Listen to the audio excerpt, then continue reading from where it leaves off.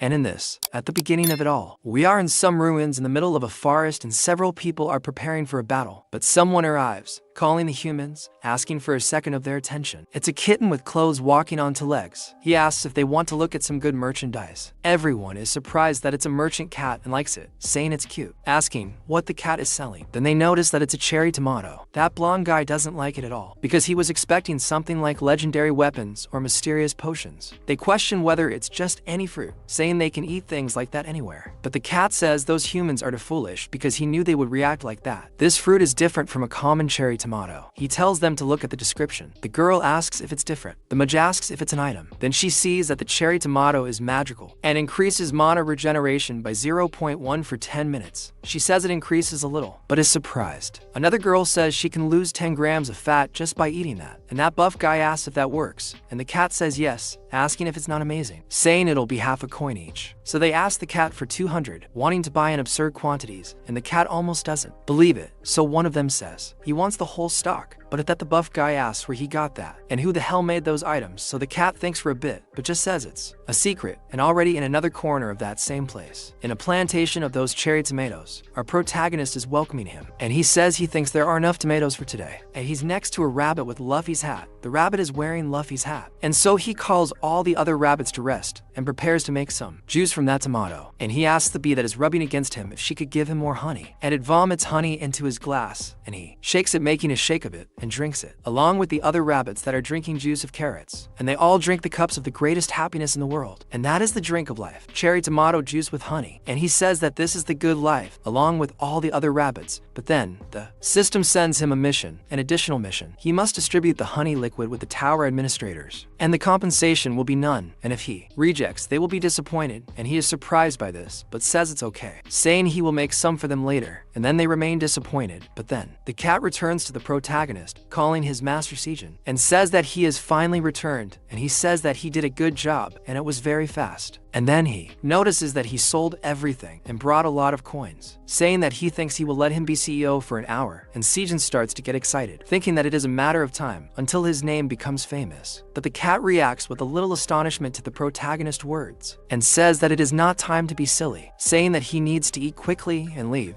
because he wants more money. And then Sejin asks if Hess already leaving, saying that he can rest a little. But the cat talks to the black rabbit, asking him to replenish the supplies. And with that, the rabbit starts making sashimi from the fish that are in front of him. And he notices that he has become addicted to the taste of the money. So the protagonist thinks he almost forgot completing another day in that place, marking it on a stone. And he says that 150 days have passed, and he introduces himself a little, because his name is Sejin Park, and his class is farmer. So he asks the rabbit if he has finished cutting those fish, and the caped cat that was there says that he will also help a little. So the protagonist explains that it has been 150 days since he somehow entered the tower and got lost, and so far he has a huge plantation there, thinking that in this case he will start his cultivation. And he says that this is the story about how he survived getting lost in the tower, and then 10 years ago in Seoul, and one day during the chaos, a 99-story black tower appeared in the middle of Gangnam. It wasn't just in Gangnam. A total of 100 towers appeared at the same time in cities across different countries, including Korea. Each country investigated the tower that appeared in their country. The only thing they discovered was that the tower was 990 meters tall and made of incredibly strong material, and not even nuclear bombs could pierce those towers. One day, people started exiting the tower through the wall. Everyone was surprised to see those clothes in the real world. They wondered how they got into the tower. He said that out of nowhere, a black hole appeared, and when he woke up, he was on the first floor of the tower. This became news around the world. All 100 towers are connected to one. When you enter the tower, you will be awakened on the first floor. Then, for him to choose a role, wizard or warrior, monsters start appearing on the second floor. Every time they clear a floor, they get different rewards. The man giving the interview says that if the person is lucky, they can get that ticket. Then one of the journalists asks what that ticket is, and he says it's an item. And people like them who have awakened can freely enter and exit the tower. But ordinary people need that ticket to enter the tower, and climbing the tower is only possible for the awakened. She asked if he thinks people would consider going to such a scary tower with a bunch of monsters, asking if he knows anything about the origin of the tower. He says that no one has discovered it yet, but signs for the assistant who was next to him. She opens a small chest, taking out a lot of gold and precious jewels, and everyone is surprised by the amount of stuff that came out of that tiny chest. He says he's sure of one thing: climbing the tower will make him rich. And so it is said that the Awakened Association announced that the price of tickets for the Black Tower will be increased from 150 million won to 200 million starting next week. And they also announced that hundreds of thousands of people are waiting to buy the ticket before the prices go up. Meanwhile, a boy is trying to pass his purchases at the grocery store.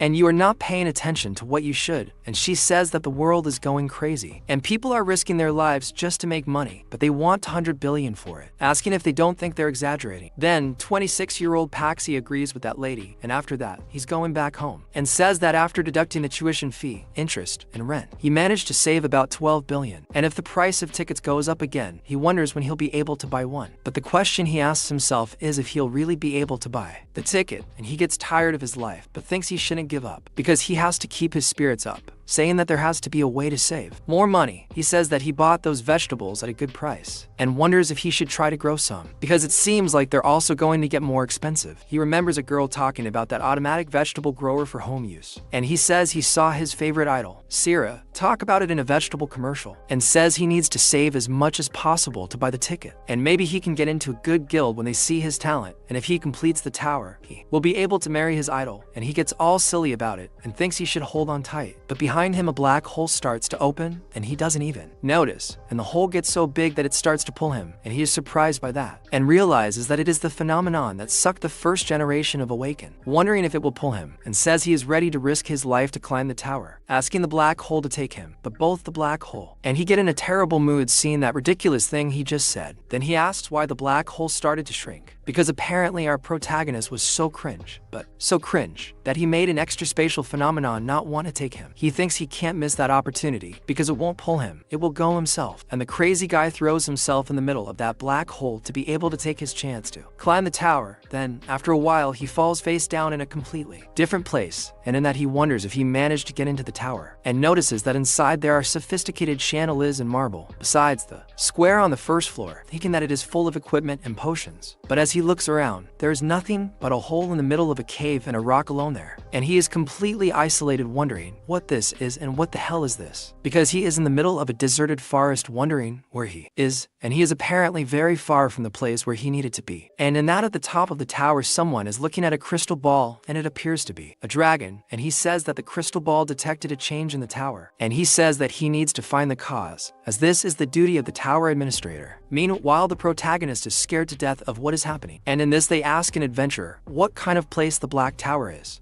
And she says it's something like a palace, very bright and spacious, and says that there are many items you can buy in the tower, and usually it buys potions. But another adventurer says that the most important thing on the first floor is the training ground, and if you want to survive in the tower, you need to be strong enough to fight monsters. And that's what they said. But the protagonist, there in the place where he is buried, has none of that, and he is living only on breeze, already without any hope. And he says that there is no way out there because he wandered the cave all day, but found no way out, and no training ground, no shop, nothing at all. And he lost his voice screaming for help, but still there is no one around. And he wonders if he is lost. And after so much time in despair and alone, he starts to play the Joker until his cell phone vibrates and he gets a fright. And when he picks up his cell phone, he notices that the alarm is ringing. So it has been a day since he arrived there, but there is no signal. And it would not make sense for the alarm to be wrong, and he starts to feel hungry. But looking to the side, he sees that he still has all the groceries he was taking home, and there are tomatoes, some chives, a loaf of bread, and some potatoes, plus a bottle of water. And the total of tomatoes and cherries is 27 and 10 chives. Plus, there are 7 sweet potatoes with pumpkin and an apple. And he says that he will eat the apple first, and as he takes a bite, he asks if there is anything better than eating an apple in the morning, saying that it is very sweet, and in the end, only the core remains, and he is still hungry. And with that, he falls into the sweet potato, really enjoying what he is eating, saying that it is delicious, and that chewy texture makes biting into them very good, and it was tastier than he thought. And he says that they always cook them, but he thinks it is good to eat them raw from time to time. However, he starts to choke and almost dies like that, and in that, he turns the bottle of water over his mouth to save his life, and falls lying on that rock he's using as a bed, and says it was a good meal. And as he looks at the sky, he wonders how long he'll be stuck there, because he needs to find a way to get out before the food runs out. wondering how long he can handle that food, and thinks that if he doesn't wear himself out, he'll end up turning into a mummy, and then it's all over. But then he gets up thinking he doesn't want to die like this, saying that this is a tower, and his dream was to get there. He can't just die like this. But when he looks to the side, he sees the rest of the apple still with the seeds, and opens a hole in the ground, placing the apple there, planting it. In the hope of giving something, he also takes the chives, saying he has 10 of them, and he'll use the leaves as food and plant the roots, and he'll also plant 3 tomatoes and 2 sweet potatoes, and he'll leave the rest to eat, and says he will do everything to survive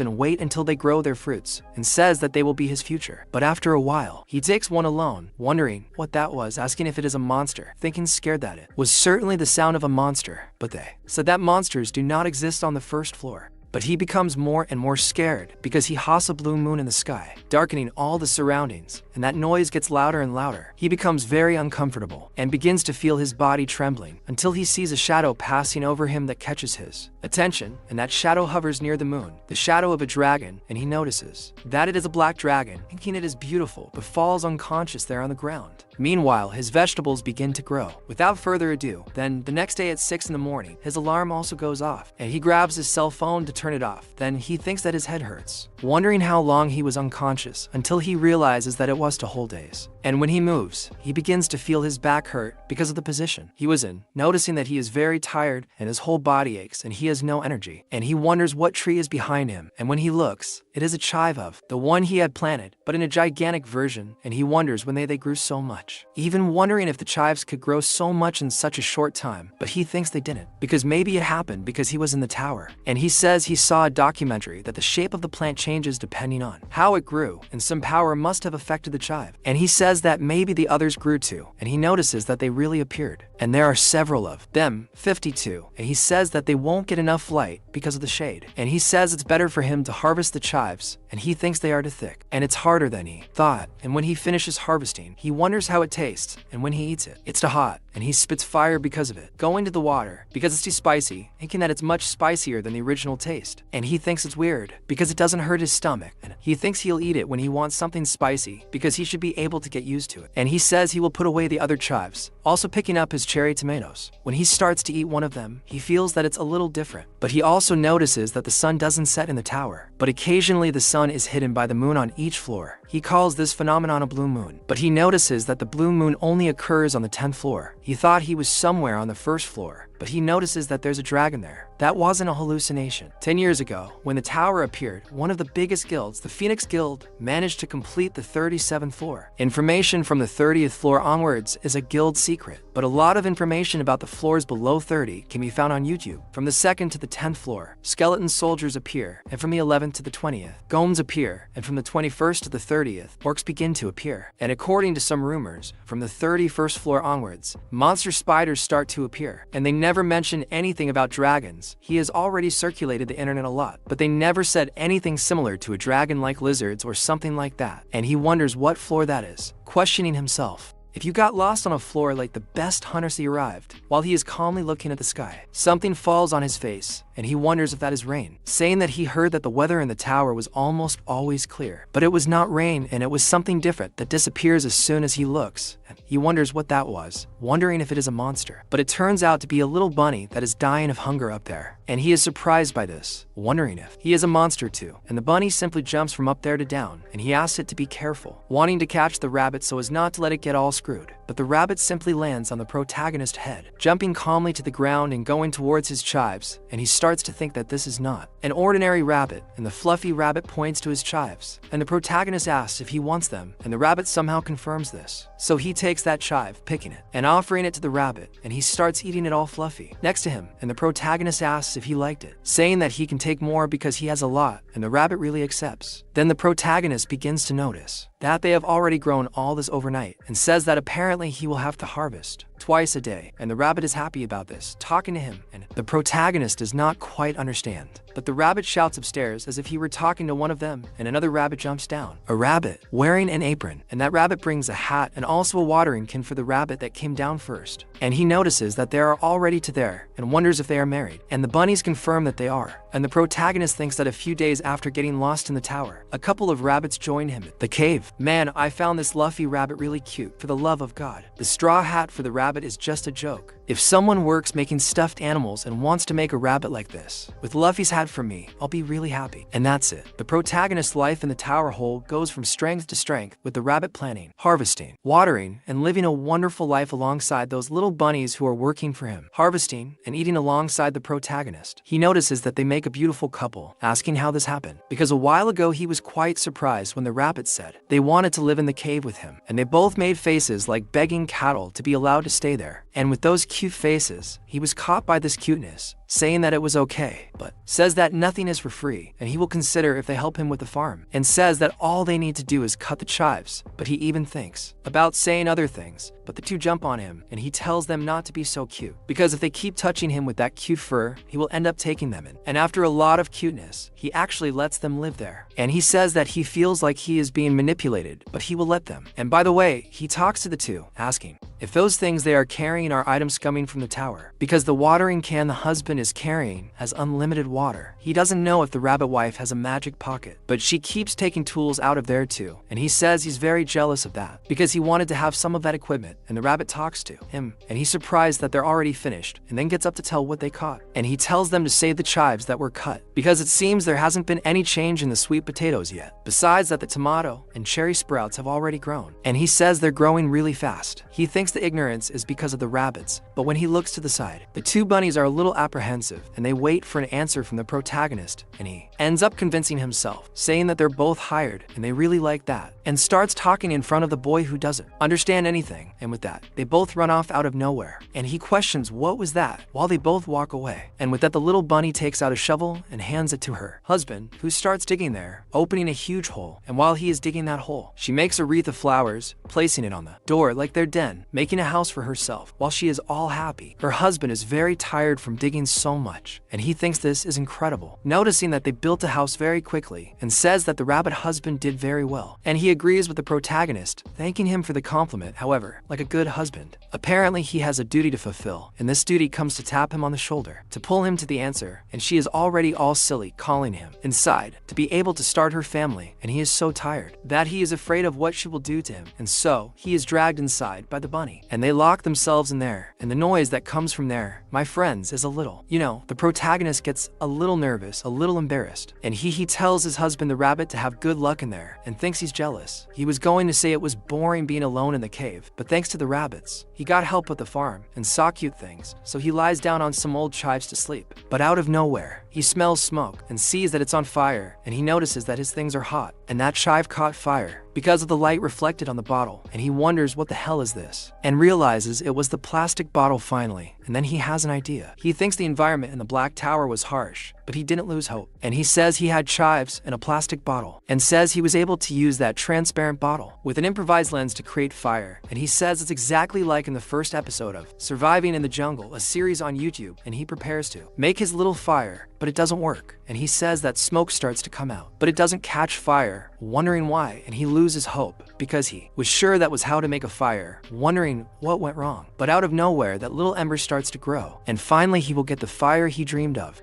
Meanwhile, the husband rabbit comes out of the hole, completely sucked in with the female rabbit. All happy, he notices the protagonist blowing there next to him, trying to make fire, and he stands. They're asking the god of fire to please help him, and the two rabbits arrive there quite surprised. And he talks to the couple, saying it's great, asking if they can get wind in the leaves, and the female rabbit starts blowing to help him, and he asks her to please work, wanting to make fire in every way until he finally gets the first flame. Happy to finally get fire, he looks back, looking at the chives, throwing some of them to cook. He wonders if that is enough, and thinks it's hot, and starts peeling the burnt part to get what was inside and throw it in. And when he eats it, he realizes that it's finally sweet, and it's a sweetness similar to sugar. He's running madly in his head, and it's as if he has a green horse running in a big green field in his mouth, and he says that it's delicious, saying it's very well, doing even more. And the rabbits are surprised by what he's doing, so they grab a chive, repeating what the protagonist did, and they are both very happy with what they just ate. And he says that after getting lost, he finally managed to be satisfied with a warm meal and went to sleep like an angel. And after a good dose of sleep, the protagonist wakes up looking at the lake to the side and going there to wash his face. And after that, he looks at the plantation, and a lot of things are already growing there. He says that the onion harvest is already over, so he also watered the cherry tomatoes, and has already watered the sweet potatoes, and thinks that this is wonderful. And he says that a lot of things have happened recently, and after he learned how to make a fire, he used the onions to place toast around the cave, and so he can wander around more easily there. And he tells the rabbit couple that near the well it is very dark, and a torch there would help. But then he notices something there, and a piranha, or it was supposed to look like that, flies out towards the boy. He asks what that is, and the fish tries to bite him, and the boy says that it is the first time he has seen one there, wondering if he was attracted by the lights. And he says that was how he discovered a new food source, and he put that fish to roast next to the fire, wondering if it is good. And when he took a bite, he thought it was tasty, and all the bunnies also wanted to eat it. And he asks if they also eat meat, but by the way they are looking, apparently they do. And he says that he thinks these things don't matter much, saying that they are still monsters. And a few days later, the blue moon happened again, and because of that, he discovered that this phenomenon occurs every 30 days. He was using the notebook and the external battery to charge the cell phone and track the days, but this also reached its limit. He started counting the days in another way after the cell phone was fully charged, and he notices that 61 days have already passed. Unfortunately, the rabbits go to sleep exactly at 7 p.m.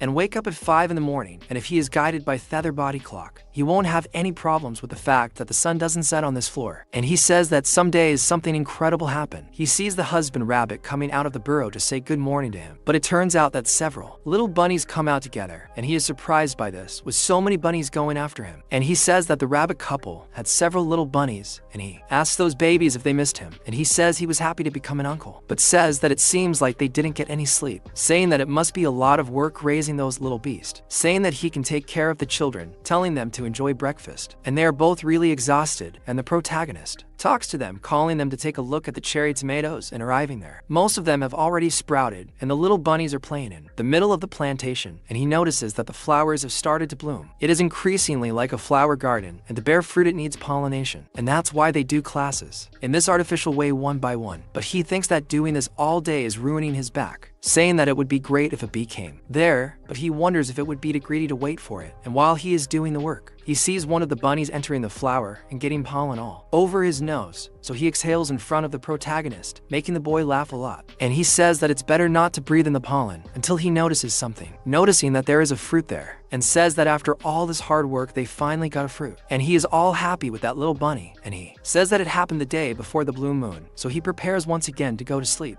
putting out the fire and putting it away. Then he thinks that I think it's enough to camouflage himself and keep warm. And the bunny is also surprised by what he is doing, while the female rabbit puts the babies home. And the protagonist says that it should start in a few minutes, saying he'll see them later if they survive. And he thinks the blue moon is a piece of cake. But at night, everything gets dark, and he starts to get scared, unable to sleep looking at that hole. And he notices that this is very tiring, thinking about how much is left until the end, saying that just to be on the safe side he hid all things that smell good, and he was going to play until the blue moon ended. But since he doesn't know how many hours have passed, each minute seems like an hour, and he says that those screams seem to come from far away. But still his body doesn't stop shaking, and says that he hopes that this night also ends without problems. But then he hears an even more terrifying noise, wondering what that was. And outside, a gigantic paw is walking around there with a huge monster much bigger than the trees there. And that gigantic red bear comes close to the protagonist hole, getting close enough to be seen from inside, next to the moon. And so that shadow of the bear goes close to the boy, and he is scared shitless because of that threat, thinking that he really is unlucky. And the bear keeps looking inside, and the boy notices that it still hasn't noticed him, thinking to himself that it's better to hide before it notices him. And he thinks about being silent and leaving there little by little. But when he picks up his backpack, it is open, and everything that was inside falls, making a hell of a noise. And so he dies of fear and turns his gaze upwards, and the bear actually hears that, sticking his face inside that hole, already in front of the protagonist, who starts screaming when he sees that monster. And the bear goes crazy wanting to eat him. But after that scare, in the morning, all the rabbits go after the protagonist and try to wake him up. But he asks for a little more sleep, until the rabbit in Luffy's hat hits the protagonist, giving him a slap, waking him up with the greatest vitality possible. And he gets up asking what is happening, wondering what happened and what about the blue moon. But looking at the sky, he notices that it is over, with the little bunny saying that is exactly it. He finally realizes that he fainted, and his whole body is sore, but he wonders what happened, because that monster was at the entrance of the cave. Then he starts screaming and doesn't remember anything else, and he still feels scared now, remembering that because he was almost killed by a monster. He looks at all the bunnies, finally realizing how terrifying his situation is. He starts to feel incredibly cold, and so the mother bunny shouts to him, showing him the fire that was there. He lights the fire, growing it, and finally manages to warm himself with the bunnies. She brings him some fish while he thanks her. After eating, he returns to his natural mood, thinking that the monster noticed this place. He doesn't know if he felt the presence of another monster or just gave up because the hole was too small for him to pass through. But he has no guarantee that next time nothing will happen. He says he was lucky this time, but he might actually end up dying, and thinks that he worked hard to get there. For now, all he can do is eat enough to survive, and he puts it into practice, thinking about doing something later. Then Luffy's bunny called protagonist, and he gets curious about what the bunny wants to show, and the bunny takes him to a completely different blue cherry tomato the size of a golf ball, and he thinks that it is very beautiful, but he wonders why it turned blue and notices that it is already ripe. And when he takes it out, a system window appears in front of the boy's face,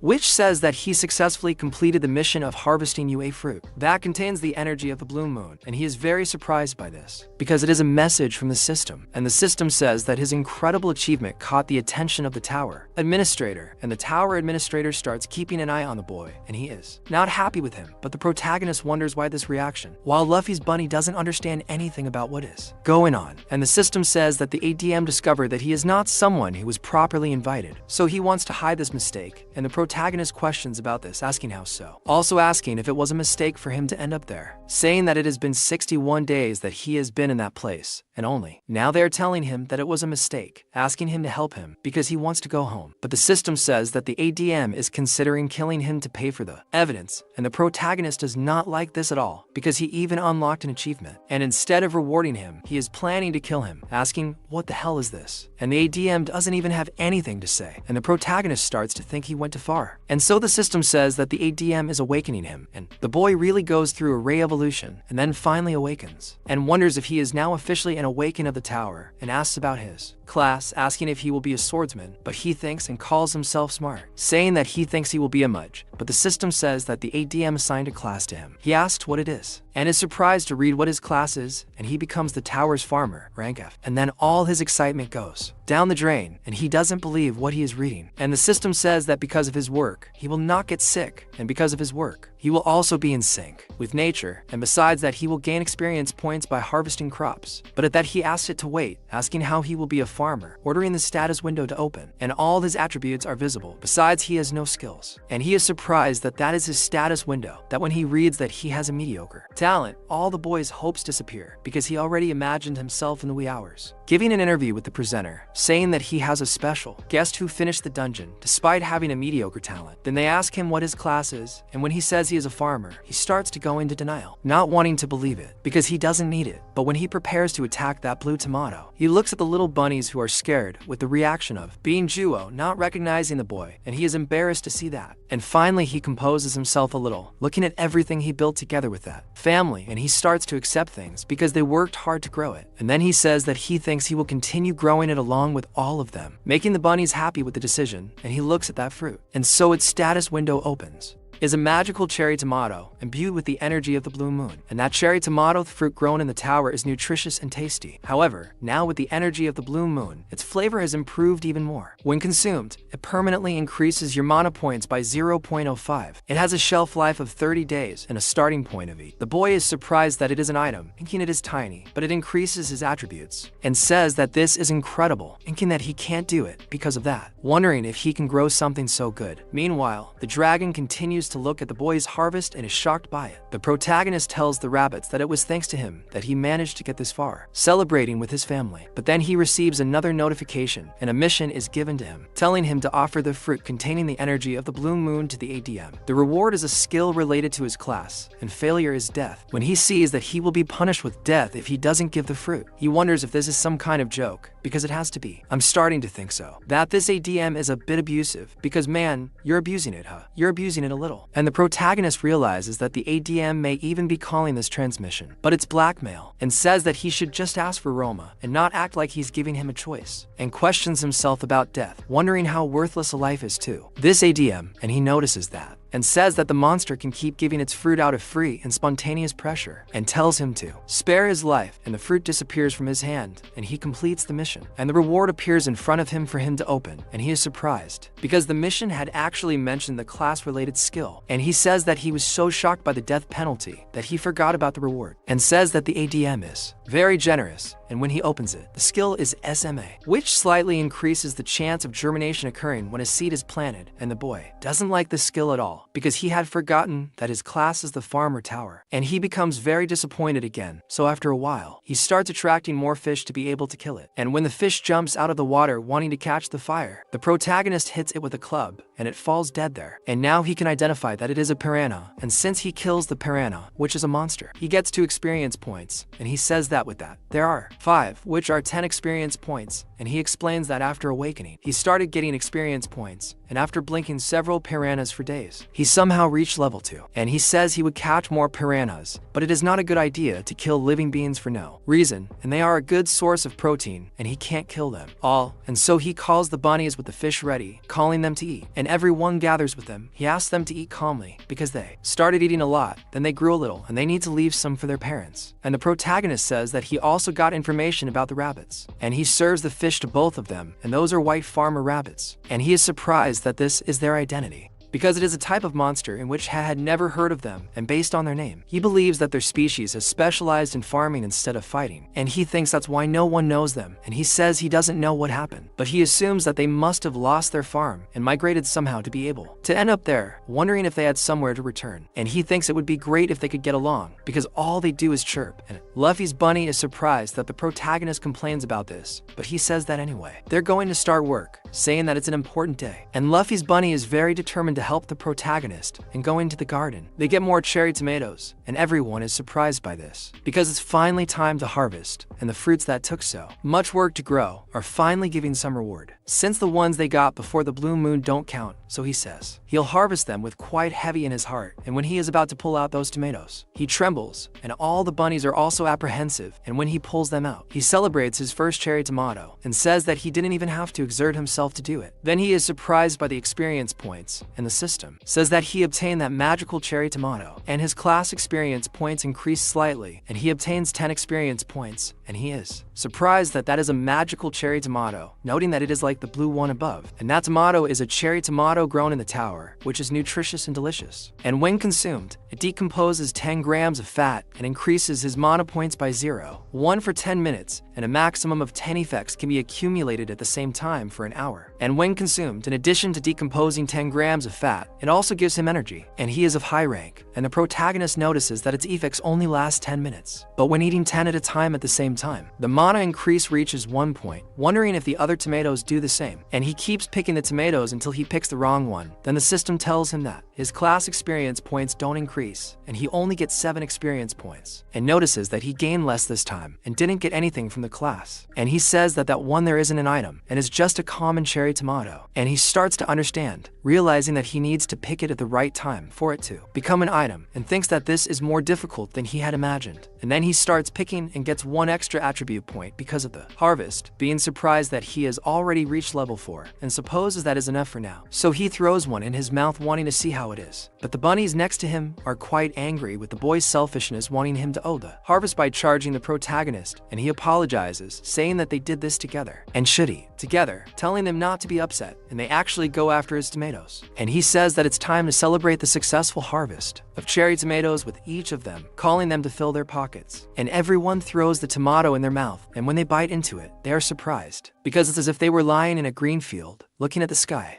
and fireworks burst, lighting up the night, and it focuses on the fresh fragrance of the grass, and the sweet and sour taste that merges with that aroma. It's like fireworks in the middle of summer, and he remembers the summer, getting moved eating the tomatoes, but the bunnies don't quite understand what he's talking about. So his wife asks the bay rabbit what he's talking about, and he says he has no idea, so everyone has fun continuing to harvest, and also tidying up their stock, and they hide it so it won't be taken, and the protagonist observes this, talks about the children, saying that they've grown enough to help their parents with their chores, and he thinks that they are really children of farmer rabbits, but notices that he's fallen asleep, and he thinks he's going to fall asleep, saying that tomorrow will be a great day. And Sejin tells himself that he did very well, and while he sleeps, the system sends him another mission, telling him to offer 100 magic tomatoes to the ADM. And the reward is a class-related skill, and failure once again is the death. But the protagonist is asleep and doesn't even see it. So the system gets angry and makes a huge fuss, waking the boy up. He gets pissed, saying he'll give him some and complete the mission. He thinks it's forcing him to do these things, asking him to please give him something useful this time. When he opens the reward, it's Harvest Level 1, which is a skill that allows you to harvest fruits a little before or after the ideal time, but they are treated as if they had been harvested exactly at the right time. He gets pissed about these skills, wondering why he would need a harvesting skill. However, a while later, when he was about to harvest, he says he had thought it was useless, but it's much more useful than he thought. An effect is active every time he harvests, before or after the time, and so he gets experience points for the entire harvest, even if it's at the wrong time. It becomes a magic tomato. He says that's funny. He gets the class points even when he harvests the tomatoes out of time. Now he doesn't have to wait until the perfect day, and this has made things much easier and faster. So he calls the rabbits to pick even more tomatoes, but another mission is given to the boy, and now he must offer 100 syringe tomatoes, but the reward is none, and failure has a punishment, which is death, and the sprout says he already knew and was taking too long, asking if there won't be a reward, calling the ADM a shitty thief, and thinking that this last mission helped him, and tells him to get it quickly, but the rabbit gets mad about this. But Seiya realizes that this was just the beginning, and the ADM continues asking for more and more tomatoes, asking for 250 this time, without any reward, and the boy realizes that he has become increasingly greedy, increasing his order several times, wondering why the number keeps growing, and then that a mission is given to offer 500 syringe tomatoes with no reward, and the sprout simply gets angry and refuses that mission, and then the ADM is surprised, and the system makes a point of showing this, and it is said that on that day, he rebelled against the ADM of the tower for the first time. Come on guys, the oppression of the state is even reaching my ear. Go 100, 150, 200, 300, 500. The beast put its foot down. This tax is getting too much, and this makes me think that each tomato he picks gives 10 experience points, and he has already offered a lot, besides what he must keep for himself. Imagine the level this beast is at.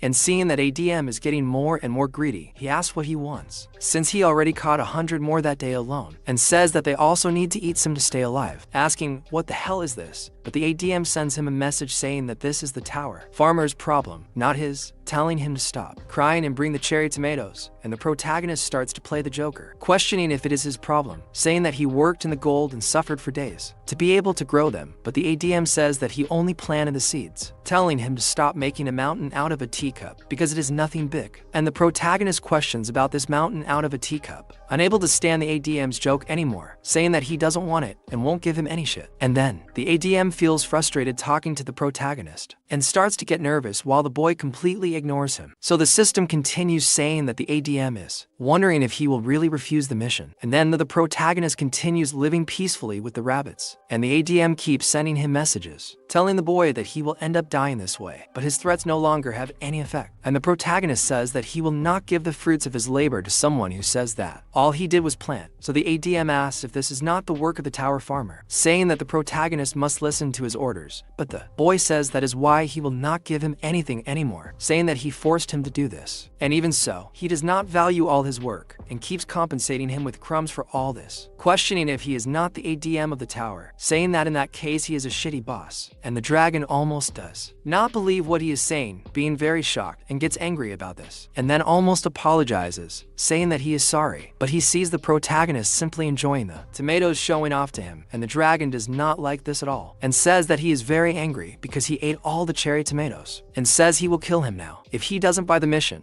but the protagonist then gives him 5, saying he will give the rest later, and says he also needs to feed the children, who are fighting over some tomatoes, and then the 5 disappear from the protagonist's hand, and the ADM says he will let it go just this once, and then the boy just thanks him, and the ADM remains silent, and he wonders if the ADM was going to apologize, because apparently he noticed when the ADM erased what he was writing, and he thinks that the tower administrator is simpler than he had thought, and so, now it has been 91 days that he has been in the tower, and the 4th blue moon appears, and he once again hides to get through that ordeal while eating some tomatoes, not being able to sleep because of nervousness, and he says that people with a lot of mana can withstand the roar of monsters with a certain level, and that's why he's eating the cherry tomatoes, but he says it would be better if that didn't happen again, and he rolls here and hopes that this time pass faster, and then the blue moon shines overhead off a bunch of tomatoes that were there. And he is surprised, and the tomatoes are gaining power, and he notices that this is very good, and the tomatoes start to turn blue right in front of him. And so he says he needs to pick it right now, but as he prepares to go to the tomato, he gets scared, but ends up noticing that even the leaves of the sweet potato are being illuminated by the blue moon, and he thinks that this can't be happening because he needs to check and go in there. He runs to that clearing and opens a hole to be able to see the sweet potatoes, and when he notices, he sees that it is really a sweet potato imbued with the energy of the blue moon. It is a sweet potato grown in the tower, nutritious and delicious. However, it becomes even tastier with the energy of the blue moon, and when consumed, it increases its strength, and the increase is 0.5 mana points permanently, and the protagonist is very happy with this achievement. And as the system identifies that he harvested a sweet potato imbued with the energy of the blue moon, he gets many class points, and his level 1 harvesting proficiency increases significantly, finally reaching the maximum level, and the level increases, and he gains 50 experience points. And when he looks at the tomato, he also harvests it, obtaining the fruits with the energy of the blue moon, and says that it is as if he has the world in his hands. But then, an additional mission appears for him, and he says he knew this would happen. And the additional mission is to offer the blue moon potato to the ADM, and failure is death, and he makes this very clear, and the mission begins. And he also wants the blue moon tomato, and neither of them will give any reward, but if he fails, he will receive death. And he is surprised that 2 missions came at the same time, and he came nevertheless, saying that maybe he will actually kill him if he refuses. And he says that in that case he will finish the last mission, telling him to get the rest of the magic cherry tomatoes. But with the mission completed, the administrator is happy with the basket of magic cherry tomatoes, but begins to murmur asking what it is, and that the protagonist says he takes back what he said about being simple, so he says he'll give it to him later, asking him to let it go for today. But the ADM continues to say that he needs to give him the sweet potato without fail, and the protagonist even agrees, and questions what he does with it, but he asks what else it would be, saying he'll eat it by throwing it in. And as soon as he eats it, he starts to shake all over, and talks about that sweetness and freshness, saying he can feel a festival in his mouth, and how he consumes that tomato with energy from the blue moon. His mana increases permanently, and he thinks he can't hold back, throwing that sweet potato into the fire to get it to the point of eating. And he says it's a shame he doesn't have aluminum foil there, but that's what onions are for, and says that as expected, waiting for the food to be ready is very good. And so, while he waits, the blue moon goes away, and the rabbits prepare to leave with their family, and arriving outside, the father rabbit asks what the protagonist is doing, and he says that they arrived at the right time, presenting them with the sweet potato with energy from the blue moon, fully cooked and ready to eat, and he says that it is not much, but they will all eat together, and in this, everyone is on top of it. But the father rabbit asks them to wait, and the protagonist asks what was wrong. Then the father rabbit points to the protagonist saying something with his family. And the boy asks if the rabbit wants him to eat alone, simply because there is little, and he agrees with that. And the protagonist gets emotional with the father rabbit, saying that he is the only one who cares about the rabbit, saying that he is emotional. And while petting the father rabbit, he gets all silly, and he says that little does he know that he has already eaten the cherry tomato from the blue moon, and he says that he will eat it by throwing it inside, but they are both still hungry, and when he bites into it, it is very hot, and he regrets it immediately, burning his tongue, and he says that it ruined his taste. With the sweet potato falling around there, the 2 rabbits are tempted, and the father notices that there is a chance he will get something, but all the little ones take a piece for themselves and throw it inside, and they also end up suffering from how hot it was, and throw it outside once again, and no one can eat it, and the father is shocked by what happened, while the protagonist sees that his sweet potato almost goes down the drain. And it is said that that day he ate something very hot, and if he completely regretted it. And some time later, he talks to all the rabbits, saying that from that moment on, they will start planting sweet potato sprouts. The rabbits are surprised and look at him, and all the baby rabbits don't quite understand. The protagonist says that's right, the thing they just ate. That's why they are forbidden from eating the sprouts. All the little rabbits don't like this news at all. Then the protagonist says that sweet potato sprouts are the baby rabbit's favorite food, but he tells everyone that there's no point in them complaining, wanting him not to plant them. He says that if things continued like this, there would be nothing left, since they eat all day long. He says that they will have super delicious sweet potatoes for dinner, but if they help him with the sprouts, he will give them all special snacks. Asking what the little rabbits think, he says that he has decided to expand the sweet potato plantation area. He talks to the little rabbits trying to buy them with special snacks, and they really fall for this Vagarian story, and he calls everyone to work, while they find them very cute. And the bunnies really go to plant those sprouts, and he talks to his wife, asking if she can leave an onion standing, saying that he can get some seeds flowering the onion, and he says that the more he plants, the greater the chance of them becoming items. And so, really, they go digging holes and planting little by little, placing and fertilizing calmly, and they work well, while the father comes watering right behind, and one of the cubs gets hungry to eat that sprout, and really sends it inside. But Luffy's rabbit goes there to beat his son, scolding him for having done that. And the protagonist continues harvesting his tomatoes along with them. While he goes harvesting those tomatoes, his level to harvesting proficiency increases slightly, and he gains class experience points. Plus he gains 10 experience points and levels up, gaining the bonus attribute. And it is said that his class points have reached the maximum, and he has gone up from level F Tower Farmer to level E Tower Farmer, and his class level has increased, and his skills have been strengthened. And the protagonist realizes that he has reached level 8, and his class has improved. And he says that at this rate, he can just keep planning, and says that he will make some snacks for now, sticking some tomatoes on a stick.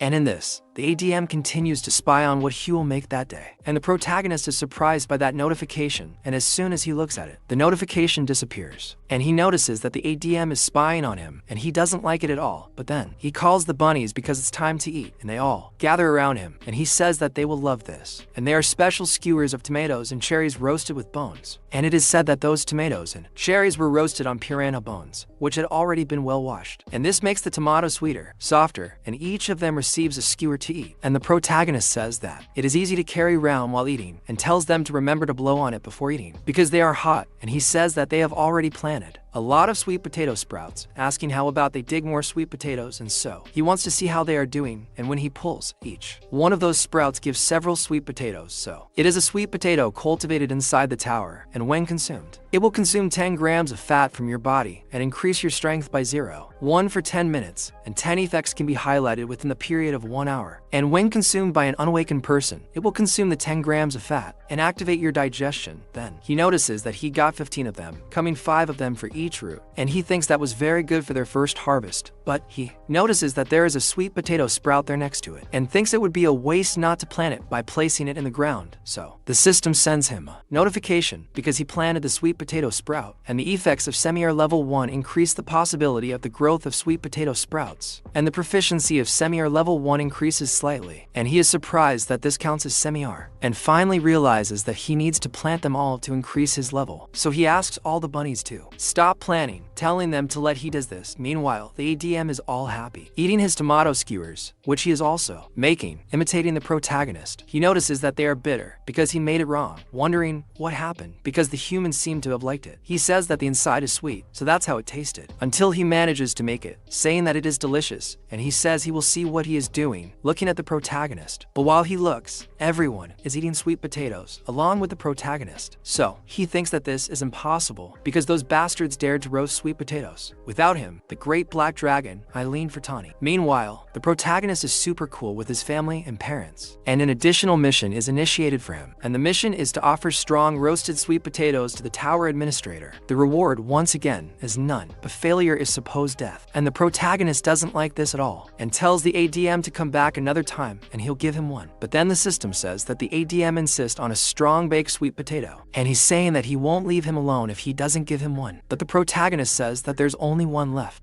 asking if he has anything as a reward. And Thean thinks for a moment and says he reviewed the quest, and the reward is a class-related skill. He notices that it's another skill, saying he can get sweet potatoes by completing the quest. The reward, when he opens it, is the seed shop. When the skill is activated, a product can be purchased from the seed shop once every 30 days. He's surprised by this, noticing that he can buy things inside the tower. He says that's amazing, asking how it can only give him this skill now. So he activates the seed shop, but when the system analyzes his purchase history, it notices that he doesn't have one. He says that of course he doesn't have something like that. Then he asks how to buy one, since he doesn't have any money. He asks if they can make an exchange. The system says they're happy to offer Sejim access to their services. They congratulate him on becoming the seed shop's first new customer. They'll then promote him with a coin, and a coin is deposited into his account, so he can buy. And he is surprised that the seed store is so generous, saying they are the best, and he notices that since he won a coin, this must be the currency used inside the tower. And if he is not mistaken, a coin cost about 1 million yuan. So he wonders what he can buy in the store, and the system says that since he is a novice level customer, 3 types of seeds chosen randomly will appear. So it generates the 3 random seeds of the day, and at his current level, can only buy 1 of them, and he can only buy in quantities of 1,000, which are 1,000 cabbage seeds, 1,000 red bell pepper seeds, and 1,000 carrot seeds. And he realizes that as the name already indicated, it only sells in seeds, and his cost is 0. 1 tower currency, so it is 100,000 yuan for 1,000 seeds, and that is quite expensive. And he realizes that the red bell pepper and cabbage are very uncertain, since he can't make hot there. So only carrots are left. And when they hear about carrots, the bunnies really like them. And the protagonist asks what's wrong, and to go talk to him. And he asks if bunnies like carrots, and they're both really happy to hear that name. And the protagonist repeats it just to see them get excited, and everyone wants him to buy carrots. And the protagonist keeps messing with them, wanting them to stay excited, but his father gets in his face and kicks him, telling him to buy them quickly. And he actually buys the carrot seed, and 10 cents of his currency were deducted from his account. And he got 1 mileage point in the seed bubble, and mileage points can be used to increase Park Sejong's level, and he needs 100 points to level up. So the seeds are given to the boy, and he says that it seems like the bag is more expensive than the seeds themselves. Then it is said that now he can only buy again within 30 days. And he questions why the system was happy with that. And the ADM says he is satisfied with his purchase, and so another day passes. And he says that they will start planting the carrots now, being happy that he got the carrot seed in the first exchange with the store. But while they are preparing to be able to plant, a bee appears there, curious with everything that the protagonist is doing there. And after planting the carrots, the couple of bunnies are all happy watching the carrots grow up close.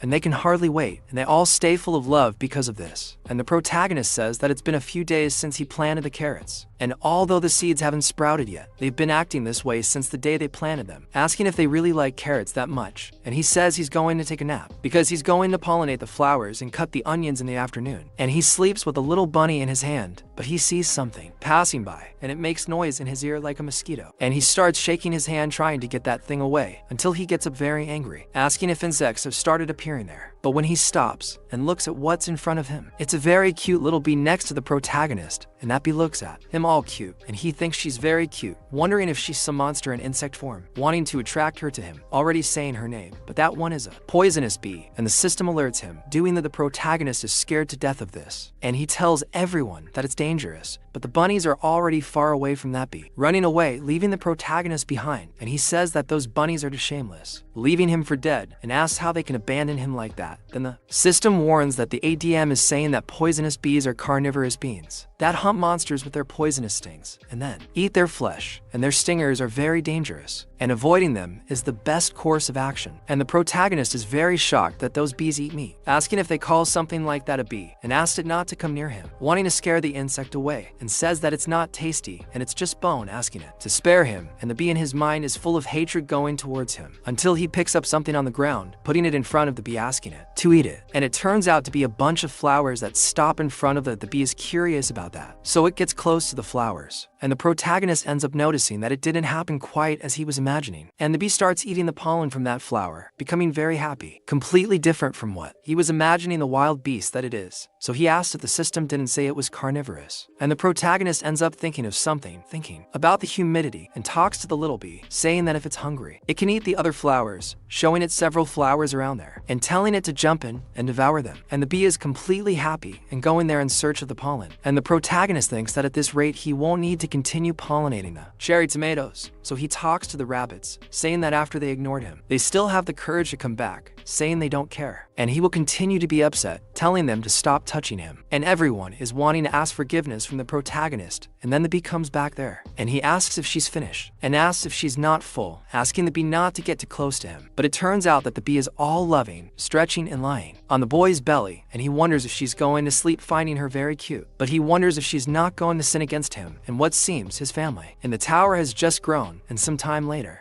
he continues planning and counting the days they is stuck there, and he notices that 120 days have passed since he got lost. And he continues planning and living peacefully with his family. And he tells everyone that he is busy there, asking the bunnies to go play somewhere else. And the bunnies are fighting in the middle of the plantation, and he notices that they are having a lot of fun, and he thinks that of course they need to enjoy their youth. And the bee has also become part of the family, and he asks if she has already sucked all the nectar for that day. And several weeks have passed since the arrival of that little bee, and he tells her that it is almost lunchtime, and she is already very affectionate with him. And he says that she works in the morning, sucks the nectar, and returns to the forest outside the cave in the afternoon, and he tells all the bunnies that it is lunchtime, and he thinks that maybe she is not returning to her group, and a few days ago, she started releasing honey like that, spitting on one of those little onions that became an item. Onion with honey, and the sweet flavor of the fresh, grilled green onion is intensified by the sticky honey of the poisonous bee, and the protagonist, upon eating it, noticed that it is very light and delicious. And he and the bunnies really liked it. The protagonist remembers that at first he had panicked, thinking that she was the poisonous one, but thanks to her, he was able to quickly expand the field to get the honey, and he is happy with this achievement, and thinks that in a few months he will get so much honey that the bears will be jealous of him. But then, the ADM says that he is happy for him, out of the blue, and the protagonist thinks he is strange. And when he turns around, the message disappears, and then he changes the subject, because stopping to think, he notices that it is not long before the blue moon, and says that this is the problem, because he hopes that nothing will happen this time either. So he starts putting things away to prepare for that moment, and thinks that it must be enough food that he has there, and says that the little bee has stopped, seeing, and she must also be getting ready for the blue moon. And all the bunnies are getting ready to go inside, and he notices that the bunnies seem to be more nervous than usual, so he notices that it's almost time, asking everyone to come inside quickly. But the bunnies aren't coming in this time, and they seem to be praying and hugging each other, and he finds this very strange, until both the father and mother run out, leaving the bunnies there, and he wonders what's going on, and the two stop at the door of his house, greeting everyone he was left outside, and simply closing the door. And the protagonist shouts to the two, asking about the babies, asking how they can leave them behind, because the blue moon is going to start. And before he can say everything, the blue moon takes over the sky, darkening the whole place, and he is scared to death. And at that exact moment, he hears the scream, and the cute little bunnies that were there change and become wild rabbits. And the protagonist wonders, what the hell is going on there?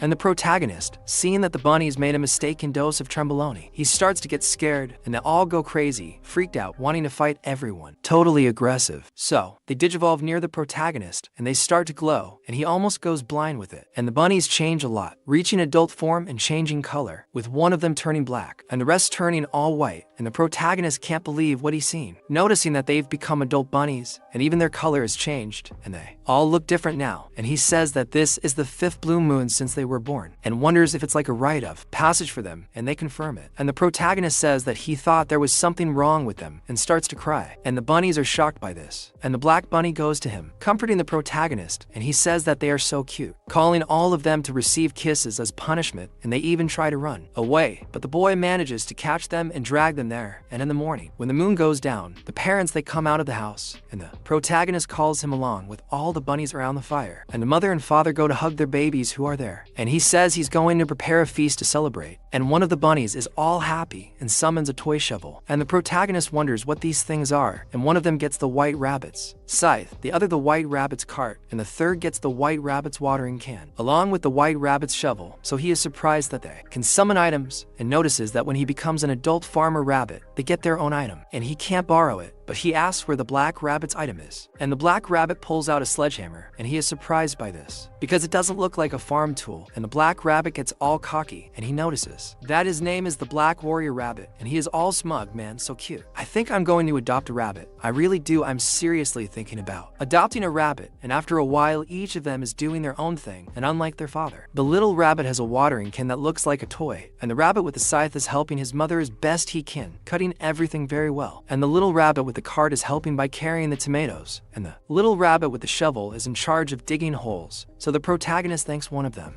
asking them to put the tomato there, and her brings and stores everyone there. And he says that they started helping his parents on the farm, and he notices that those little babies that used to run around there are growing up, and he even thinks he's going to cry. But when he looks back, he thinks he doesn't know what to do with the warrior rabbit that's lying there, eating peacefully, and he wonders if he has nothing to do. And he thinks that if the rabbit is a warrior, his job is to fight. And since they're in the cave, no monsters will appear that harm the farm, so there's nothing to fight, and the warrior bunny really has nothing to do. And the protagonist realizes that the hammer can't be used on the farm, wondering what they should do, until the little bunny has an idea and goes near the river where they catch piranhas, showing it to the protagonist, and he says that it's true and he can hunt in the lake, because hunting is also a type of fighting. So he says that the rabbit can help, and he says that he will attract them with the torch, and he catches the piranhas, telling him to show the power of a warrior. And the little bunny is really determined, and the protagonist stays there, attracting the piranhas that jump so they can take his fire. And he calls the rabbit to come up, and he really hits that piranha with a sledgehammer, throwing it against the wall. But the blow is so strong that the piranha turns into ground meat and runs down the wall, leaving them in no condition to eat, and the protagonist is scared, while the little bunny is completely proud of what he did. But the protagonist is scared because the fish died at the same time, and it turns out that they have nothing to eat because it turned into sushi, and the atmosphere becomes horrible among all of them because that thing there is not edible. And he tells the warrior rabbit that he will have to improve and keep practicing doing this, but tells him not to be upset and to just eat what he has for now. And little by little, the rabbits get used to the roles, and then the rabbit the warrior is now able to kill the fish more easily. And on day 125, the seed shop reopened, and when he opens the shop, he notices that he will get 3 more seeds, and asking what he can buy. This time, there are 10 watermelon seeds, 50 pumpkin seeds, and 200 corn seeds, but this time, each of them has a very different price, with the watermelon costing 5 coins, the pumpkin costing 1, and the 200 corn seeds costing only 50 cents, and he is surprised, because the prices this time are completely different from the last seeds. And he notices that he only has 9 coins, and he will only be able to buy the corn seeds, wondering what to do, because if they keep getting more expensive, he won't be able to buy them next time. And he thinks that the biggest problem is that he doesn't know how to get more coins. And so it is said that there is a reward for finishing a floor, and although it is a good amount, you can only get 1 reward per floor, and because of that, the hunter's profit margin is not that high. And the second method is hunting monsters, and selling the monster parts to merchants or at the store on the first floor. And this is the best way for hunters to profit, since they can continue to profit. And the third method is completing missions to get rewards. And he notices that the mission reward changes a lot, and it is difficult to get coins. And among those 3 options, finishing a floor is impossible for him, and he can't even escape from that cave. And the only option left for him is the missions that the administrator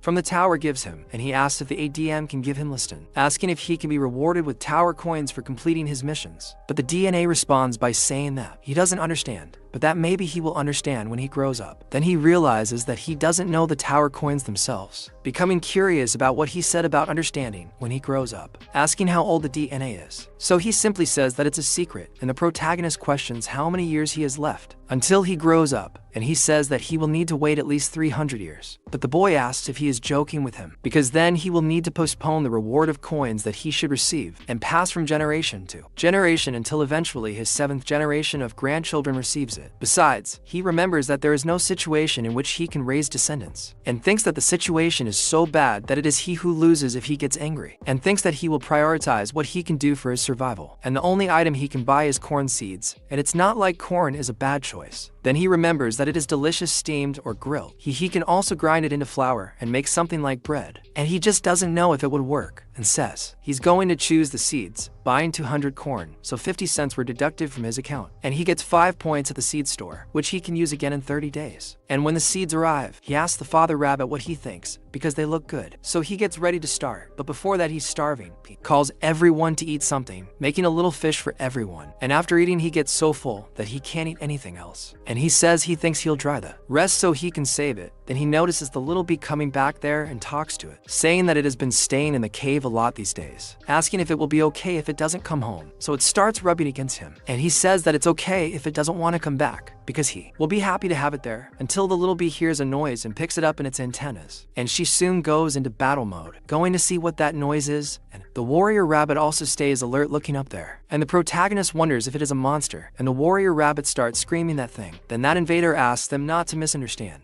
saying that it is not a shameless cat that came to steal their food. And the protagonist is surprised that it is a cat, questioning why it came, and the cat jumps from up there, down there, landing on its feet in front of him, introducing itself, asking if by any chance he is the customer Pax. Sejum. Then he says his name is Tell, and he is a merchant, and that day, he met a merchant cat for the first time, and the protagonist is surprised to meet Tell, noticing that he is a merchant, and he says he heard that sometimes while climbing the tower, it was possible to find one, but he didn't imagine there would be merchant cats. And he notices those bright eyes and those chubby, soft cheeks. Man, he looks so much like my cat. And he also notices that soft little paw, wanting him to knead the bread, and he says that now they've gone too far, and it can only be fraud, because Sejum really likes cats. So the cat continues calling the protagonist, and he says he's right, introducing himself. to the kitten, asking what he wants. And he says her that a new rookie was shopping at the seed store, and says he came there to greet him and do business. And the protagonist questions him about it, and the cat says he has an item he will love, and starts to take something out of his bag, but his meat bag starts to rumble, and he apologizes, saying he hasn't eaten anything today, and ended up showing something embarrassing in front of a customer. And seeing the kitten all embarrassed, the protagonist saw an opportunity, asking Tell if he would like to eat a grilled fish. And the cat really likes it, so the protagonist says he knows what he wants, while he is flirting with the fish. But Tell for some reason controls himself, saying he doesn't need to, and he can't touch the customer's food. But then the protagonist questions if he really doesn't want to, because the smell of the sweet, tender meat, grilled on the fire, must be calling him, and he says that the fish has a divine taste, and no cat could miss this opportunity, questioning if he is sure, telling the cat that he can keep telling him to eat a little. And the cat ends up giving into temptation and eats it all, and says it was very tasty, and now his stomach is full. Then the protagonist says that he ate 5 fish and must have been very hungry, and the cat gets up to thank him for receiving him with such hospitality, saying that he does not know how he could thank him. But the protagonist says that he is grateful because he came there just to find him, and with that the cat goes to business. But the protagonist charges 50 cents in coins from the tower, and the cat questions how it is. And the protagonist says that he needs to pay for the roasted fish. And Tell asks if it was not free, but the protagonist says that nothing is free in this world, and he questions if the cat did not say that he came there to do business, and asks if he will not eat the customer's fish, and simply runs away. Then all the rabbits start to surround the cat, and the cat really gives the coins of the protagonist, which he kind of extorted, and he thanks him, saying that he got more coins and is all happy. And the cat says that he came there to take the client's money, but instead he lost the money, and the business that already started in the red is not very good, and he thinks that he cannot be defeated like this, and he has to sell his things. So the cat says that now it's his turn, asking him to look at what he has to offer, and asked what he thinks, saying that they are the successes of the other floors. It is a thermos bottle that cost 5 coins, a mini fan that cost 5 coins, and also a hand warmer, which cost 5 coins. But he asks if these are not items from outside the tower, and the cat is all convinced that he noticed, and says that this bottle has magical preservation, and if you put hot or cold things in it, the temperature does not drop. And it is an excellent item, and that mini fan has a magical enchantment, and if you press the button, it starts to release wind. But the protagonist stops the cat, saying that he's sorry to cut him in half, but all those items he brought are trash. And he questions how they are trash, asking what the protagonist is talking about, since they are items from outside the tower, asking how he can't recognize their value. But the protagonist says that it is also from outside the tower, and the cat is very surprised by this, and he says that there is nothing magical there, and it is a thermos, and it preserves the temperature by blocking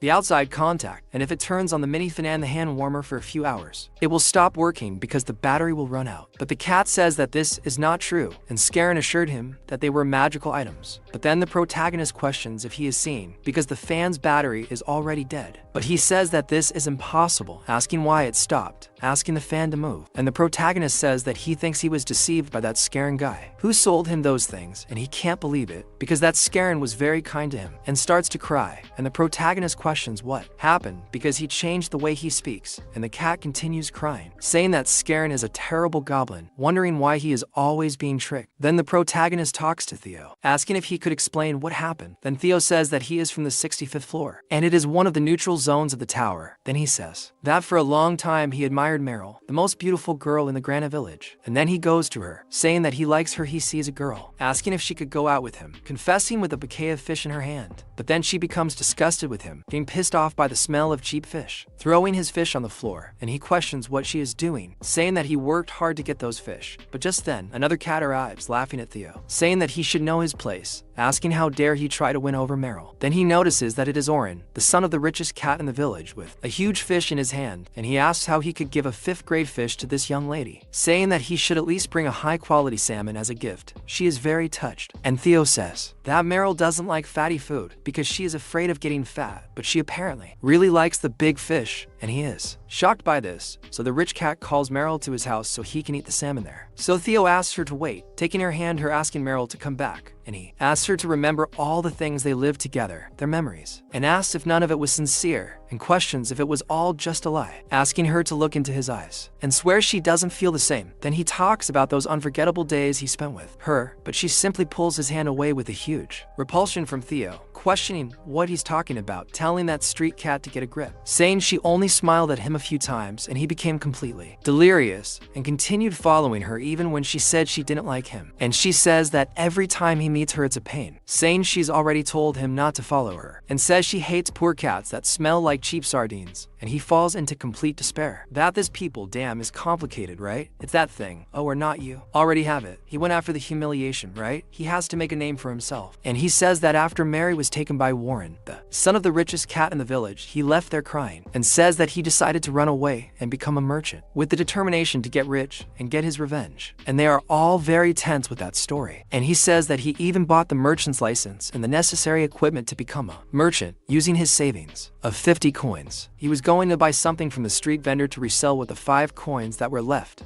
And then the goblin came to him asking if he's a new merchant, introducing himself as Scarum, saying that if he has any questions he can talk to him. Then he says he met Scarum in that place, and he talked about the items outside the tower, and Scarum told him that they are very valuable items, and says that if he takes these items to the upper floors, he will be able to make a lot of profit. And the creatures there collect these things as some kind of hobby, but he questions why he is selling such good items for such a bargain, and the goblin says it's because he liked him, and they can say that it's the goodwill of a veteran who wants to train a new merchant. It's not possible. The little creature is very stupid, man. He fell for that talk. No, people. If a seller wants to sell you something with that kind of talk, there's a 200% chance that you're buying shit at a gold price. And the goblin says that if he doesn't want it, it's fine with him. He can talk to another merchant using another cheap tactic. And the cat says no, saying he'll buy it. And the goblin says that since he's in a good mood, he'll give him a bonus. And this is the map with the location of a new customer at the seed shop. And since he's a new member, he'll be able to make a lot of profit if he's lucky. And since he's giving him other information, the beer that day is on him, asking if everything is okay. Then the cat says of course, and so he says that he gave all his money to this guy to pay for the items, hoping to be able to sell those items there. He almost died of hunger and barely got there, but all those things are trash. Besides, the customer took the little bit he still had, finally admitting that he's completely useless, and the protagonist thinks to himself that that cat is very stupid, but he thinks he's got an idea, noticing that there is indeed a way for him to get coins in that tower, and he asks Telsa to calm down, asking why he doesn't cheer up by eating a baked fish. But the cat is a little smarter this time, questioning if he is offering food just for him to charge later, saying he's not stupid. But Sejum says no, saying he can stay. He might even consider returning the coins, and the cat asks if he's serious. But he says that in exchange, he asks if he thinks he can work with them, and he says that that day he found a guy, actually a partner. And the protagonist asks him what the cat thinks. Yeah, look, the dream of the oppressed is to be the oppressor. He was there being robbed by the DM, and he was pissed. Now that he saw a cat a little more weakened in intelligence, he wants to sign a CLT with him, and the cat is surprised that the protagonist wants them both to work together, and the boy says that's right. And it turns out he needs a merchant to sell his items, so the cat asks him if he thinks he's good enough for that, questioning if he didn't hear his story, and says that he is nothing more than a novice and useless merchant. But the protagonist says that he definitely has a future, despite having made some mistakes, and says that he managed to convince him to be his business partner with the stories he told him, so he is surprised by this. And the protagonist says that he wants to be a business partner, calling all the rabbits, and they have already prepared to chairs for the two to talk a little, and they sit down to negotiate, and the little rabbits stay there creating atmosphere.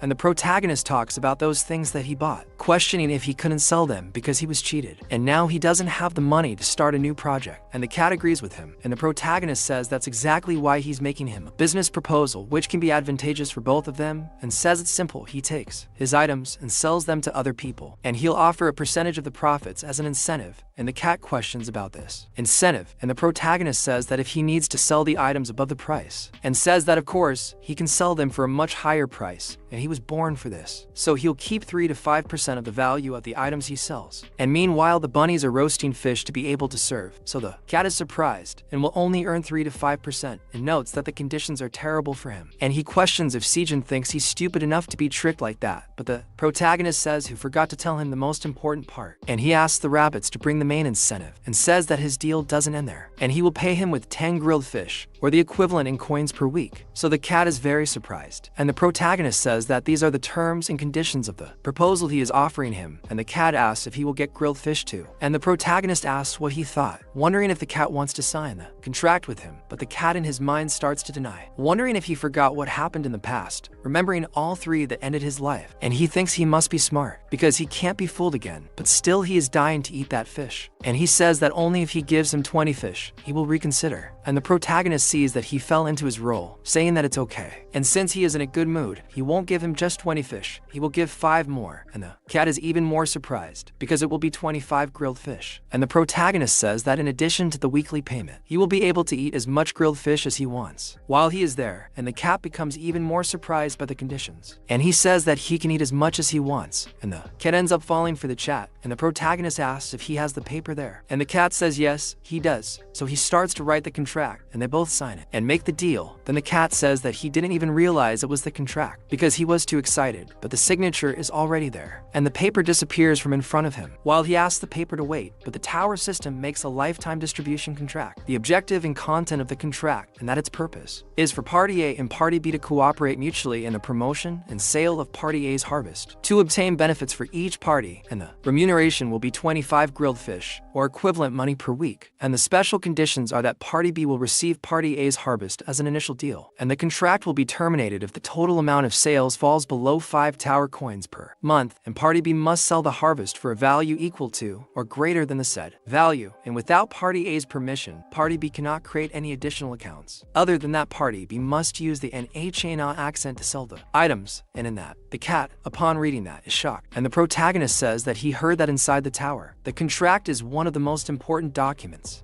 So much so that it cannot be destroyed, and so the cat is shocked, wondering how he signed his first contract like that. And the protagonist says he was wondering why they made it so difficult to erase or change, but now he understands because that way he is more effective and respected, and that is very smart. But the cat questions that fourth clause, the special conditions, asking how come with an HNA accent, wondering if he needs to use the dialect of a cat, saying that this is a bit embarrassing, but the protagonist just laughs, saying that he will understand when the time comes, and they will get along. But Tell says that there is no way to know if he will do well or not, because there is still the first clause of the special conditions, and it means that if he does not sell well, he can terminate the contract. But the protagonist asks him to relax because he will sell well, and he believes in Tell, the true ingenious, and he starts to pet the kitten, and Tell falls for the Seiju talk when called ingenious, saying that he loved it, and that the protagonist realizes that the kitten is too simple. But he asks the boy what kind of thing he's going to sell, and the protagonist simply says that they are cherry tomatoes, and the cat doesn't quite understand. When the boy picks it up, he's surprised that it's that thing, as it's a magical item that increases his mana by 0.1 for 10 minutes. So he asks how much he intends to sell it for, saying that if he's lucky, he'll get 0.01 tower coins each. And for awakened people who have recently entered the tower, that's too much. But the protagonist says that it's not even 0.05 for each one, and he questions what idiot would buy that. But Tell ends up thinking that maybe it's better this way, as the contract will end if this month's sales are less than 5 coins. Besides, he'll be able to eat the grilled fish in the meantime. But then he gets straight to the point with Sejum, and since it's the first sale of the contract, he asks how many he should take, and the protagonist says that he should take 1,000 with him, and he has already prepared the 25 grilled fish for that week, but asks how he will carry it, and he says he will put it in his item, the big package. This big package has preservation magic, space expansion magic, and magic that will make it light. He can store many things in it, and still they will remain in their original state for a long time. So he throws that cloth over the things and collects everything on top of the bag, and the protagonist thinks this is too convenient, and the cat puts the backpack on his back, saying he is going to leave. While he leaves, the whole family stays behind greeting him. And so, a few days later, on the 38th floor of the tower, a group of people are fighting a gigantic spider with a beating, and one of them shouts that there is only one missing, trying to attack that spider, which goes for the tank with everything, and the wizards stay behind throwing fireballs at that thing, until that tank manages to finish off the monster by ripping off its head with a single attack, and they say it was the desperation of the Phoenix Guild leader, Kingdom Sheik, and they claim they knew he would finish it off with that skill. But he asks everyone to stop praising him, saying they are going to get ready to leave, especially Jessica, saying he won't let it go if she steals like last time, and she talks to the leader, saying that he loves her. Then he notices that the girl is being a cheat, but in that, a bush behind him starts to move, and they already start to prepare for the fight, asking who it is. Then Theo appears talking to the humans, asking if they would like to see some quality products. They are surprised that it is a cat, and notice that it is a merchant cat. Then he says it is a pleasure to meet them, talking to Nia. And all the girls get emotional when he tells Nia, saying it is cute, and he starts to ask if it is cute for her, still imitating the kitten. And they talk about that little paw. Then he remembers Sejun, telling him not to forget to say lie that when talking to humans, saying that it will help to get attention, and he realizes that it was really for that. And seeing that he got everyone's attention, he asks everyone to see what he brought, putting the cherry tomatoes in front, and everyone wonders what it is. But they are disappointed to see that he came there to sell food. And the leader says that if he is going to sell food, it should be something like bread or meat. And cherry tomatoes are kind of so-so. So the cat frames them everyone, saying they knew they would say that, saying that they are cherry tomatoes different from what they know. And the wizard is interested, and he asks them to analyze it. Then they wonder if it is an item, and when the wizard analyzes it, he is surprised that it increases 0.1 mana for 10 minutes and says that this is very low, asking how much it cost. And the cat says that it is 0.5 coins per unit, and the wizard questions if he has gone crazy because he prefers to buy equipment than spend his hard-earned coins on this. So he says it was a waste of time. But one of the girls continues analyzing the text and notices that if she eats that, she will lose 10 grams of fat. So both the muscular leader, the other girls are interested in this and question what she said, realizing that they will lose weight just by eating that. And they are surprised that you can eat 10 per hour. So the leader already asked to buy 200, but says he will buy everything he has. And the other says she wants 100 too, and the cat is surprised. And everyone starts fighting over it, but the cat asks them to form a line, and everyone wonders if they should buy it. Meanwhile, the prota is harvesting and leveling up, even getting bonus attributes. Then he wonders if Theo is doing well, that he thinks he must have met with the hunters by now. And at first glance, the magic cherry tomatoes may seem like an item to buff your magic, but they automatically dissolve 10 grams of fat and revitalize the body, and are the best product for weight loss, and not to mention that they have no side effects, and besides, they are super tasty. And the leader says he has no doubt that it will sell a lot because he trusts the diet of the land. And in turn, Theo, after talking to those adventurers, is surprised that he sold everything. Everything he took. Wow, it's not for nothing, but to dilute 10 grams of fat, 100 grams of fat per hour just eating tomatoes, my friend. My friend, what I would buy of that is bullshit. If I could plant something like that, I would form an empire. It would form an empire that would go head to head with growth, sell that at the gym's door, or in the United States, where people are a little rich and eat very badly. Wow, I would become one of the first trillionaires in the world. So, in the meantime, the protagonist is analyzing the carrot sprouts. He assumes they're around 70%. And of the 1,000 carrot seeds he bought and decided to plant, only 700 actually germinated. While of the 1,100 magic cherry tomato seeds he decided to plant after harvesting, only 732 managed to sprout and grow. He says the germination rate of the corn and sweet potato seeds he bought at the seed store and planted himself is around 60% to 70%. And the germination rate of carrots and tomatoes is quite similar. He says it would be great if they germinated more, but perhaps better when they're at half the level, or perhaps the soil inside the cave isn't very fertile. He says he'll keep trying for now, as he should be able to find a better way to grow them later. And since they now have a hotel to help them with the tower's coins, they need to harvest as much as possible. Then, he notices something happening, and behind him is the warrior bunny throwing a torch into the air, attracting the attention of several piranhas. When they emerge from the water, he manages to kill them all in a flurry of attacks and farm alone. He notices that the black rabbit seems to have gotten really good at hunting, and he's all smug, until it starts glowing like a Pokemon. He wonders if the rabbit has leveled up. He congratulates the bunny, saying he's seen the others level up several times while farming, but this is the first time he's seen this happen to him, saying he's gradually becoming a true hunter, and he gets all goofy with his brothers. He asks how about they take a break, calling everyone to have some coffee, and indeed, there was coffee inside the cup. And he wonders about the goblin who tricked Tell, who was Scarum, and says that it seems they didn't even open the magic cup, because if Tell sold that coffee, maybe he would have spent all his money buying it, and thanks to their stupidity, he got that beauty for free, and says that even though they don't have magic fabrics to boil water, much less ice cubes to make an iced Americano, and that right there is a luxury, and he thanks the bee for always being able to give him honey, and it's ready, a Melicano, a combination of instant coffee, dissolved in the fresh water of the cave, mixed with the dense honey from venomous bees, creating a perfect harmony between the bitter and sweet taste that with just a small sip, that combination can relieve fatigue and hunger, and the protagonist, drinking it, thinks that the Melicano is too good, asking if they want to try some, and that the black rabbit takes it and doesn't like it at all, spitting it out along with his little brother, and the protagonist begins to assume that rabbits' tongues are more sensitive to bitterness than humans. Meanwhile, the bee begins to fly over him, going to the hive she herself planted, and he calls the poisonous little bee, and she looks at him all happy, showing off her new home. The protagonist questions if that's a hive, asking if she decided to live with them, and she agrees with that. Then the protagonist says it was sad that she had to come home every time for dinner, and says that he can finally feel like they're a family, and says that now they're going to have a party. But the ADM gives him a new mission, asking him to give her 10 cherry tomatoes, with failure being a disappointment.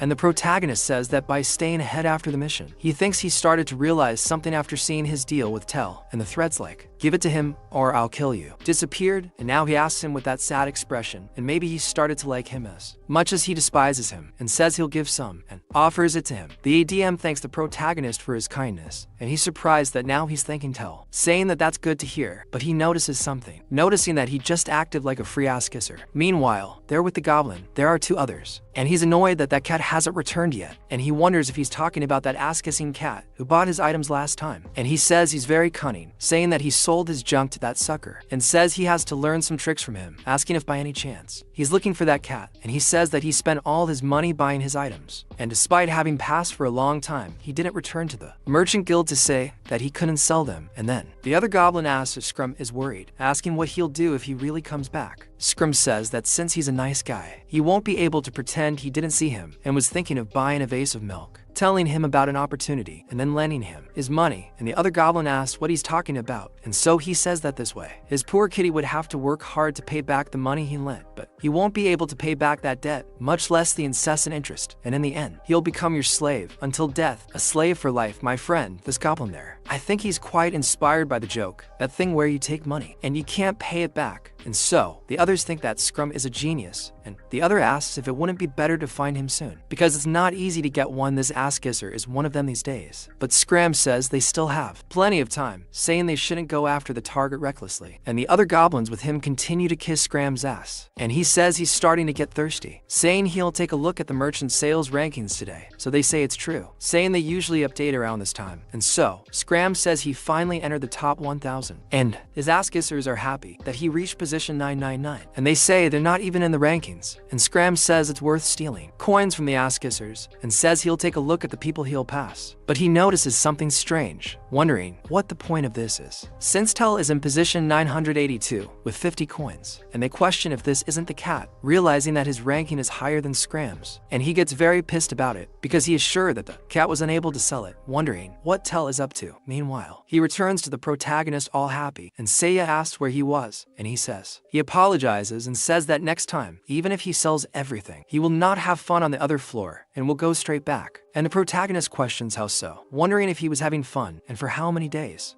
Then he says it was for days. So, says he told him it would take at least 10 days to get to the 31st floor. But is surprised he had time to have fun for days, even after selling everything. So Tell says he's sorry, and the protagonist says he thought it would take a few days to sell everything, but since he came back in for days, it means he sold everything as soon as he got there, and he talks to Tell, saying that if he doesn't want to see the scary side of part A, he questions why he doesn't tell him the details, already in a very scary way. And Kat is scared to death, agreeing with the protagonist, and after sitting down, he tells Seiyan everything. Then he asks if Kat is saying he just talked to them a little, and the hunters bought everything, and he says that's what happened, and says that there are the 50 coins, and the protagonist really tells him, saying that Tell did a good job, saying that there are his 2 incentive coins, but Tell asks if it wasn't Kat. The salesman Tell ingenious, but the protagonist says he was demoted, asking what kind of cat vendor will play for days instead of returning right away, saying that if he works hard next time, he can consider returning his position and will also increase the incentive rate by 5%. Tell agrees with him, saying that he will strive to become a worthy cat vendor. Then the protagonist questions why he is still talking like that using Nia, and he says that he decided to live like this because it seems that humans like it more, and the protagonist just lets the cat do whatever he wants and is happy because soon everyone will know his name. But Tell questions how so, and he says that the name of his farm is written in the description of the cherry tomatoes, and that is why people will soon find out who grew the tomatoes. But then Tell is quite surprised because he screwed him over completely. He explains that there is a system for beginning merchants that hides the strength and origin of their goods, and the policy is designed to prevent rich street vendors from selling their products, steal the suppliers of the beginner merchants. And since Tell is still a novice merchant, Sejin's name as the cultivator of the goods has been covered, and if he finds out about this, he will be very angry, and instead of being an employee, he may end up being demoted to a simple part-time employee. And the protagonist asks Tell if something happened, and he is full of fear, saying it is nothing, asking him to pass the cherry tomatoes that he will leave right now. And the protagonist questions him about wanting to go already, telling him to rest for a few days, as he also needs to receive his weekly payment, but he says it is better to work. And since he is busy, he wants to take everything and leave, and he says he needs to hurry to remove the name restriction, as the only way to do this is to quickly get 1,000 coins and become an intermediate level traveling merchant. And the protagonist notices that he has become committed along with the warrior rabbit, who is also finding this strange. And already in the real world, a group of people are talking, and so that guild leader receives a message from his daughter telling him that the effects of that tomato are great, and all his friends are jealous, asking if he will buy more for her. And he is all happy with the girl, and they ask the leader Dom Cheek what happened, and he says that his daughter was always irritated because of the diet, and she said she loved the tomatoes, and he says he only bought 20 units and left the rest for the other team members.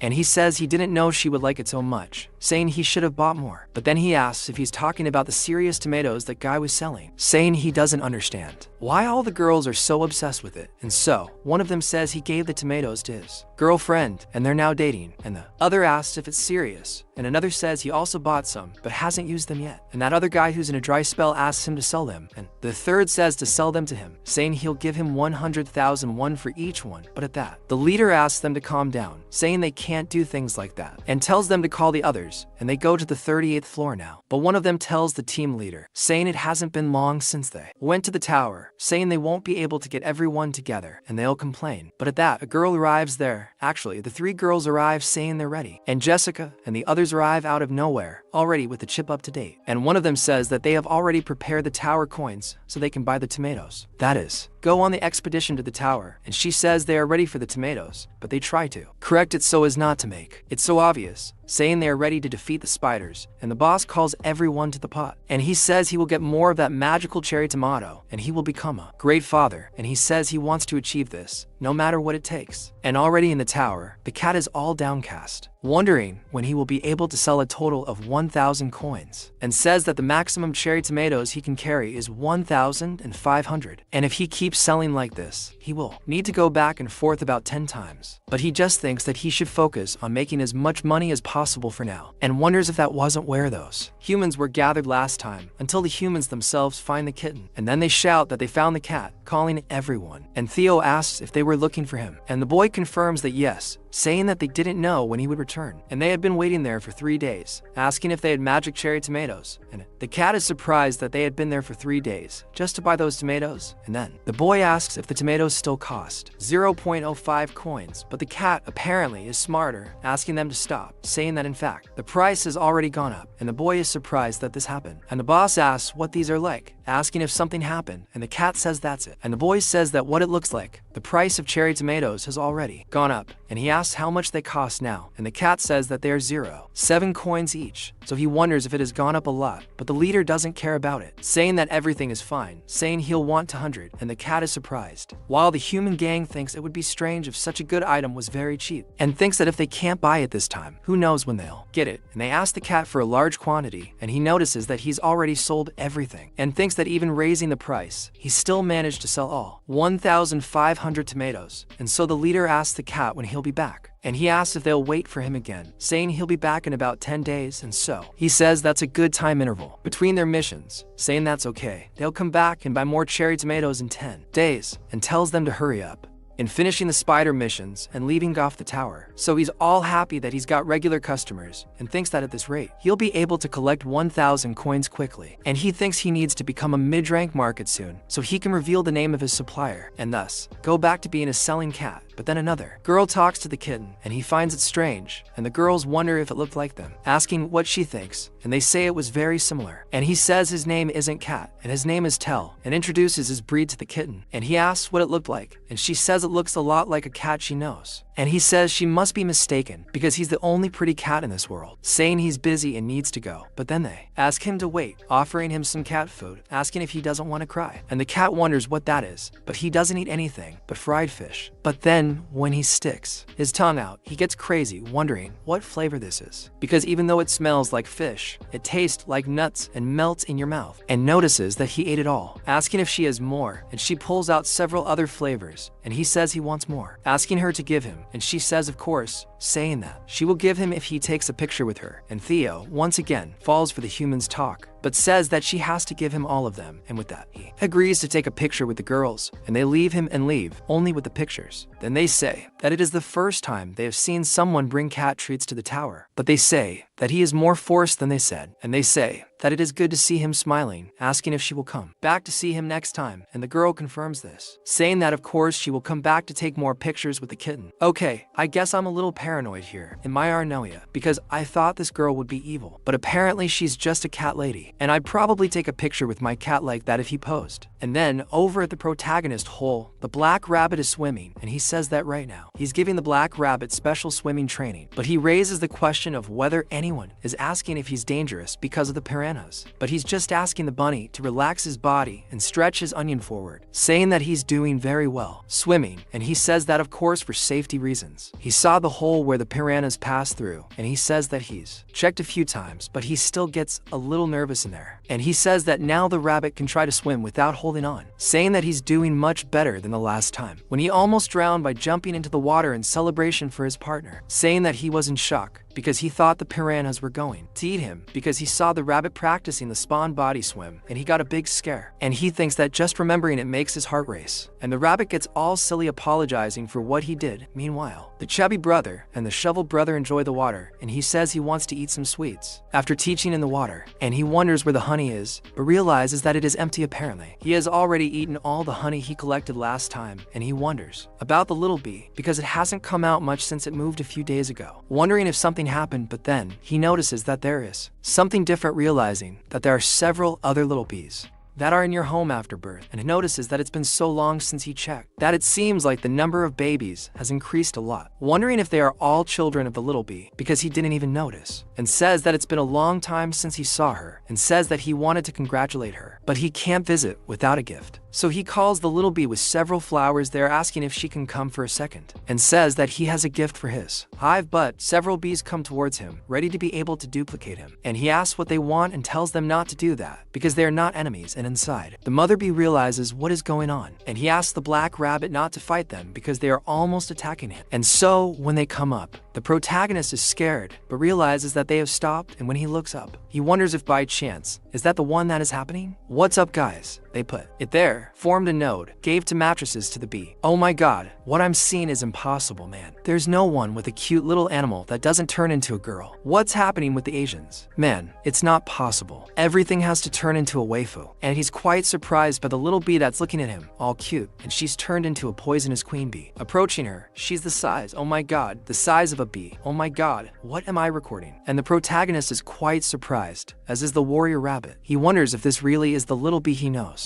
And in this, he's explained about poisonous bees, which are carnivorous insect-type tower monsters that hunt their prey using their venom. That's basically all he knows about them. But the dragon is reading a bit about saying that there's no adequate explanation for a situation like this in the tower management guide, but he thinks that since it is not dangerous, he will just keep an eye on them for now. And later he asks his grandfather about it, and besides, even if it is not something simple, there is a solution. So the bee gets close to the protagonist, who asks if it is really her, that tiny and cute poisonous bee, and she gets all happy, and he talks about her appearance as scared as the warrior rabbit, and he notices that she has changed. Man, she is sensualizing him. My Jesus in heaven, I will not be able to continue, man, my god, what am I recording? What am I doing with my life anyway? And the protagonist says that after the day she ate the nectar from the Sejong cave for the first time, every time she ate, her body gave off the strong smell, and her weight increased a little, which made the queen bee notice her. However, she quickly realized the reason for the change in the queen's attitude, because it turns out that she became able to lay eggs, and at that moment the little bee decided to become independent, leaving that hive, and she made a hive inside the Sejong cave, the safest place she could imagine, and so she suffered a lot of pain inside the new hive, and after several transformations she grew, becoming what she is now, and her appearance began to change, and that's how she became the poisonous queen bee they saw, and he congratulates her for becoming the queen, because despite the moment being a little strange, he gives her some flowers offering it as a gift, and she blushes. I'll just ignore it. I'll act natural, I'll accept it. It's natural, I'm already used to it. It doesn't even hurt anymore, and she runs up to him, hugging the protagonist, and he asks about it, and she keeps clinging. And all the other bees see that he is good and stick to her, doing like their mother. And everyone is happy along with the other rabbits, and he says he likes her too. And so a few days later, he is woken up by the rabbits, wondering what happened. So he says he thought he would would be able to sleep during that blue moon, but something happened. Because the carrot sprouted, and the carrot with power and the blue moon appeared there. And the father rabbit calls him, and he notices that there is a carrot like that there, because he thought it wouldn't change since it is small. But he thinks it will be great if he can pick it, and he is happy with the rabbits because they woke up just for that. So when he pulls, he gets his first carrot, and says it's the size of a thermos cup, and notes that it's an agility carrot. The system says that carrot was already nutritious and delicious, but it got even better with the energy of the blue moon. When consumed, it permanently increases your agility by 0.05 points, and so your experience grows, and the rabbit's proficiency increases considerably. The rabbit gets 70 experience points. He notices that it's a ranking crop, which means that when he harvests better crops like this, he'll earn even more points, being 70 instead of 50. He notices that this isn't his, saying that the rabbits can take it, thanking them for the gold work, asking them to continue helping him in the future. All the bunnies are happy with that carrot, so the scythed rabbit asks his father to throw it up because he's going to make a good one. So he chops it into several pieces so that each of his family members can have theirs, and each one has their slice. He says it was a good job because he managed to cut it to size perfect, saying it was a great performance. And then they prepare to eat and are happy with the taste of it, and the protagonist in turn pulls out the blue moon tomato, noticing that there were 5 this time, 5 special ones, and he asks the ADM to get them because he had asked earlier, and says that if he is grateful he should give him another ability, but the ADM said he will think about it and maybe give one later. But he asks how he will think, but then he hears a scream, and it is Tell himself who is there, and he is surprised that the cat has already returned, and the protagonist questions about it, but the cat tells Sejim to ask the poisonous bees not to attack him, and he realizes that Tell was not really there when they were born, realizing that the bees think that Tell is their enemy and asks them to look, saying that Tell is not an enemy and he is part of the family, and he starts to grab the cat to show that he is good, but his fur gets stuck to the protagonist and he starts to sneeze, and he asks what happened because the cat is calling him brother out of nowhere, saying that he is just an employee, questioning how he dare address him as if they were on the same level, bullying the cat just to disturb, and Tell says that he just called him family, saying that it hurts apologizing, but that the protagonist makes a point of calling him employee Tell, wanting to calculate the sales first, telling him to get the money from the tomato and Shirindia sales, and he gives it to the boy, and he realizes that it is 75 coins, saying that Tell worked hard, and besides that he also shows something, saying that the humans were waiting to be able to buy the tomatoes, so he charged 0 to coins more per unit, and he says that the boy must be very surprised because he did well, saying that now he can become the sales cat, and so the protagonist offers his encouragement for him because he tried hard, still calling Tell an employee, but he asks if he can't give him another title because he did well, asking why he didn't become the sales cat. But the protagonist says that there is still a long way to go for that, calling him employee Tell, saying that he needs to try harder, and he says that he didn't know it would be so difficult to become a sales cat. But the protagonist says that in fact he already knew that, saying that the tower's ADM is very useful because he warned that the cat increased the price of the unit, and he says he'll give him another harvest of the blue moon from the information. Then he ends up noticing something strange because Tell is eating churu right next to him, and he sees the cat all happy, asks what it is, and he says it's churu, and the protagonist asks where he got it, and he says he got it from a human after taking a picture with her, and this one tastes like chicken, but the salmon one is tastier, and the protagonist is surprised that a human gave it to him because there are only 2 ways for things from the outside to enter the tower. The first is by being sucked in, and that's how he entered the tower. At the same time he disappeared, and the things that were with him also came to the tower, and originally the sucked people appear on the first floor, and there they exchange the items to be able to climb the tower. And the second way is when an awakened hunter brings something to the tower, and they say they can only bring about 1 kilo of items, but when they leave the tower they can take anything, and normally the items that hunters bring are simple things: the hunter's cell phone, which is called the hunter phone, and also the hunter's food and general supplies, where the tower's exclusive cigarettes for smokers and are instant foods that can be consumed while climbing the tower. He notices that a hunter brings unnecessary things just to find a cat. It's too much, but he ends up having an idea when he thinks about it, thinking he's a genius, and will say that a new business idea just crossed his mind, and he starts looking at Theo with a very greedy look, and the cat feels this, wondering if he by any chance wants to try crying. Maybe the protagonist is a bit of a scoundrel. I'm starting to realize this as the chapters go by.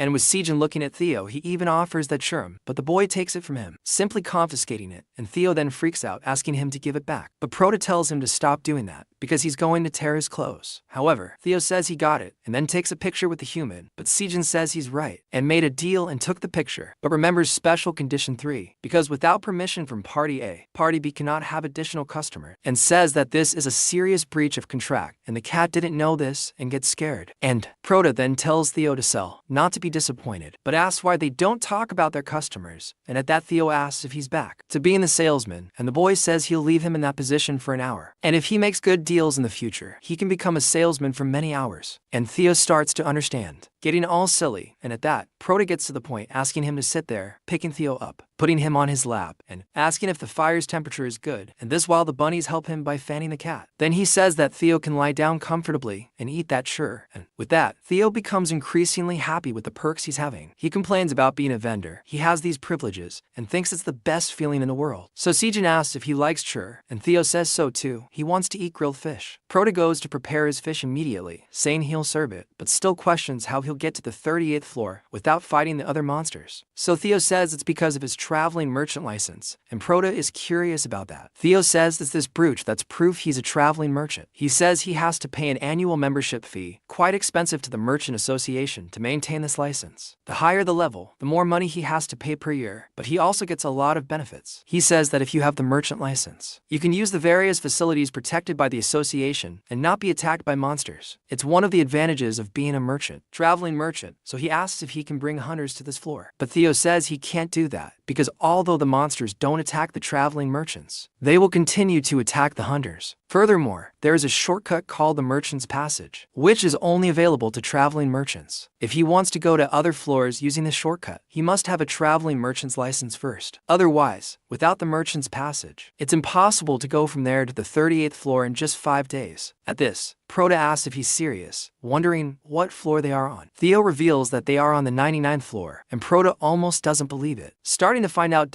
then Theo confirms that they are on the 99th floor, asking if Sejong didn't know about it. And Prota really freaks out with this information completely and falls to the ground desolate. And in that Theo asks what happened to him, and Prota says that since Theo can't use the waypoints as a hunter, but because the trip only lasts 10 days.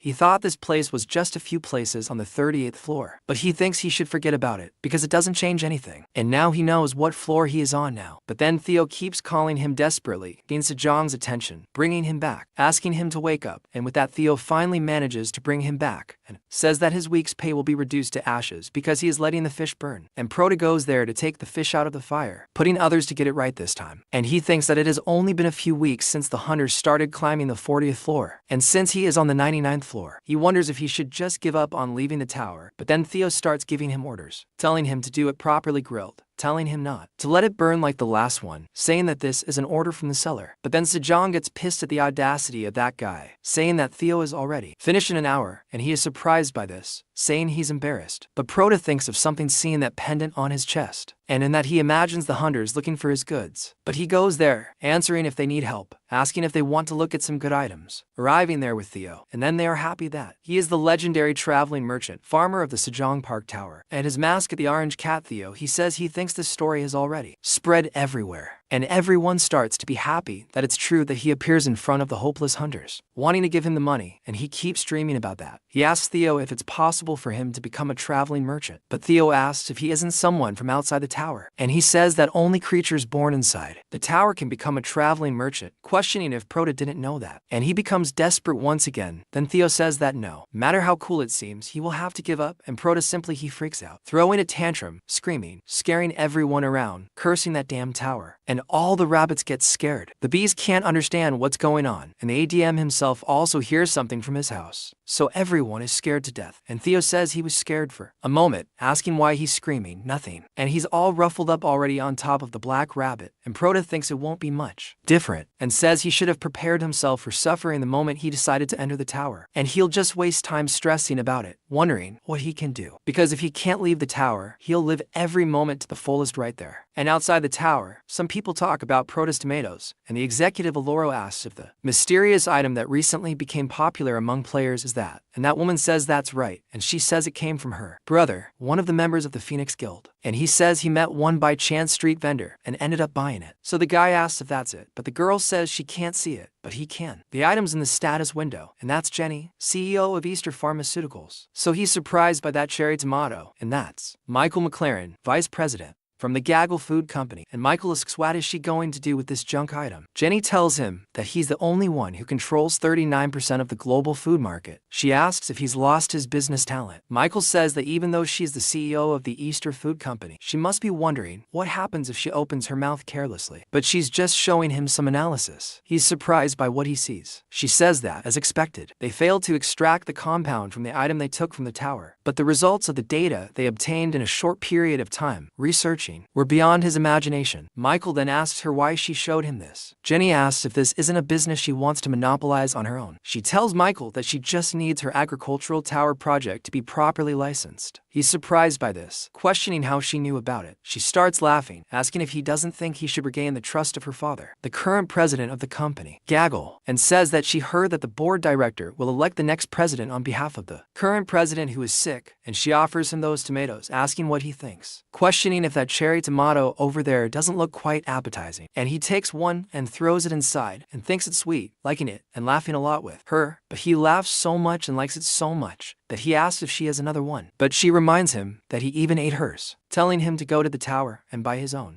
And in this, protagonist begins to use his head to get to know the surroundings and also deal with daily needs. And since they're going to settle there, they have to correct the inconveniences they've experienced so far. They also have to increase the items they need for their daily activities and have to know the surroundings for their own safety. He asks Theo if there are any monsters near the cave, and he says there aren't any nearby, but there are some a little further away. The protagonist asks what kind of monsters they are. He then says it's a giant crimson bear, reminding the protagonist of the monster from that time. He's surprised, and the cat tells him it's a terrible monster, and every time he passes by, it always stares at him. And the protagonist realizes that, as expected, it's still dangerous to leave the cave, and thousands of cherry tomatoes will soon bloom. And if he has a lot of flowers, the number of poisonous bees will also increase. In this case, he can use the poisonous bees to patrol near the cave, ensuring no monsters get close. He can also ask the poisonous bees to tie the rope he made using onion leaves to nearby trees. And so, he finally makes it out of the cave. He tells Theo he has a mission for him, and Theo asks what it is. He says it's an extremely important mission that only a salesman can complete. He asks the salesman Theo if he can do it, and Theo happily confirms it to the protagonist. And so, a few days later, on the 38th floor, Theo approaches the human camp and says that, compared to the last time, there are many more people there, and it's as if they're securing their place there. He thinks it doesn't matter, because this time, the more customers, the better. And he jumps down there, scaring everyone. And he says he's there, and everyone runs. And they notice it's the traveling merchant cap. And a chubby guy comes up asking if they have the miraculous tomatoes and mermaids, saying he's going to buy them all. But then one of them asks how he can skip the line, saying it's his first time there, and everyone who arrived first has already made preparations to buy. And the chubby one asks, what the hell is this? Questioning if the Phoenix Guild thinks they can monopolize the 38th floor, questioning how dare he act so pretentious. But then, the kitten asks the humans to wait a minute, asking them to listen to him, and says that, in fact, from that moment on, he's going to change his sales method. Then, they are surprised and question what the cat means. He says that, from now on, he will sell 500 cherry tomatoes to the highest bidder. And they question what he said. He says that's why those who are broke can leave now. The corrupt capitalist cat is excluding the poor. So he says there are 500 cherry tomatoes, starting with 35 coins from the tower.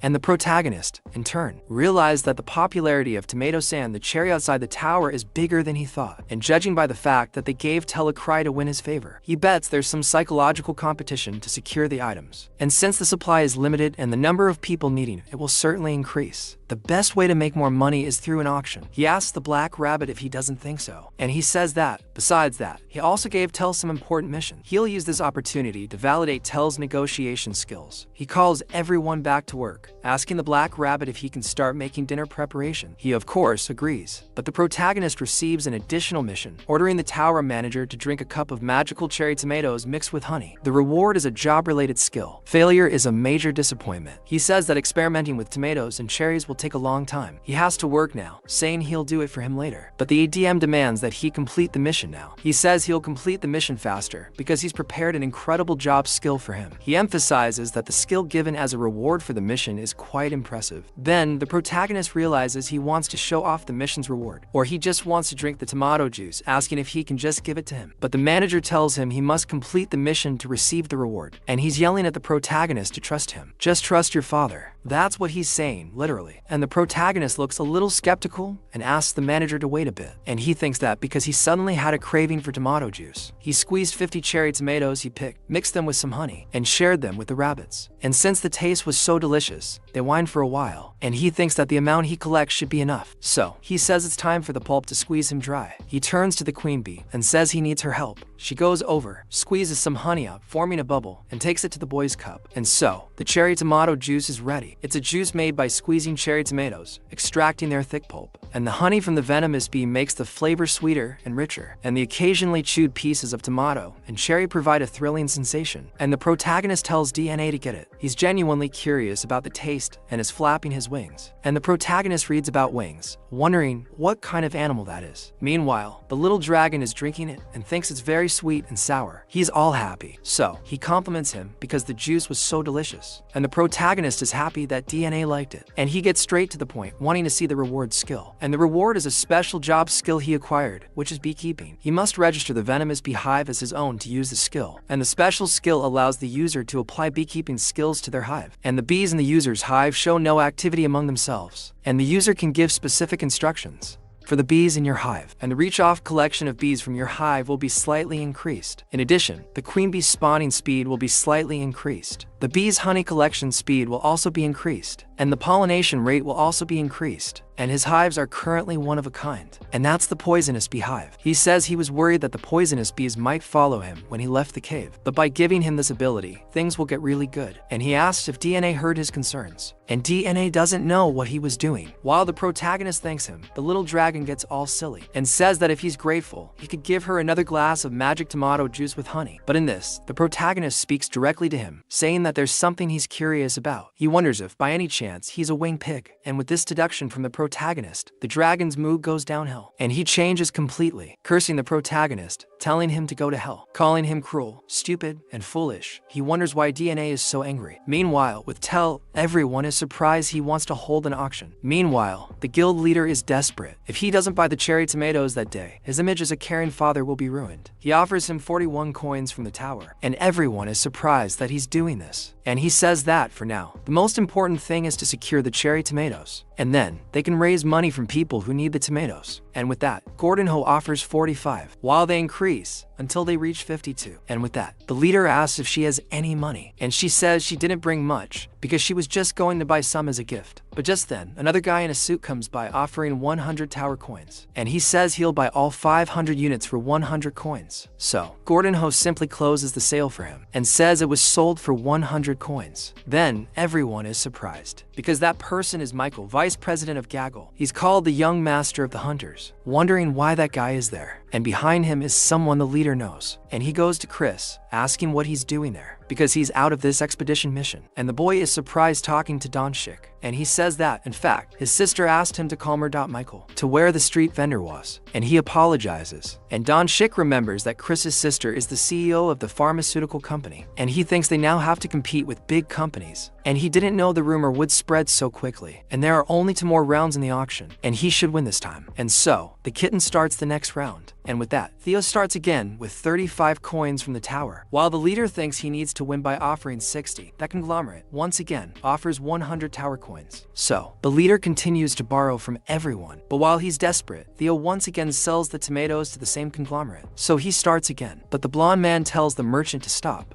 because he will take all 1,500 for 300 coins. And so, the guild leader falls to the ground completely desolate because the highest status has been lost. So, he tells the team leader to stop because he can wait for the next opportunity. And then, Theo collects the money as the vice president's subordinate. He says everything has been loaded, asking what they should do. He says the product is fantastic, and it's a good thing he came there right away. He says they're going to the first floor of the tower. And then, that girl who took the picture with Theo comes back to talk to him again. He notices that she is human, that she made him cry, trying to remember her name. And the girl is happy that he remembers what happened. and he doesn't remember the girl's name at all, and he ends up saying the girl's name wrong, and she just accepts it, asking if they can take a picture together again, saying it's going to make him cry. He's all happy, but he tries to play hard to get, saying that there's no need to cry, and she's surprised by that, and she says that in return, he must give her that thing called coffee, and it sounds like crying, and she asks if he's talking about that coffee blend, and he says yes. He asks if she has anything like salt and pepper, and they get more and more surprised, and it turns out that the girl gives him all the items he's asking for, and Theo remembers when protagonist spoke to him, saying that if people ask him to take a picture with him, ask for things like coffee, salt, or pepper, and depending on his performance, he'll let you be a salesperson for many hours, and he's all happy, saying he knows he'll be able to spend a good amount of time in Sejong Park's lab, and the girl is all happy to take a picture with the kitten, several photos, doing various poses, and she says she has some really good photos, thanking him. He says he's also grateful for the deal, and then she mentions the cat's paw, taking his paw, thinking that it's so soft, and that feeling is so good, and he asks what she's doing, and she says she couldn't help it, because it looks so good, and she says it's going to make her cry, and he asks her why, and she simply thanks him for letting him touch her paws, saying that it was quite relaxing thanks to him, and he's surprised. He asks if humans feel good just by touching his paw, and she says yes, because humans don't have such soft, pretty paws, and truth be told, they're lucky just to touch her, and she thinks to herself, that's because cats don't originally like holding human hands, and he asks her if that's why, and she says yes, and Theo begins to notice that his little paws are lucky paws, and her friend is also in the game, wondering if she could take a picture, saying she'll give her pepper first, and he tells her that of course. He takes a picture with the girl too, and as he does so, she looks at his paw, and he throws them forward, telling her to touch them, and he tells her to give him her rewards. So the girl thinks he's so cute, tells him he should bring the crying next time too, and he gets all silly about everything he got from the girls, and he says that by just letting them touch his paws, he can become a salesman for 24 hours. Then, he also remembers that he has another mission. Meanwhile, the girl continues posting photos with the cute kitten, and then he comes up behind her, watching what she's doing, wondering about this.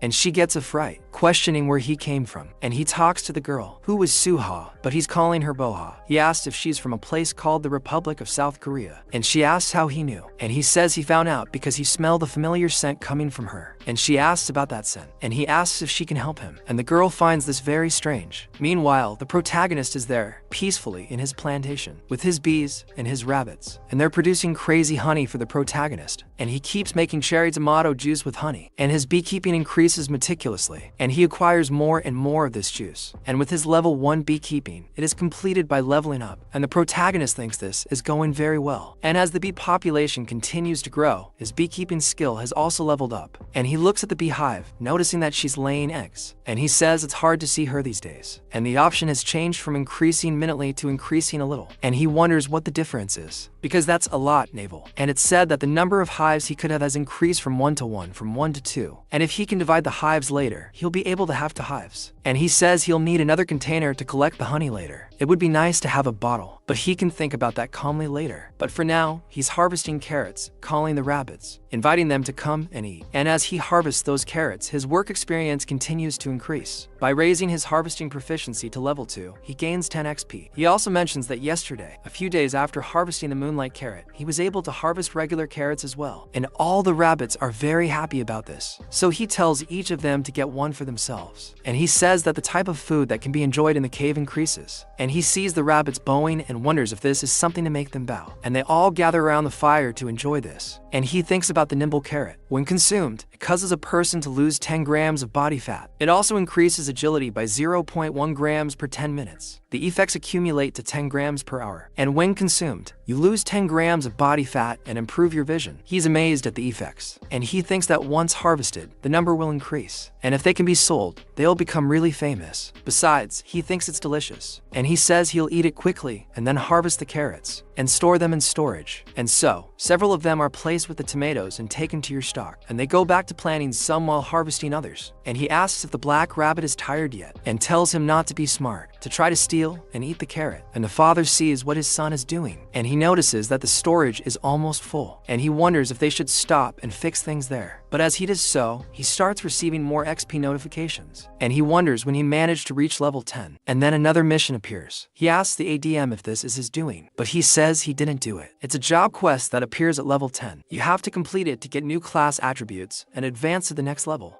and the protagonist says he's heard about the job quest, and he says that normal hunters receive combat-related quests would be to defeat 100 giant orcs, or defeat 500 slimes, because normally the missions are about subduing monsters. And since he's a farmer, the mission type is different. He must expand 50 square meters, and he thinks that's very easy there, and he completes the mission. And as a reward for completing the mission, he goes up to level 11 and receives a bonus stat. And as a reward for completing the mission, he also acquires 10 coins from the tower. And as a reward again, he gets a job, and he finally finishes the expansion, almost dead from exhaustion, along with the other rabbits. And he notices that the work attribute he's earned as a reward is really good, because he can gain XP every time he creates a square meter of crop field. This is a job attribute, and he says it's good that he completed the mission quickly. Well, after eating and planting carrots, the field grew more than he had imagined, and he ends up exhausted, thinking he can't do this anymore. And he calls everyone so he can sleep and finish tomorrow, saying they all did a good job. And the bunnies try to get into the house, along with their parents, but the two of them block them, leaving them outside, and they lock themselves in there alone. Then the bunnies keep knocking on the door, wanting to come in with their parents, and the protagonist wonders what's going on, asking if they were kicked out of their house. Noting that they're back, they'll become adult white and black rabbits, and he says it's time for them to become dependent. It's too late for them to tour today. He asks if they should sleep together, so they all go to bed with the protagonist, sleeping on his body, and he says that this is good sometimes. Well, it's very warm. Meanwhile, the guild leader thinks his daughter is going to torment him, and then that crying girl comes over there, talking to Dronzer,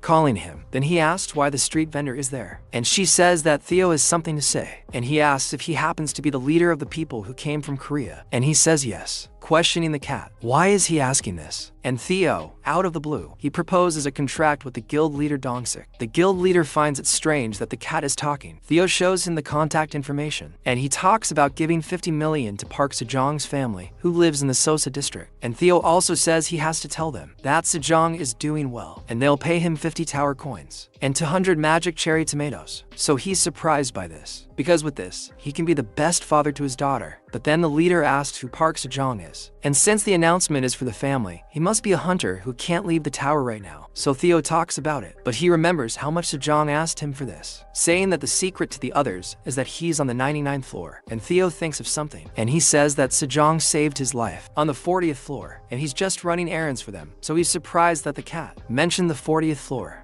saying that means it is a hunter who has already completed this floor, and he was the one who found that magical cherry tomato. And Theo says he can't tell him that. He says Sejong is a good man, so he has a lot of secrets, and the leader thinks about this a lot. Even if his guild assembled a team made up of the best members, it would be difficult to get past the 39th floor, and he'd never heard of any official records for a player who made it that far. And say you're a solo hunter and haven't joined any guilds. This is a great opportunity. Well, with that excuse, if he keeps in touch with the boy, they might even recruit him for their guild, and they can monopolize the distribution of those hard-to-find cherry tomatoes. So he says he's going to make a contract, and Theo tells him to just sign this paper. And when he does, he does. He says it's done, and the system confirms it. And the leader says that since Theo already knows, the agreement is valid even outside the tower, but he'll see you in 10 days to update you and ensure the information is delivered. And he orders Sejong to be transformed for him, and he says that he is Kingdom Sheik of the Phoenix Guild. He'll be responsible for delivering the news to his parents. Meanwhile, the protagonist says the rabbits are busy. They're building their houses now, and they're really committed, and he asks if they're finished building yet, and several of them are already finished. And when he looks, they all have their own little houses, quite proud, and he notices they have a roof made of onion leaves and mud walls. And the father's rabbit and the scythe rabbit, they had a lot of work. And in that, he says that the other, he made a room to rest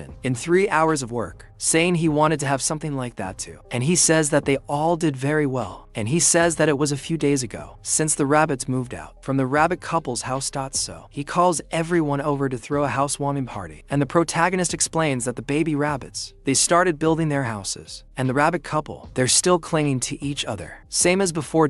And so he toasts to the rabbits, who work together with everyone, and talk to the black rabbit, take a punch, thanking him for offering excellent quality fish. He's all happy, and the protagonist says they're very smart, and it was a great idea, making a cup, digging a hole in the carrot. They really liked it, because they just took it and ate it too, like an ice cream cone. And he says that even though it's too small for him, it's still fun, since he can eat the glass after drinking. But in that, he notices both the rabbit Dolores and his wife, all loving, and she's pinching him, and the protagonist notices it, and notice that this looks suspicious, very suspicious, wondering, why did could they make their children leave? And he's starting to think that they'll have more little brothers soon, and the Black Rabbit is unsure about this. And the protagonist receives a modification, saying that the seed shop is open, and he remembers that was the deadline. He completely forgot about it. He wants to see what he can buy. And when you open it, it has 100 potato seeds for 5 tower coins, 1,000 lettuce seeds for 0.1 coins, and 100 strawberry seeds for 0.5 coins. And he notices that he finally has lettuce,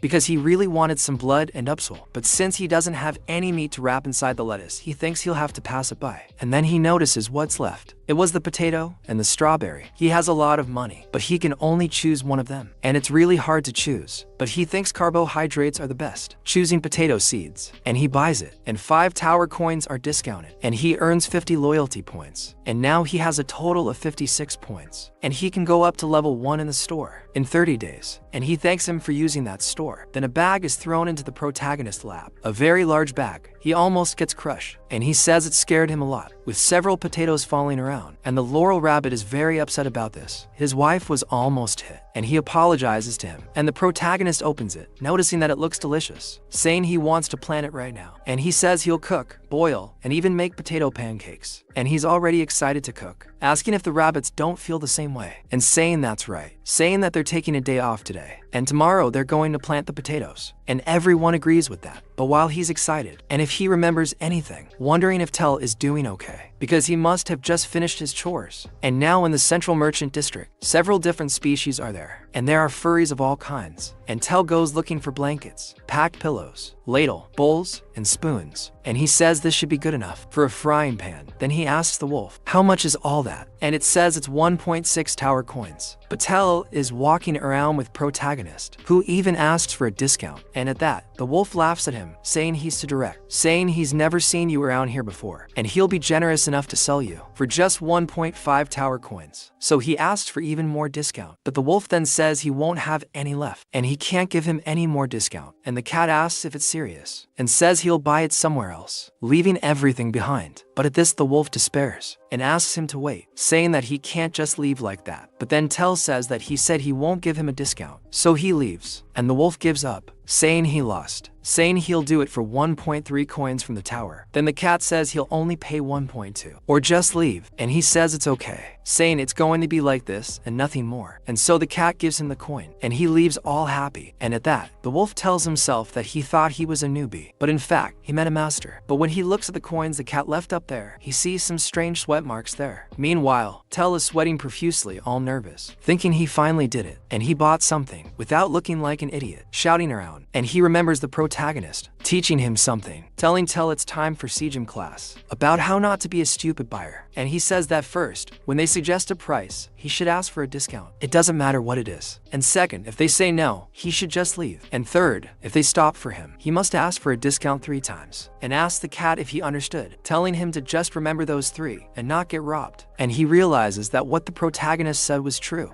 And it really worked, just like he told you, and says that now he is a traveling merchant who knows how to get a discount. But then he hears someone talking about an item outside the tower, realizing it was scamming someone else. And he says he'll tell him a secret, because he just wants to help the newbie merchant to become a high-level merchant. And so, Tell gets very angry. What a nasty move, be passing someone else over. Farmer 7 seeing that scene, thinks he can't forgive him for deceiving other novice merchants, so he shouts strangely, saying that he finally found him. And the goblin is surprised to see Tell, and talks to him as if they were friends, asking where he's been all this time, asking if he knows how long he waited, asking if the items he gave were good. But at that, Tell tells him to get lost, asking how he dares act around it, and tells that other person not to believe that bastard because he's a fraud. Then he questions what Tell is talking about, asking how he can be saying such things, saying that he gave good items at an affordable price, all because he sympathized with his situation. But he is holding a knife to the neck of the one who saved him from drowning. But Tell tells him not to joke with him, talking about that cup, saying that he must have sold it with magical preservation, and tells him not to believe him because that cup cuts off contact with the outside and blocks the circulation of heat causing the temperature to drop slowly. But that's not magic. All those items, the things he gave, are garbage. And this guy is surprised that he knows this and asks where he heard this information, and he says that this is just a misunderstanding and says that Tell is right. He must have made a mistake about the item and calls him to talk a little. But Tell calls the guards, saying that he is there. And there is a wicked goblin who is trying to trick the beginner merchant, and in that the goblin asks Tell to just wait because he will not let him get away with this. So he runs off, and in that Tell gets angry with him and tells him not to believe what he says recklessly, and that newbie thanks Tell, saying that he survived thanks to him, and if he can ask his name, what would it be? Then he introduces himself all cute, and she is surprised that he is the Tell she heard about and thanks him for helping her. But he says that everything is fine, saying that he is going, telling her not to be robbed anymore. But apparently, that little fox knew something, and she says that the mission is complete and tells everyone to get away reveal. And with that, the ninjas come out from above, and 3 dogs gather near her, and she questions what is happening there, asking if she didn't tell them to get rid of all possible elements that could hinder the mission. And then they apologize to her, saying that it is the agents who are dominating the 100 meters around as planned. However, they do not know how that merchant cat appeared, and says that there is no excuse, apologizing to Agent Zerif. And she is the agent of the Boreal Secret Inspection of the Traveling Merchants Association, and she asks if he is calling that an excuse, saying that the operation to arrest this guy, which they have been preparing for the last few months, is about to go wrong, and they will return to the Boreal Inspection headquarters for now. But first she talks about 100 letters of apology.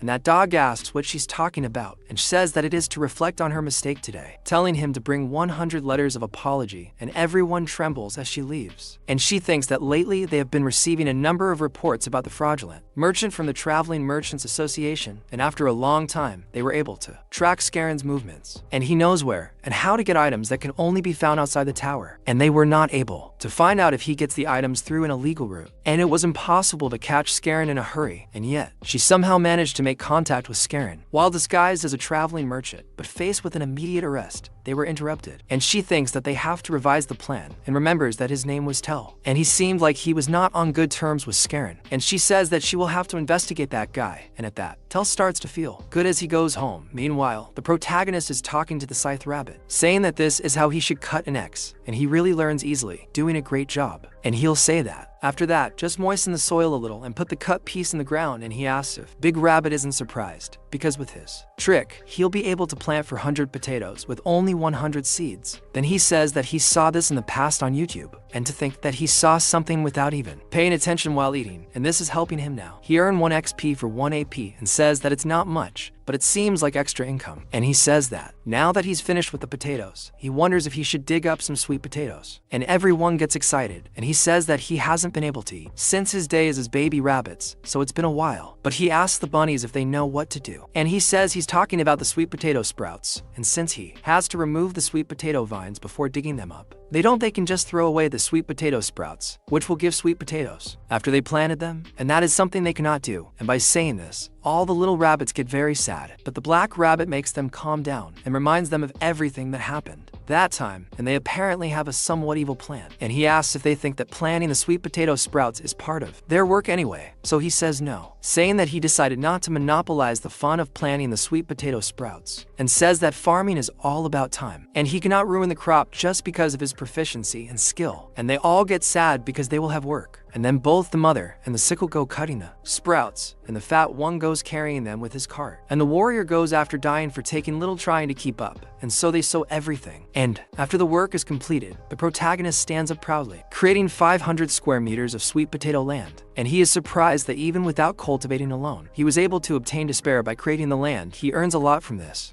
getting 150 and a bonus status. And so Onluffy's father rabbit, along with the rabbit and the mother, start the dance, and they all start dancing while singing. And the protagonist doesn't understand anything about what's going on and wonders what they're doing. The system says that the white rabbits are waiting for the full harvest of sweet potatoes, and says that it's a lively dance of the dedicated abundance of the tower farmers. The tower manager is also shouting, roasted sweet potatoes, along with the white rabbits, and he wonders if he should catch them with the help of their support. When he pulls the first one, something starts to shine coming from the ground. And when he puts his eye in, the brightness increases so much that it's almost blinding. And he ends up noticing that it's a sun pumpkin sweet potato, a mutant pumpkin sweet potato that absorbs the sunlight at the highest point of the tower and has the energy of the sun, and when consumed, it burns 100 grams of fat and grants resistance to cold for 24 hours. It is said that he received an achievement for reproducing a new species in the tower, and the protagonist is very surprised by what he achieved, especially with the news of having managed to reproduce a new species. But meanwhile, in the real world, on a certain residential street, the leader of the Phoenix team stops there and realizes that this is the place where he should go, Sejin's house. And upon seeing that new variety, both the protagonist and the rabbits are amazed. And the system says that he harvested that, and the CSP increased a lot, with him receiving many rewards for it. And the tower grants him exclusive rights to cultivate new varieties. And no one can cultivate the sweet potato from the sun pumpkin without his permission, and he thinks this is incredible, because it is like saying that he is the only one who can have that sweet potato, and even if he harvests it and sells it to someone else, no one can plant it, because he has the cultivation rights, and that is the best. He puts it back down, saying he's curious about the taste, but since it's a new variety, he has to make sure he plants it and lets it grow well. He then says they should dig up some sweet potatoes again and go after others. He manages to get several and starts gathering them along with the rabbits. As time goes by, he puts the fish to roast for everyone to eat along with the sweet potatoes. When he takes it off the heat and cuts one open, they're amazed and says there's something he died for, and the rabbits fall in with him. But he asks everyone to eat slowly because the father rabbit is almost getting stuck. The system reminds him that the ADM is waiting his turn while wiping his saliva. The protagonist thanks him for letting the rabbits eat first, asking him to get 10 sweet potatoes. He says he's grateful and will enjoy it. Then it's his turn, and he asks to the rabbit with the scythe if he has finished eating, then if he can give him a hand. Meanwhile, the little dragon is all happy eating the sweet potato too and throwing it inside, and he says that it is a shame that he ate them all and wonders if he should ask for more sweet potatoes. But in that, he sees the protagonist doing something different, making several little fillets with the help of the rabbit with the scythe. And he says that after drying them like that, they have to turn into sand 1 or 2 more times. And he asks the scythe rabbit for 1 more potato, and he throws it up, chopping it beautifully for the protagonist, and he says that's cool because it cuts them very evenly, and asks him to keep doing it that way. And the bunny gets all excited, and in that, the ADM is wondering if he's throwing away the delicious potatoes, but he says that he's not throwing them away, but rather drying them, and he's doing a very good thing, asking if he's ever heard of dehydrated sweet potatoes. But while the protagonist is taking the cooking up to the tower, Gilcheek goes to his family's house, and someone inside asks who it is, and someone there asks if this is the house in Sejin Park. And then the people inside quickly open it, asking about him, but question who that man is. And in that, they welcome him into the house, because they knew, and says that they haven't had him invited these days. So, he doesn't know if this will suit his taste, but he says that it's okay, saying that he would be grateful if he just served him water. But they ask what led him to look for a Sejim, because he has no knowledge if he already knows. But Sejim is missing now, and with that, he apologizes for the late introduction, saying he is Kim Dong-sik, the leader of the 5th team of the Phoenix Guild. So they are surprised that he is from the Phoenix, and the little brother soon recognizes that he is from that famous Phoenix Guild. And with that, the father asks what is wrong with Settle, and he wonders if this is real, and if he is the leader of the 5th team, and says that it is one of the top guilds that represent his country, and on top of that, it is the 5th team, and he is a wonderful high-level hunter. But Dang-sik continues to act very measured, saying that this is not so amazing. And then, the protagonist father questions why such an important person would come to his house, and asks his wife if she knows where the expensive melons are, asking to bring them. But he says that it is fine, telling them to sit comfortably, and the wife says that if he is a hunter, that probably means that her son is in the tower, and they ask when he entered, and out Sejong, why is he there? And then Dang-sik says he's there to deliver something at Park Sejong's request, and he simply puts a letter on the table, and everyone is horrified by that, and they say he's a damn ungrateful, asking what's the point of needing them to do something if he left his parents there, that he still has a lot to do, and he starts to cry for the boy. But Dang-sik says that this is not a will, and the father doesn't understand anything if it's not a will, and as soon as he opens it, he sees that there are many euros there, and it's 50 million won, and so Dang-sik says that Park Sejong is sorry for having to rush to the tower and wanted to tell him that he's okay, and says that he asked him to deliver this to his family, and the father starts to laugh, saying that his son is smart like him and knew he would be successful wherever he went. But the mother asks if Sejong is really okay, asking why he didn't come and give them this in person. And Dongsik says that he said he can't go out because of the mission. It's something that often happens with hunters, asking the lady not to worry. And he also confirms Sejong's name and tells him to call him comfortably, and he says that of course, saying that he heard from his parents earlier and Sejong is missing, questioning if he had no idea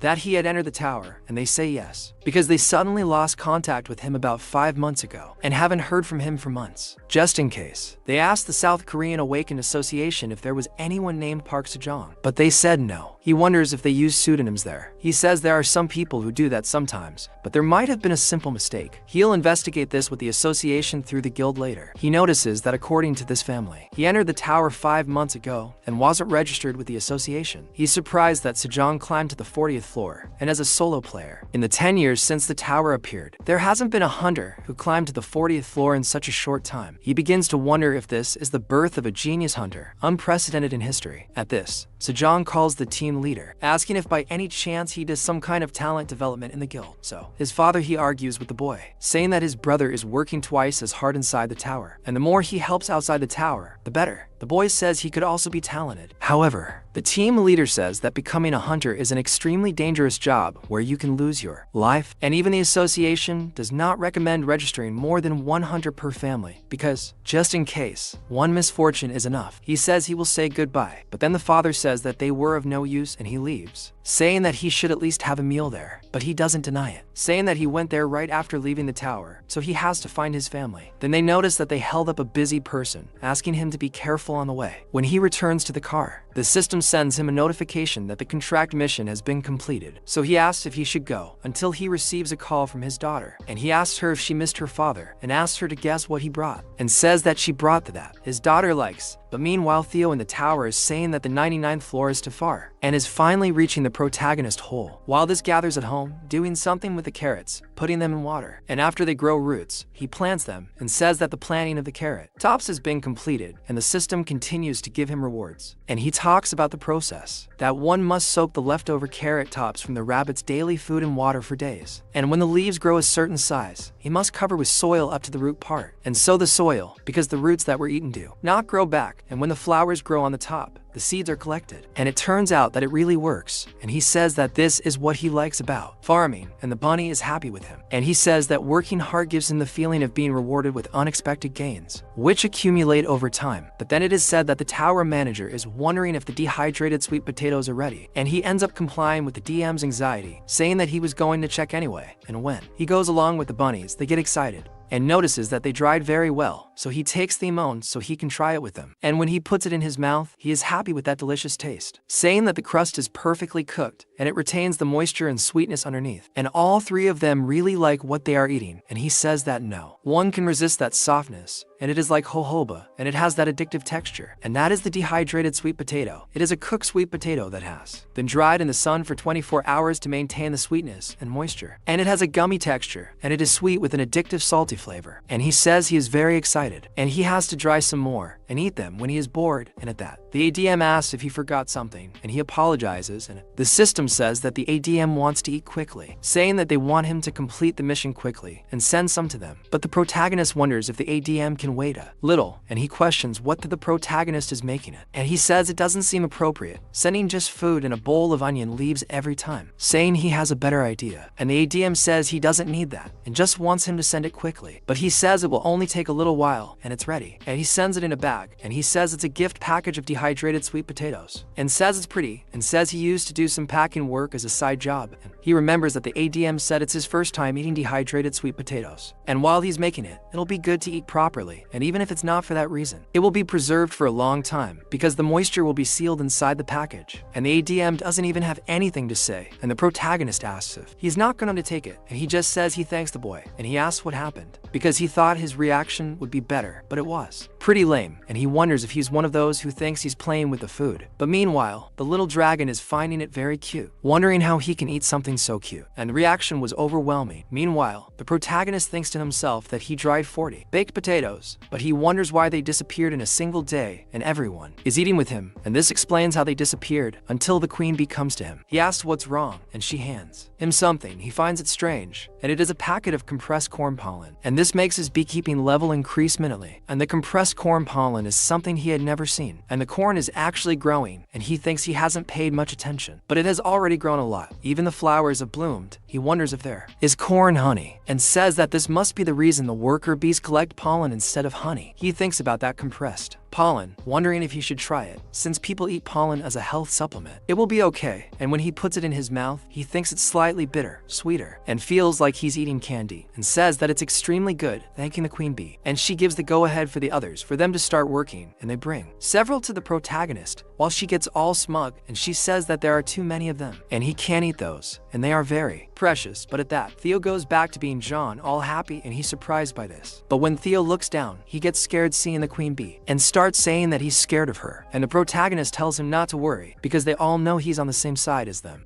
And in that, the queen bee throws some pollen at the cat, and when he smells it, her goodwill comes out through her collar, and he starts sneezing, saying he hates pollen. And the protagonist asks him not to do that on his clothes, saying that it is his only shirt. But then he talks to the salesman Theo, asking if he did what he asked, and he says of course, saying that he completed all the missions, and even sold everything. But then he asks if he brought the news of his family, and he says that that must be the case, because there is even a contract there. And the protagonist notes that the contract is complete, and that means that his compliments and 50 million won must have been delivered. And Theo says that everything must have gone well, because the tower contracts are very strict, and he will go there one of these days to check. And in that, he says that the cat is very trustworthy, thinking about his father, his mother, and his little brother Seidel, saying that they were in trouble when he entered the tower, and were bothered by not being able to contact him, and they should be worried about him. And he starts to think that they shouldn't even imagine that he entered the tower and became a farmer with rabbits, not even in their dreams. And he wonders what face they would make if he told them that his job is farming in the tower, and he says that Seidel, that brat, would certainly make fun of the boy, because despite everything, his specialty would be annoying. And he says that his father has a hobby of growing flowers, so he would certainly ask about their nutrients and give him some tips. And now that he thinks about it, he definitely inherited his father's talent, and he thinks about his mother, because she always served a pot full of queen tay stew, and he remembers the days he spent with all of them, saying that he misses his family. But then they all gather around the protagonist to show that he has a family there too, and he says that he is right, and they are his family now. And Theo asks if he is part of it too, and he says of course, because it's like his family and his only and most competent employee. So he tells him to take a look at the tower coins and the items he got, and says he used 50 tower coins for the contract fee and 14 point to tower coins for the errand boy, still having 208 tower coins left. And the protagonist is surprised by this, saying that this is incredible. Then Theo says that as expected, doing the business as he said, people increase their prices on their own, and there are also other things which he bought in the market for protagonist. And Sejin wonders how long it's been since he last saw that item of civilization, and they all get curious about the things the cat brought, and he says that as expected, it was made in the tower, so it has its own item sign. But he thinks this is strange, wondering why the manufacturer isn't revealed. Then he looks at a dagger there, and it's a sharp dagger, and he says that it's the first weapon since he entered the tower that actually looks like a weapon, and usage restrictions are level 10 or above, and strength has to be 5 or above, and the manufacturer is also not revealed, and he wonders why those question marks in the description, and talks to Dell, questioning where he got that. And he says he heard that the blacksmith's lottery corner sells things at a cheap price, so he just picked what looked good, and he's surprised by that. But since it meets the conditions of use,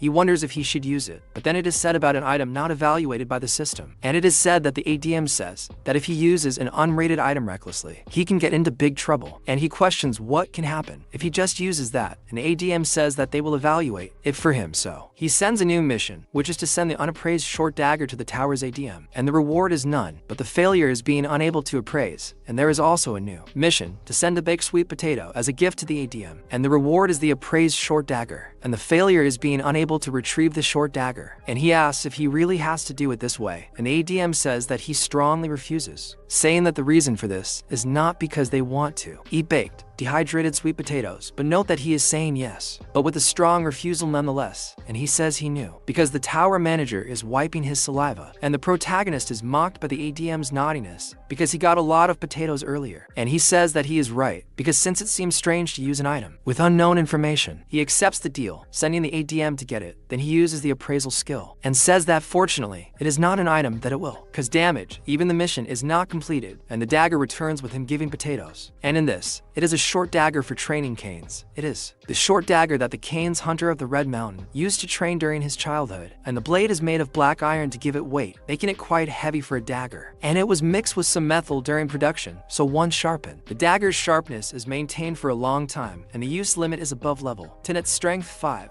And the manufacturer is Raven Blacksmith, the black hammer of the ARF. And it also has a skill called Increased Proficiency, which makes all skill proficiencies that use this short dagger increase 5% faster. And he is surprised that it has the weapon's name, noting that this makes it a named equipment, and says that if it goes abroad, named equipment starts with a base price of 100 million won, and that is so rare and precious, which is called named equipment, wondering if that cat got it at a lottery corner, and becoming increasingly surprised by Tell, as he thought he was just a naive little guy. But Seiya begins to wonder if the cat really has talent, but the truth is that he just stared at the little pads on the kitten's paws. Meanwhile, in the middle of the forest, a red bear is eating peacefully. But that's not just any red bear, it's a red bear cub. My friend, this is trouble. This is trouble, don't touch that thing. Have you seen the size of the mother? Whenever there's a cute cub of a very large animal, the mother, who is a very large animal, goes after it. And Dell, in the cave, keeps talking about this delicious churro, and Proto prepares to use his dagger, cutting several green onions with ease. Then, he asks the rabbits what they think of his dagger skills, asking if it's really good. And everyone likes it. But then, Tell asks Seiyan if he likes that little sword, and he says yes, he does, and says he's impressed that Tell brought it. But Tell reminds him of the promise he made to him, telling him to call him Salesman Tell, since he promised him that an hour ago. And Proto says he's right, calling him Salesman Tell, saying that the guy is amazing. But then, he says he'll let this video pass, telling Seiyan to be careful. He wonders what this is, because to him, Tell was just a naive wimp. But he really has gold in his hands, well, gold in his paws. He really likes the cat's little pads and says he suddenly looks very handsome. But he asks what Seiyan is doing, and he says his paws look very adorable. Talking to Salesman Tell, asking if he should give him another bag of churros, he places William on his lap. And Tell thinks that, as expected, Pax and Seiyan are still human after all, and all humans bow before their paws. And now that he's aware of this, he's going to put it to good use. And so, he says that his front paws are the golden paws of luck. And he asks if that's not obvious, telling the boy to give him a lesson, saying he has no time to waste. However, Proto notes that this seems a little suspicious. He picks up the Tell and puts it on the floor, saying that he finished an hour ago. Then he asks if it was that quick, because he wanted to stay with the salesman a little longer, asking him to stay longer. But the Proto says it's over, leaving him there. And with that, Tell thinks this won't work. He'll have to use his special move, and he'll have to be a salesman for as long as he likes. So he tells Seiyan that he has something he wants to show him, showing him that pepper, tomato, and several other things. So Proto is surprised by those spices, and Tell asks what he thinks, since he's gotten a bunch of rewards for taking photos. And so Proto really likes the salt, finally tasting it, getting it. And he talks about the spicy taste of that pepper and the richness of that seasoning. And when the rabbits taste it, they don't like it at all. And Proto says that this is the taste of the spices he hasn't tasted in days. And Tell questions what he thinks, asking Seiyan if he doesn't deserve to be the salesman, asking if he can't become one for 2 hours with this. But Seiyan asks what he means by 2 hours, and he'll let him be for 24. So Tell is all happy to have become a salesman for 24 hours. And Proto now makes a more elaborate fish, adding pepper, spices, and salt. And when he puts it on the skewer, a wonderful aroma wafts throughout the place. It even reaches the rabbits, who leave, starving. And Proto asks if they slept well. He says good morning to everyone, saying they're already hungry, so they should hurry and find a seat, because he had to show off some of his skills that day. A barbecue packed with people, they were amazed.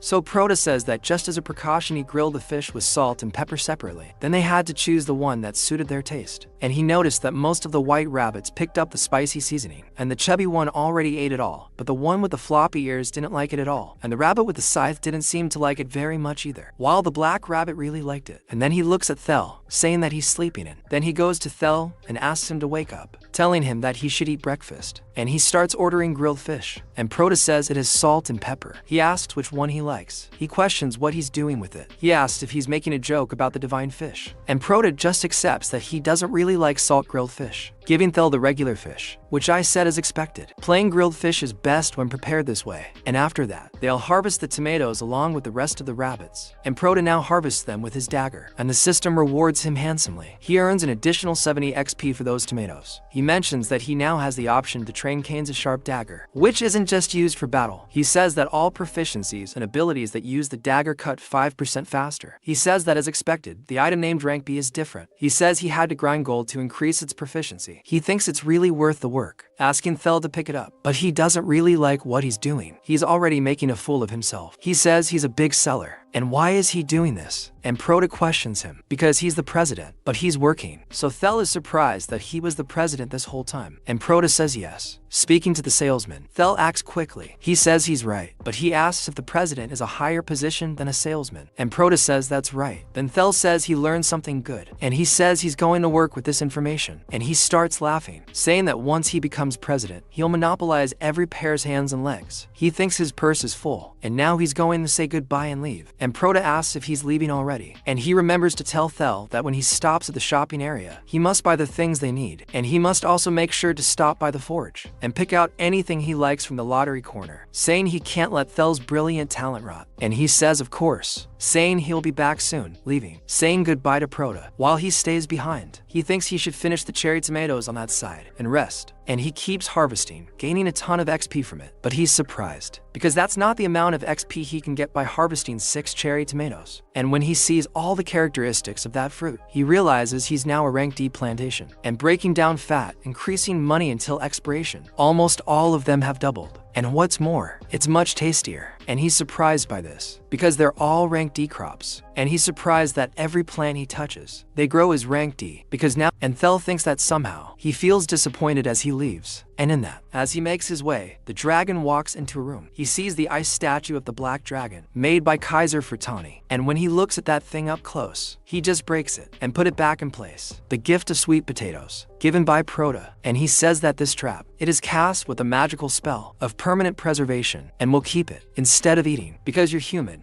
Say-Jun gave it to her. I'm talking about her, but I don't know, because the little dragon is cute to cute. I'm talking like her, but I don't know, a dragon. It doesn't even have her in it. And the dragon wonders, you should check what Sejun is doing with that crystal ball, and notice that he's relaxing, taking a nap, unaware of the dangers that surround him. And he wonders, should he explore the area for now? But he notices something strange, and he gets scared. What could happen to Proto? So sends several notifications to wake him up quickly, and he questions, what's wrong with DM? He asked what's wrong. The DM tells him that this isn't the time to sleep, and tell him to look up, because up there's something, a monster. And Proto is surprised. So the dragon tells that bear to go away, sending him a notification. But when the notification arrives, the bear is a little shaken by what appears in front of him, and then he ends up stepping wrong, falling down there. And Proto asks him to wait, running to the teddy bear, picking him up, not letting him get splattered down there. So he questions himself what he just fell into, questioning himself, but he ends up noticing that it's the giant baby bear.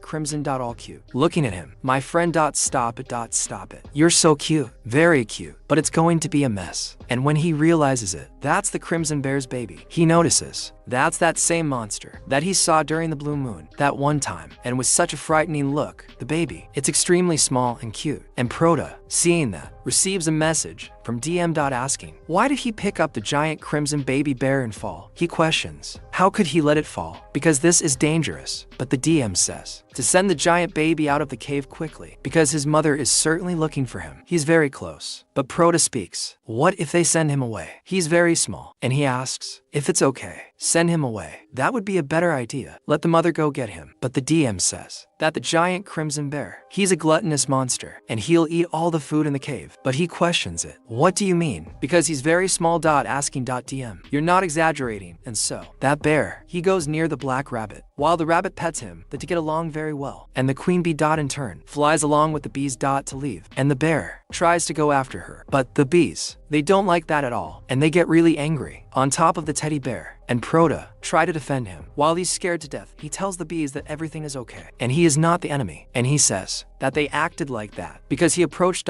Suddenly. Them, sending the teddy bear, don't cry, and question if it's because he smelled the good smell coming from that young woman. And he thinks, which is very cute. So he asks to the queen bee if you can ask her a favor, and she doesn't like it very much. What is he talking about? But still, he accepts and hands him some honey. Then Proto give the honey to that little bear, asking him, try it, and speak. To Proto, that I knew that he would like it. Yeah, he must have been there already because of the smell. Talking, what bears? They really like honey, and that's it. The ADM, there's nothing to talk to him about. And the teddy bear likes Proto, and he is surprised that the bear has already finished the honey. Asking if it was good, asking too if he wants a little more, but the ADM, he's shaking with fear of the idiocy, what he was doing, and he gets really pissed and send a message right to Prota's face. And that message, it's a mission, it's a rejection, commanding. He sends the baby out of the cave. Now, and reward, a work skill, and rejection, it's going to be starving to death. And the system, says the tower manager, he's angry with the baby, giant bear, Crimson, and the baby, he's scared to death, along with all of them. And Prota, questioning, what is the ADM doing? Well, he's just a baby, and how much he eats to make him act like this. And the ADM says that he is just a sword driving away monsters, which could be threats to the tower farmer. But the Prota, he says he's really awesome, and he says he wouldn't have fallen inside the tower if he hadn't. He's surprised, but the ADM say that it was an innocent mistake speaking that he is sending. He listens to him immediately, and the Prota think about that mistake because they told you to enter the tower. It was also a mistake, and so he is moved with your story and also with history of that little bear and everyone. And PROTA. So the ADM says for him to do whatever he wants. Simply let it go. And in that, if John asks, how much does that little baby eat for this thing to be making you so jealous? Saying it's right, and he'll send him out when the time is right. But he tells the little baby bear, asking him to get up because the scary thing is gone.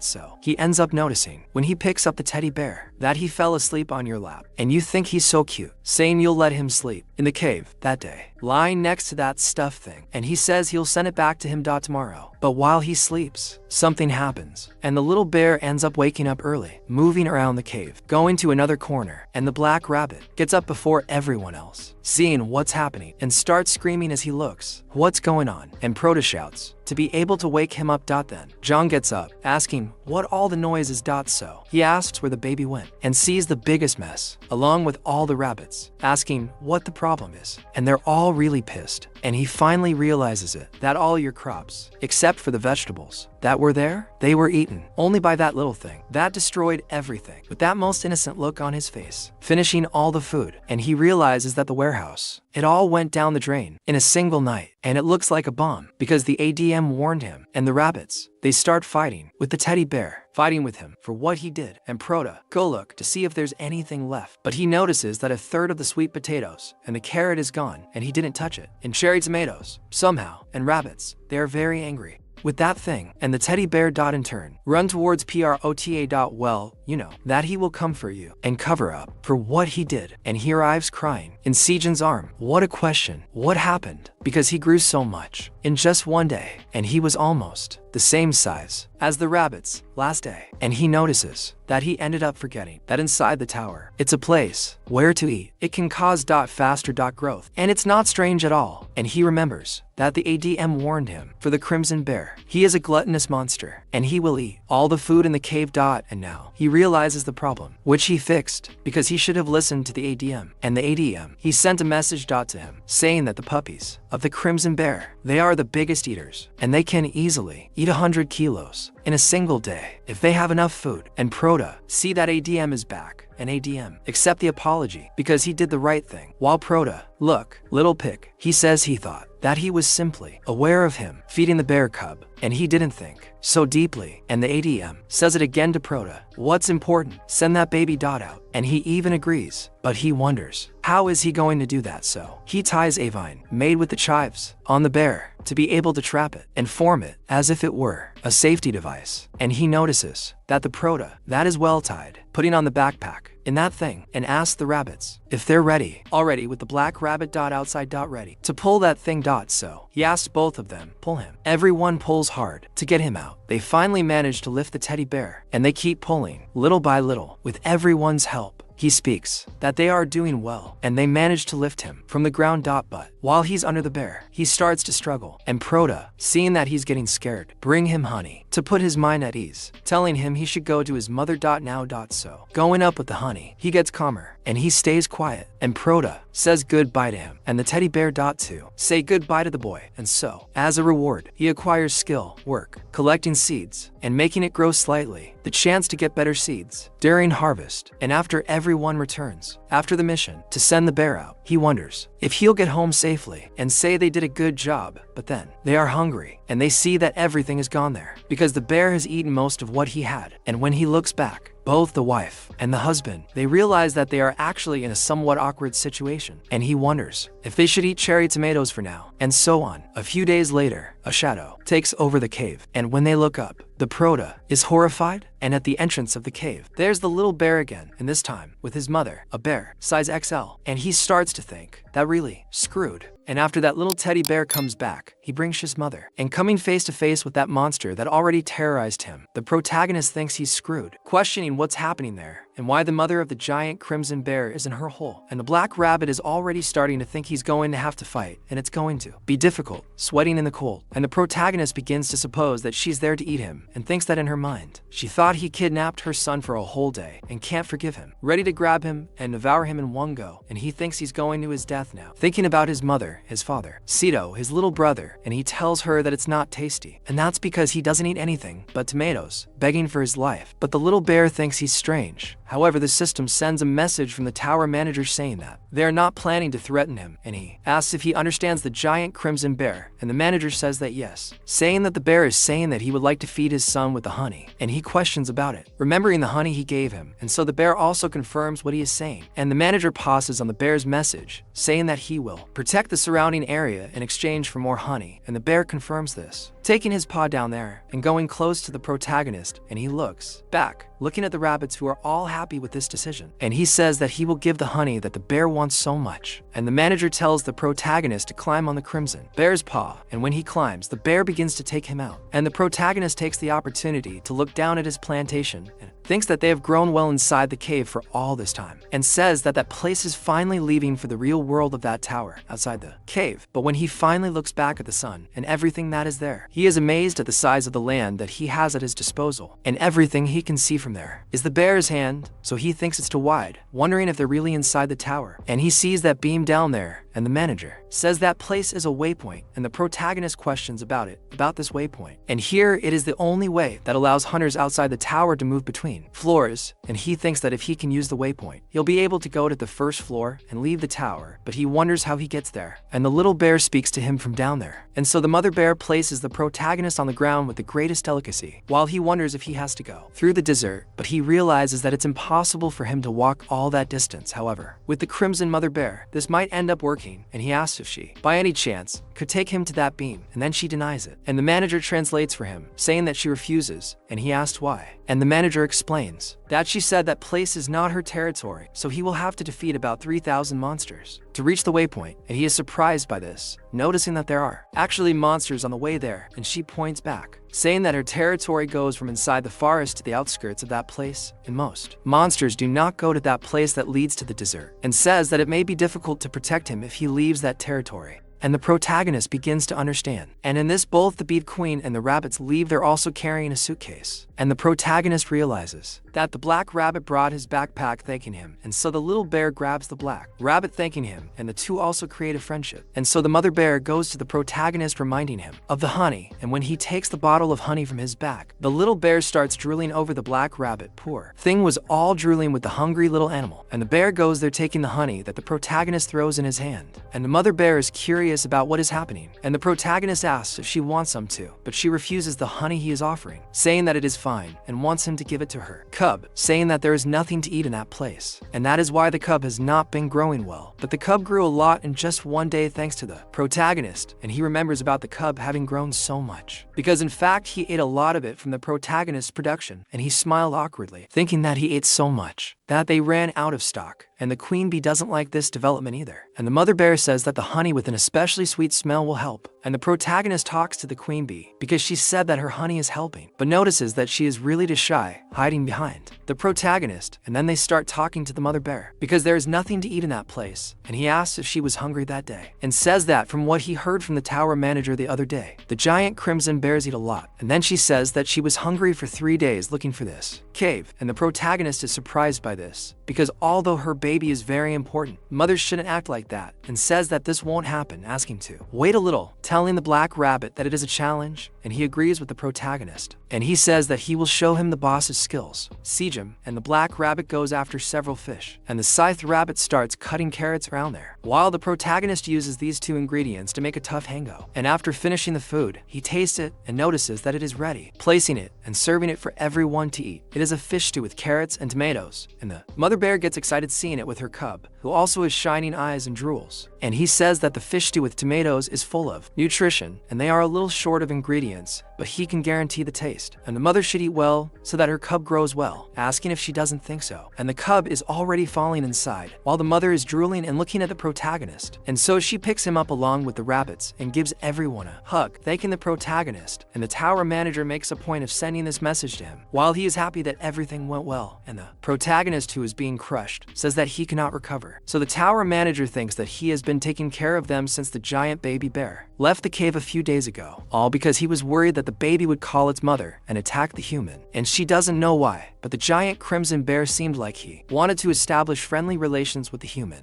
So she reinforced and said that she would pass on her message, explaining to the bear a little before entering the cave. But she says she didn't expect the picture to end like this. And the manager soon thinks that he will be able to eat more if he comes out of the tower and his field increases. And if that giant crimson bear becomes his bodyguard, he will have less work to think about. And it's killing 2 birds with 1 stone. And as expected, he is the black dragon genie, Eileen Furtani, and he is very happy. And now at the headquarters of the street vendor inspection department, several vendors are there. And that fox has a telephone document thinking that the information is missing. And the same happened with the situation with Scarlin, and judging by his personality, it doesn't seem like he's as skilled as the merchant. How does he get that sales number? And then another cashier arrives there calling Zeratia, and says that after a robbery incident at the warehouse of a large chain of owners on the 55th floor, I recently heard reports of stolen goods entering the black market in small quantities, and he is there to report on the list of stolen items that the director requested. And Zeratia questions about this network of owners, saying that he is a cruel owner who eats at the expense of peasants, asking why his inspection department headquarters has to intervene to look for thieves like that, and says that the director should tone it down a bit too. But then another dog appears calling Zeratia, saying he is there to report something, and says that they received a report from the department agent inspection that was monitoring the passage of that merchant cat that they assumed was a hotel, and he just arrived at the 75th floor through the street vendor's passage. And Zeratia is a little surprised, preparing to go through there, and says that they will review the list when they return. And the little dog wishes Zeratia good luck, and she prepares to leave because she will find out about him for sure, while placing her honor as Zeratia of the street vendor inspection department. Meanwhile, Theo is calmly picking up the little bears at the market ready to eat. And another day, the 2 little bears go to the protagonist's cave, and he soon asks her to put him up there again. And he says that 3 days have passed since he made the deal with the giant mother crimson bear. And when he is put out there, he also gives her some food, asking her to eat it while patrolling. And she immediately becomes happy. And he says that the mother bear leaves her cub there in the morning, immediately goes to patrol, and says that after leaving from the cave, the rabbits and he start moving things little by little, and they start cleaning the area around the cave. But the situation is completely different from the fertile underground. And he says that there are a lot of little stones and the ground is very dry. So it seems that it will be difficult to make the crops grow, and the rabbit soon becomes sad about this. But he notices something around, seeing that the little bear is helping him by plowing the land while running from one side to the other. And the protagonist thinks that he did a good job, because now it will be easy to remove the stones. As the little bear is helping a lot, he gives a sweet potato as a reward, and the rabbits, both with the shovel and the cart, are in charge of removing the stones. And the protagonist thinks that in just a few days, his height has grown the same as his.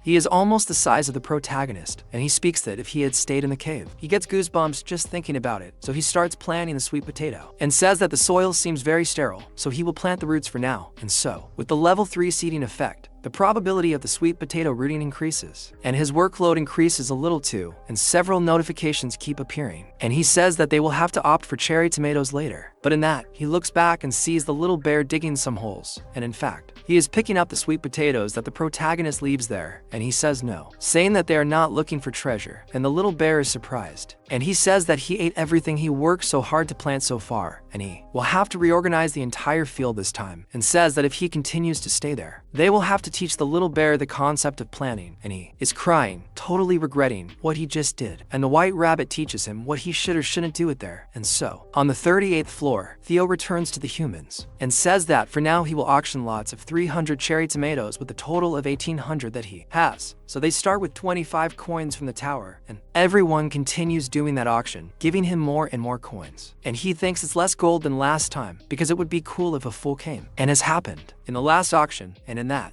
leader goes to talk to Theo, asking if he checked that contract from last time, which has already been fulfilled. So he welcomes Dom Cheek, and he asks Theo to send a message to Park Se-yeon, saying that Dom Cheek of the Phoenix Guild spoke to his family, so they shouldn't worry, and he notes that he got it, but asks why he didn't participate in the cherry tomato auction this time. And he says he needed something else besides cherry tomatoes now, and Theo asks what it is, and he asks if they can take a picture together because his daughter likes cats. So he asks for a reward, and Dom-cheek quickly holds it out, saying it's there, saying it's red pepper powder, and that South Koreans don't eat without it. Theo thinks it's something good, pouring it into his mouth. Dom-cheek tells him that if he eats it like that, it'll go bad. Theo starts sneezing after eating it, throwing himself up in the air, dropping the pepper, saying that his tongue hurts. So, a while later, he goes to the merchant village and upgrades his bag. He leaves there thinking that his tongue is still tingling from that pepper. However, for now, his bag's capacity has increased, and now holds hundreds more cherry tomatoes. He says that it was worth investing all the incentives he received from Sejum to upgrade his bag. At this rate, he will collect 1,000 tower coins and also become an intermediate level merchant. And not only that, he will be able to become the president, make Sejum kneel before him. But then he thinks he will stop in the alley of the store and finish the task he kissed. But in that, he smells. And it is the smell of skewer, and he thinks he will ease the pain of his tongue with that. And he asks the fox to give him one of those, and they say it will be a coin from the tower, but he asks for a discount. And the fox ends up realizing that he is not dealing with just anyone, and he actually gets it, and he says he got one that day too. But in that, someone will talk to him.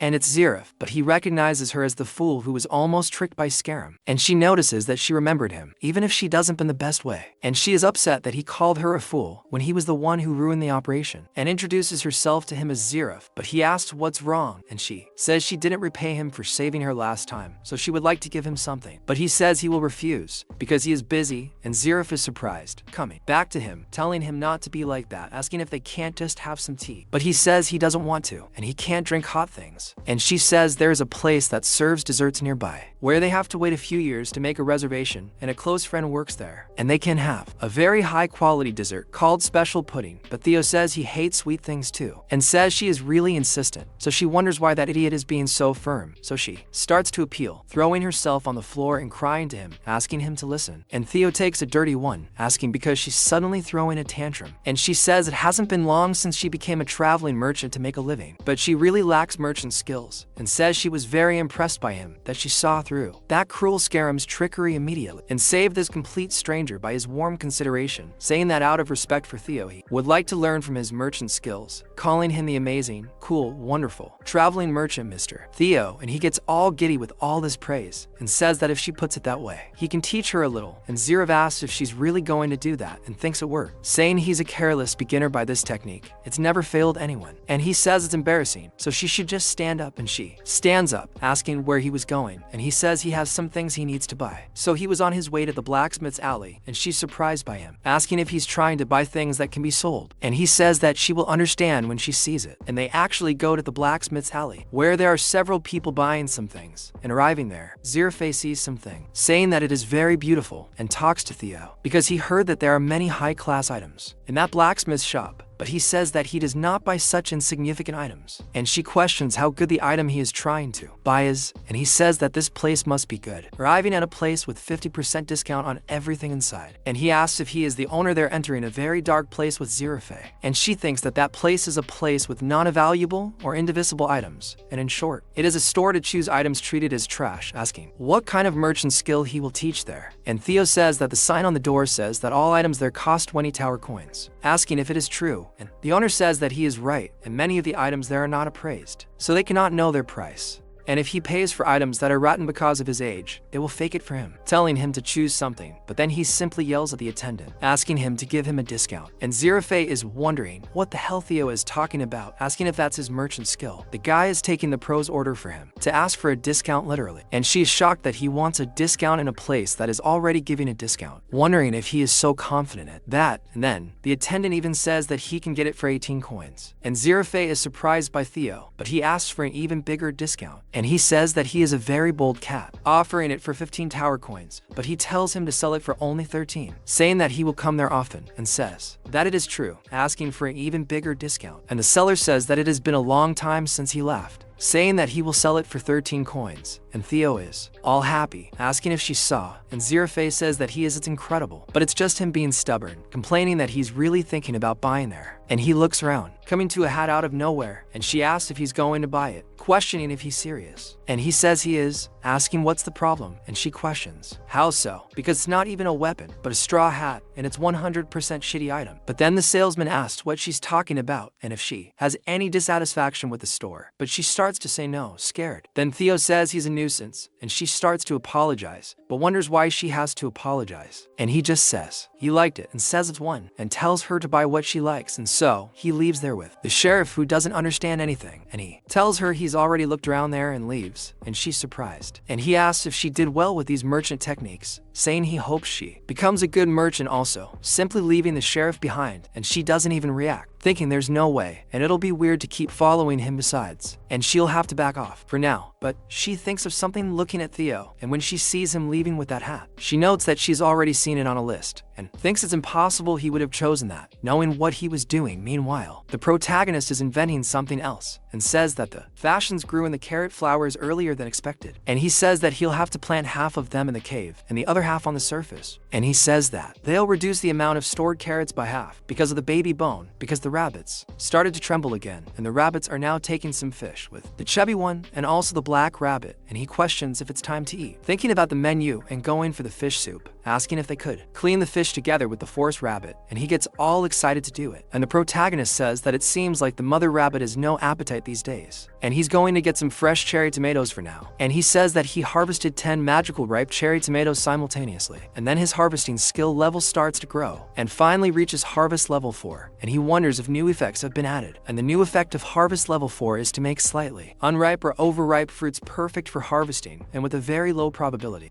The level of crops can be raised by 1 level, an event that the probability is very low. Harvesting the highest level is better, and he thinks that he feels happy just thinking about being able to eat tastier cherry tomatoes. Then he thinks that there are additional skill effects if the skill goes up to level 4, but he realizes that he can only find out by increasing the other skill levels, and so the rabbits begin to call him, and he realizes that it is not time to be distracted, going there and cutting some leaves, and notices that his soup is ready, and it is the fish soup for the pregnant woman that is ready, and the mother rabbit approaches to eat, and that fish soup is a fish soup full of love and devotion for the mother rabbit. It has fish, carrots, and spring onions that have been added and boiled for a long time, and the soup has a refreshing taste, and he thinks that even if she has no appetite, she should eat well, because health is very important for pregnant women. And the father rabbit is there all silly, and the protagonist says that they are doing well on the farm, so they should not be worried, telling the father rabbit to focus only on his wife, and she, who will have children soon, must eat. And he tells the black rabbit that soon their little brothers will come, and in this way, the bear appears. They're calling the protagonist, and he thinks he arrived at the right time, and calls the others to come up and eat with him, because the rabbit with the cart and the rabbit with the scythe will stay in the cave in charge of the vegetables that were left there. So he ties the things that will go up, tying himself together and saying that he is ready for the little bear to pull him, and the little bear and the protagonist up there. And he says that he will see the others very soon. And he says that a few days ago, with the help of the giant mother bear, using a rock as a pulley, they managed to build a manual elevator, and they are starting the day with the bear cub coming to work in the morning and bringing it to the surface for breakfast. And he thinks that no matter how much he looks, it is incredible. He just asked for a rock to tie a rope, but she brought an ultra gigantic rock to that ledge, and he notices that the scale there is quite different, wondering if it's because it's the 90th floor. But thanks to that, he managed to climb comfortably, and tells them that they did a good job, and maybe it's because he's very robust. But the little bear got strong too. He's all silly along with the protagonist. And you'll say that seeing how he pulled faster, he must be wanting to see me more than yesterday, and asks if it's because he wanted to eat and not because he wanted to come. And the little bear agrees with what he's saying, and the protagonist tells him to eat, saying that they are roasted sweet potatoes, and he always ate them raw, so he must not have tried them like that, saying that he left some for him to eat last night. And although the tower manager got sulky because of that, still, he thought the bear would like it, and he really liked it. He ends up falling into everything, and the protagonist tells him to eat more slowly, but it turns out that there is only one left, while he eats quickly, and in that he thinks of something, grabbing that sweet potato, running away, and simply goes to the ground, starts digging, and the protagonist asks him what he is doing, and he starts to bury that sweet potato. Then he thinks that he is planting that sweet potato in the ground, asking if he wants to eat it after it grows, and he gets all cocky doing that. But everyone there starts laughing, finding him cute, and the protagonist says that it will not grow just because he planted it in the ground.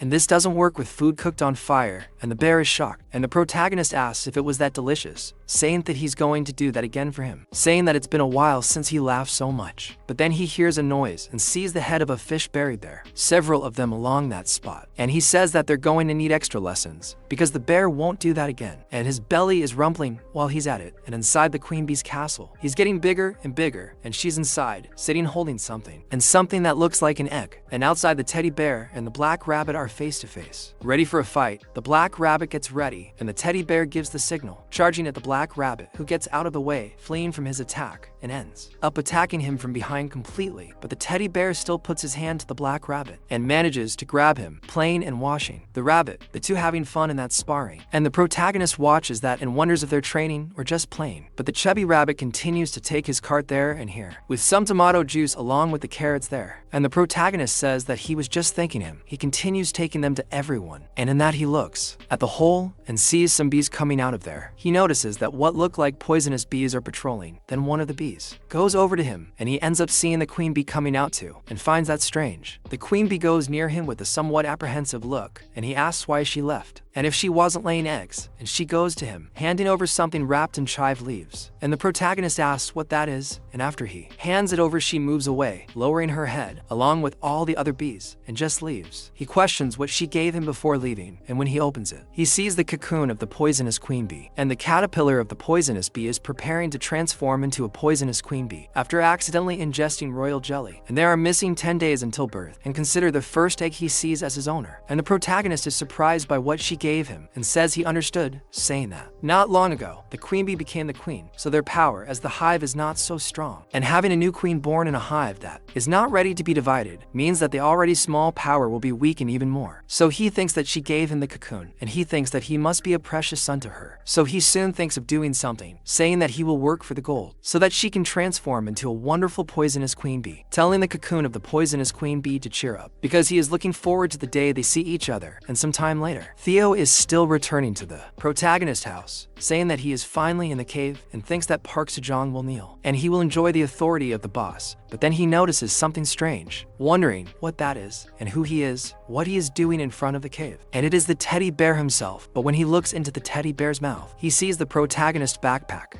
and stays surprised, asking if this isn't the bag offshoring, which is because he's outside the cave. And Theo starts to overthink, getting scared, asking Sejong, and then he falls into denial, asking why, because his dark thoughts are never wrong. And he says that it's no wonder he felt something dark since he entered the 38th Avendar, and thought he had to escape as quickly as possible, but he didn't use all his remaining time with Theo the cat seller, and he starts to get sad only for his benefits. And he says he's going to go to the teddy bear to get revenge because of his lap wanting to attack the teddy bear, but the protagonist arrives there just in time, questioning if he arrived while he was going after the bear. And so he automatically stops his attack, going after Sejong and grabbing his head. Then he asks if he's okay, and if she bit him somewhere, but the protagonist questions why and what happened. Then Theo asks about his knees, asking how he left the cave, clinging to the protagonist everywhere, worried about him. But then Sejong says he's going to fall, asking him to stop, then asking what the hell that giant red bear is. But the protagonist tells him to calm down first, telling him to say one thing at a time. And so he sits down to explain, saying that since Sejong can see that it's the cub of a giant red bear, and says that he ended up falling there in the cave and they became close. And in exchange for the mother protecting the surroundings, he agreed to give him honey and food. And Theo says he thought he had been eaten by that thing. But Sejong says that it's understandable if he sees the size of that brat. But he also thinks it's strange to keep calling him a giant red bear, saying that he wishes he had a name, and talks to Theo, asking if he could ask the bear cub what his name is. And Theo says that the bear cub is just a bear cub, saying that he says he doesn't know his name, and so he asks if he should give him a temporary name, something that comes to mind. And apparently the teddy bear agrees, asking what name he would give him. And the protagonist says he has a really amazing name, and says it's Kyung, because he keeps saying Kyung all the time, and says it's the perfect name for him. But everyone around is looking at the protagonist with a huge look of disappointment in their eyes, both the rabbits and Theo, thinking that Sejong really has no sense when it comes to naming people, and asks him why, and says it's a good name, asking if it isn't, questioning what the teddy bear thinks of it. And then, while he starts tickling him, the teddy bear actually likes it, and tells him that as he imagined, he knew he would like it. But Theo tells him to stop now, telling the protagonist to take a look at it, full of jealousy of what he's doing, and says that he completed all the missions this time too, and sold everything. And with that, he asks how much time he will give to Theo, the salesman cat, and he says that it is great great, because added to the time that was left in that last hour, it would be about 38 hours. And Theo is all happy saying that he will use them all now, telling him to give him some tears, and so the protagonist picks him up, serving him, calling Theo sir, asking him to eat some tears, and Theo is all happy and is treated well. But while he is eating tears, the little bear ends up coming by and eating part of his tears, and he asks what the bear is doing,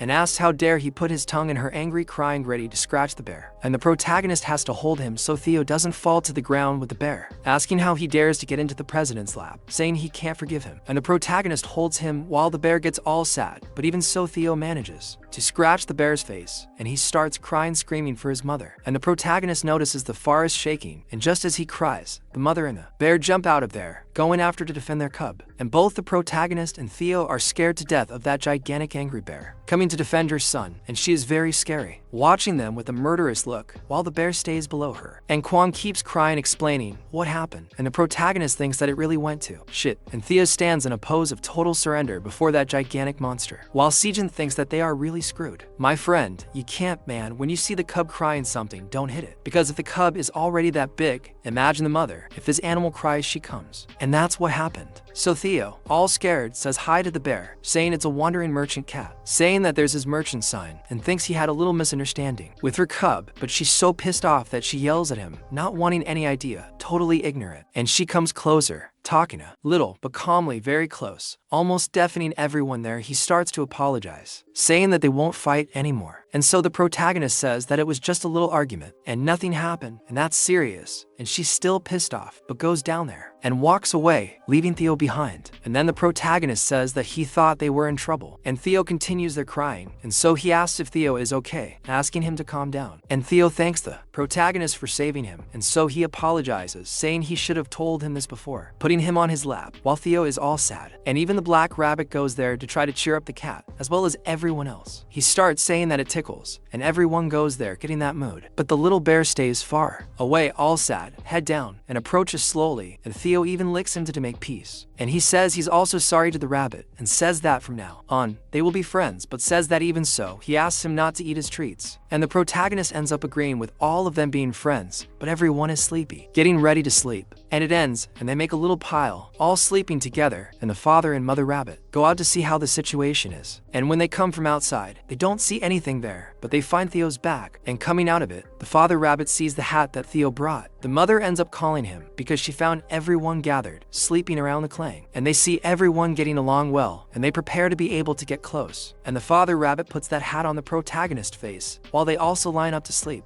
And I need to tell you, the animal is living a dream, tranquility, living off the land. The animals are really cool, everything is calm, going well, making money. I'm simply there for this. In another corner of the same tower, in the place of outer space, some dragons are watching the wizard move with some very flashy magic, and he's using his magic on a crystal. Then, while he does this, it turns out that the crystal reacts in a way he wasn't expecting, and you question why it's a tower. He's not getting mad about it, but then, Anton Freitani arrives asking his master to stop, and he asks if he can calm down in the situation, because he can't see Island, and that is Kaiser Freitani.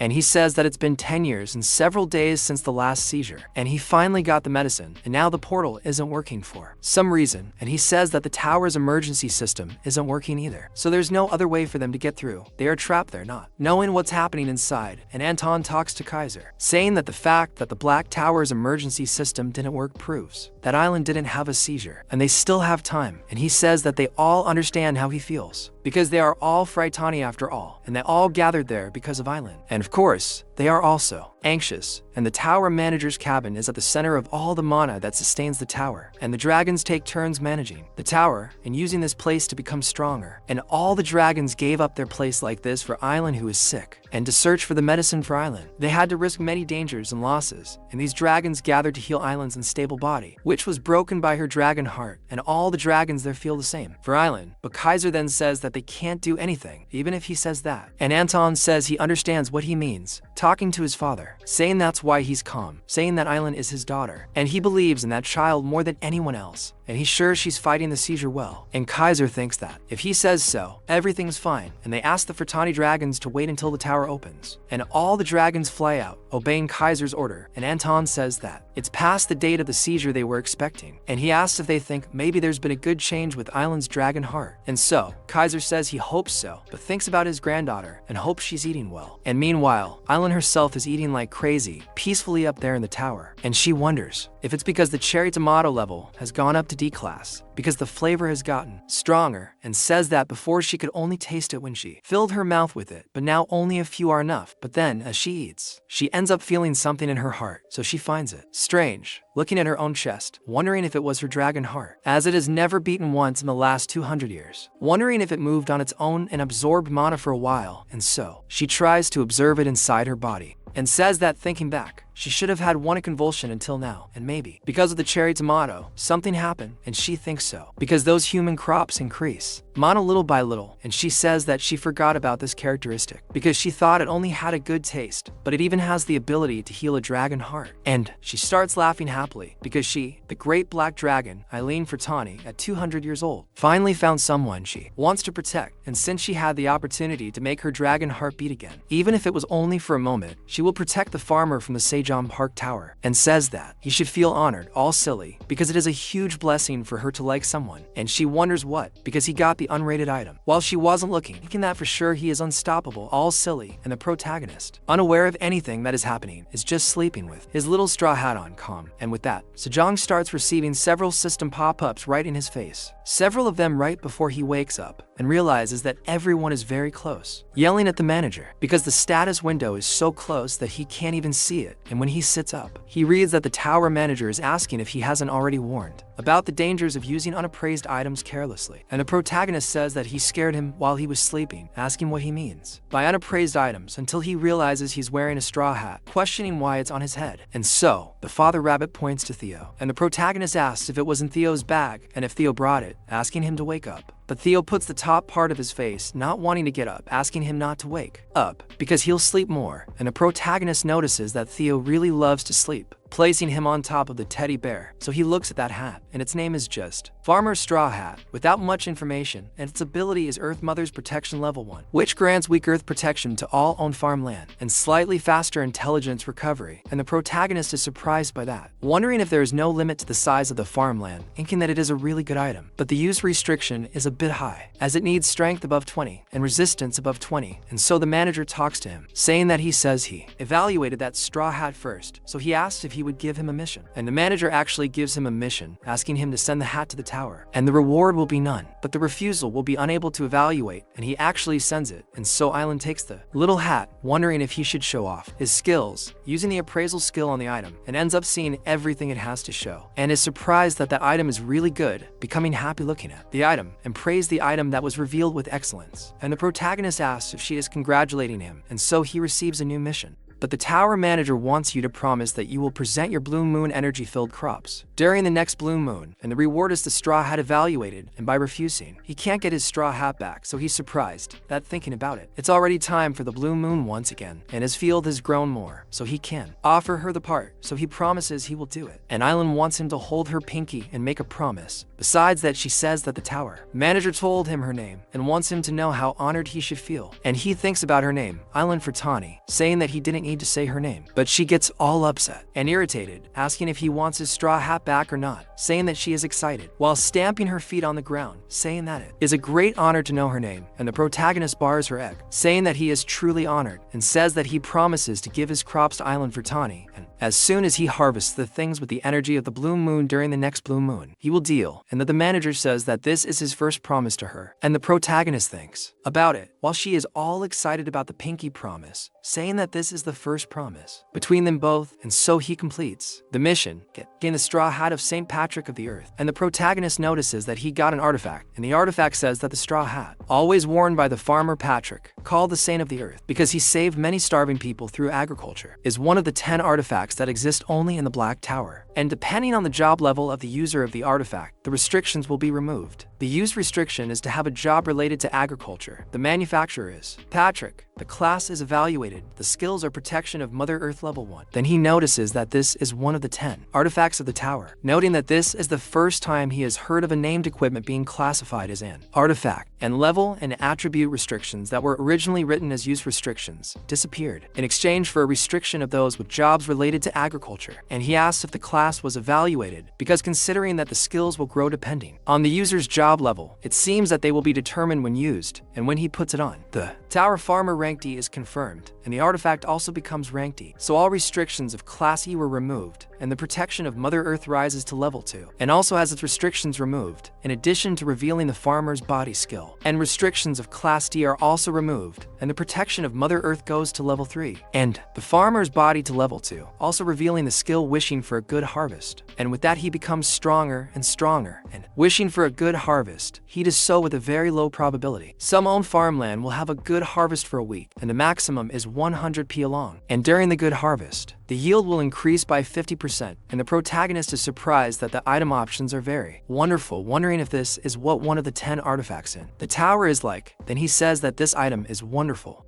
and their essential skills to cultivate that isolated land outside from the cave, thinking it will be really useful. And I said that as expected. Theo is golden hands, and his intuition was correct. He will have Theo grab him all silly, hugging the sales cat, picking him up sweetly. But Theo stops him while he is kissing the little shoe, asking what the protagonist thinks he is doing, all scared. Then the protagonist notes that he was awake, saying that Theo will be the sales cat for a week, and he is surprised by this, questioning if he is letting him be the sales cat Theo for a week instead of 38 hours. And he says that is right, calling it a cute little party. Then Theo wakes up all excited, saying he doesn't know why, but he is very excited, being very happy that he is the sales cat. And a while later, the protagonist goes back to the hole. Then all the bunnies are sitting near him. The black bunny is very nervous, knocking paw, and the protagonist is also very distressed along with Theo, who is on his lap, and Theo is shaking because the protagonist won't stop. And so he asks if they can't stop moving their feet because he's going crazy. But the protagonist says he can't help it because he's very anxious, and a lot of time has passed, but there's no news. The bunnies are also at the door of their mother's house, very apprehensive, and Theo says it's hard to wait for so long, asking this John if he can handle it. He cried, and the black rabbit is upset about the situation. And the protagonist says of course, and it seems like it will take a little longer, so he's going to take a break. But then the scythe rabbit comes out from inside. So the protagonist asks if they came out and how many there are, and if they're all healthy. But then the bunny's outside. Just watch along, and the scythe rabbit comes out with 3 little ones, and they are very surprised. But the father rabbit comes out of there too, with 3 more in his arm, and there are 6 in all, 6 cute little babies. And the protagonist notes that he needs to make some soup to help the mother rabbit recover after that morning's hard work, and says that this is a very happy occasion, thinking that they are very cute. And he talks to Theo, asking what he is doing, telling him to come closer. So Theo wonders if he can come closer, and he says of course, asking if the babies aren't cute, and Theo says that they are too small. And so the protagonist says that Theo has become an uncle, and he gets all silly, and the protagonist says yes, telling him to take good care of the bunnies, calling him cool Uncle Theo. And Theo gets all silly, taking the churro out of his cape and offering it to them, saying that this cool uncle will give him the churro that he likes the most, asking the babies to eat it that. But the protagonist says that babies are too young and can't eat churros, and he gets all silly. But Seiya asked if he was secretly hiding more churros, and Theo just says it was for emergency, all nervous, so he asks him to let it go just this once.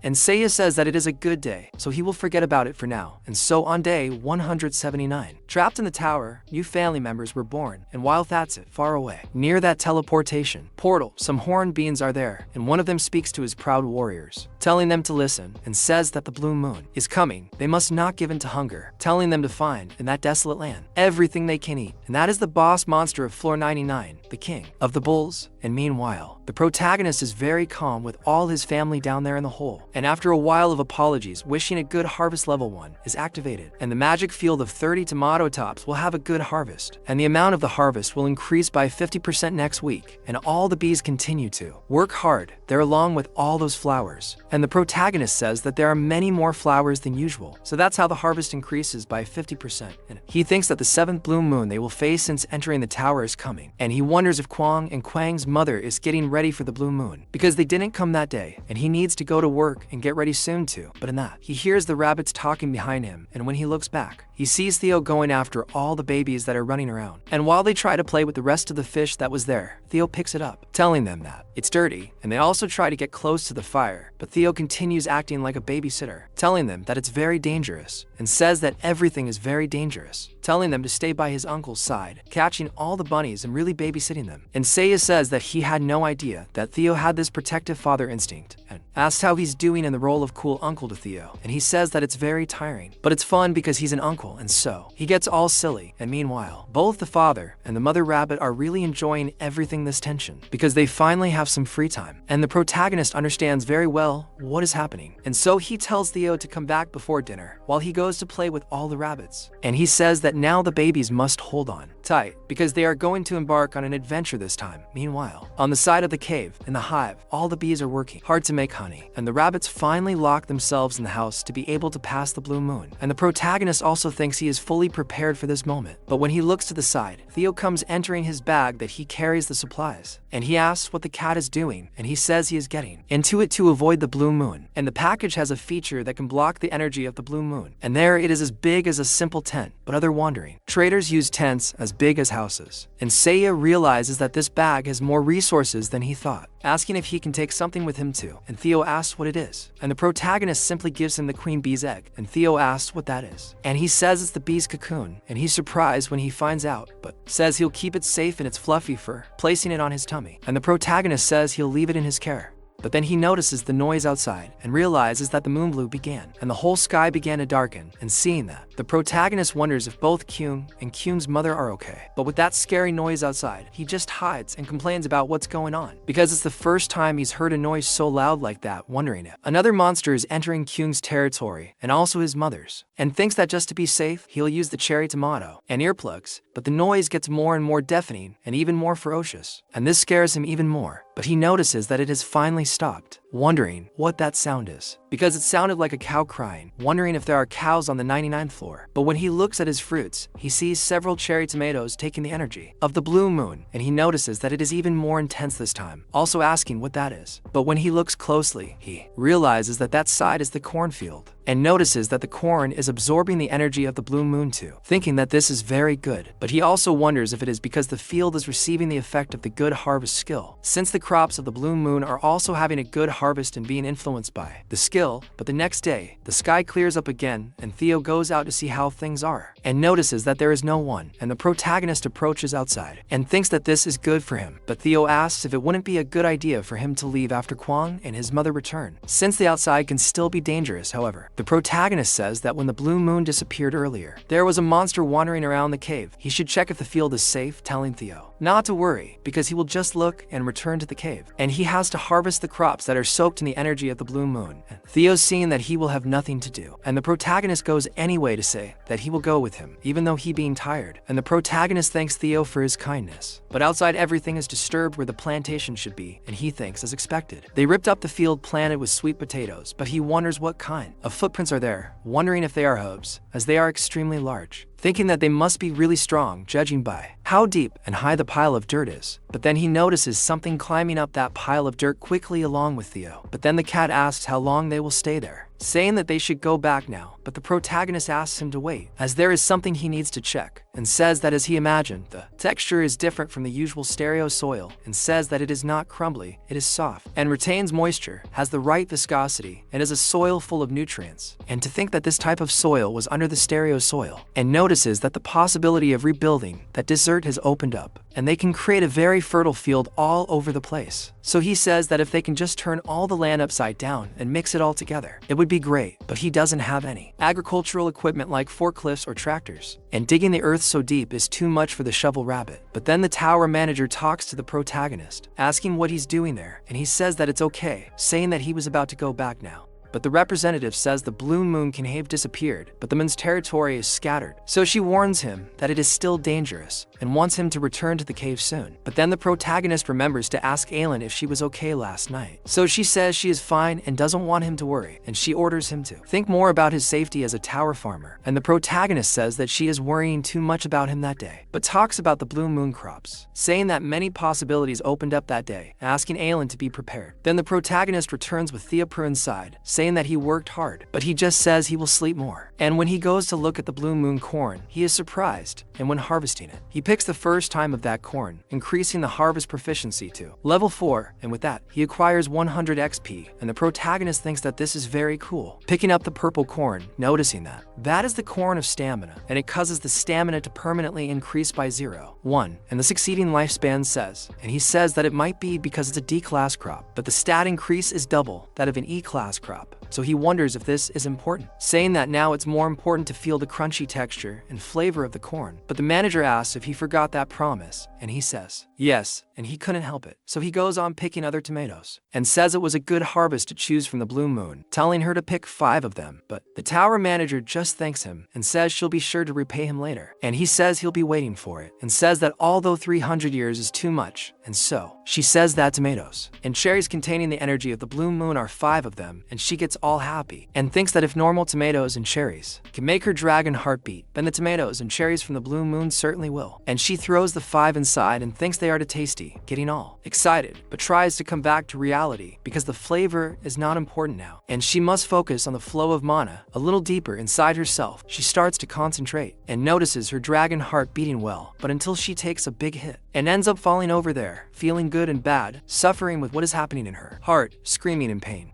Meanwhile, the protagonist is all happy with his harvesting corn and putting it to cook in the pot, ready to eat. He says it's time to use the pot, which Tell got the other day, and the corn husk will form a layer of air between the pot and the corn, thus cooking it. He should dry the corn husk well and make corn tea, so he'll have another food option. So he calls all the rabbits, who quickly come to him. But then he asks the father where the babies are, and the father points to the house. He says they must be sleeping with the mother rabbit, and tells him to look, showing him the harvest of the blue moon crops, and everyone gets excited. He says they got some new blue moon corn too, and now he's cooking it, and everyone will share it. And the father rabbit asks the protagonist if he can have it, and the protagonist asks if the cherry tomatoes will be enough, asking if he wants him to eat the moon corn alone. Then he says that, as expected of father rabbit, he's always grateful to him, but the others feel a little bad about not being able to eat it. But he says that, even so, he can't eat it alone, because they're going to have breakfast, harvest some corn, and have dinner together. And all the other bunnies who were dying to eat it are happy. Meanwhile, the queen bee and her subjects continue on through the plantation, tending to the flowers, and the protagonist finally finishes cooking the corn, noting that it looks very delicious. But look, protagonist, I have to disagree. Maybe something purple like this, like glowing purple corn, doesn't look very good, right? Usually, when things have colors they shouldn't have, it goes wrong. And when he picks up the corn, he realizes it's very hot, so he thinks that, since it's a ranked product with blue moon energy, it must taste delicious. So he thinks about trying it, along with all the other bunnies who are throwing those tomatoes in while they eat. Father Rabbit worries about taking one to Mother Rabbit. He asks if he'll go into the cave to share it with her, telling them to enjoy it. And he enjoys it too, digging into the corn, noticing how sweet it is, each kernel delicious. He says the salty sweetness increases the more he chews, making him eat naturally, as if he were playing the harmonica. And since he consumed the stamina corn, his stamina permanently increased by 0.1. And he notices that he ended up eating the entire cob and throwing it into the fire. So he calls the rest of the rabbits to eat some more corn. And he notices that the one near him is very ripe, harvesting them and also earning points for this harvest. 20 XP for each, and that stamina corn has an effect that can be stacked up to 10 times in an hour. And when consumed by non-awakened people, 20 grams of fat are broken down, and skin elasticity improves. Simply put, the bug will be the cosmetics industry's worst enemy. If he asks a certain pink brand to promote this, he will get money. So, Her thinks his mother will like this, as it improves elasticity. Next time, he'll send some news to his family, wondering if he should send some crops too. Just then, Kwang's mother appears with the cub, and the protagonist saves them, asking if they were hurt the night before. He then gives Kwang some honey, saying it must have been hard for him, since he couldn't eat anything that day. He's all happy. The mother also shows up asking for some, and the protagonist says he'll bring her some grilled fish later. But just then, Theo wakes up, saying he's going to the protagonist, and he questions why he doesn't sleep anymore. Theo says he can't waste his time like a sales cat sleeping, so he's going to work. Since he's the professional among all professional wandering merchants, the protagonist thinks he really has the mentality of a true sales cat. So Theo asks him to take him to the wandering merchant's corridor, while clinging to the protagonist. But then, Kwon grabs Theo by the cape, saying he'll take him instead, and the protagonist just wishes him good luck, while Theo struggles to stay on the protagonist's knee. But then, for the protagonist there's not much left, so he thinks that until Kwon returns, he'll organize the destroyed field, and so he starts little by little. But then, in the meantime, there, with the Banators, they begin to present to the king, and Bull 1 brings simply mud, while Bull 2 brings dry soil, so they ask what this is since everything is mud, questioning what the hell they were doing, and how he said to bring food to eat, but they are only bringing mud. However, one of them speaks to his captain, saying that it's been a long time since they saw grass in their territory, and even if they tear everything down, there's nothing but mud, and they are all sad about the situation, and the king sits very upset, wondering why this is happening, because at that time, this place was a real meadow full of high-quality grass. When he arrived there, he was the feared strongest monster in the Black Tower, guarding the passage area of the 99th floor, the Black Minotaur. If he didn't replenish the energy depleted due to the blue moon, he would lose muscle. So, the dean ordered his subordinates to spread out across the territory and eat grass during the blue moon. However, the Minotaur race is made up of large monsters with very strong appetites from the beginning. So, the rate at which the grass was eaten was much greater than the rate at which it grew. In the end, that place became a barren land where not a single piece of grass grows. So, he begins to think that the muscles of the newly born young Minotaurs are not looking very good, and to maintain enormous strength like great and proud Minotaur warriors, they must consume high-quality grass. And with that, he begins to call the Bull 3. Then, they don't see the Bull 3 anywhere, and the king asks if he did not enter another territory, and was unable to return. Then Bull 3 arrives apologizing for being late, and says that when the blue moon ended, he opened his eyes and was very far away. Then the king says that everything is fine, since he returned safely.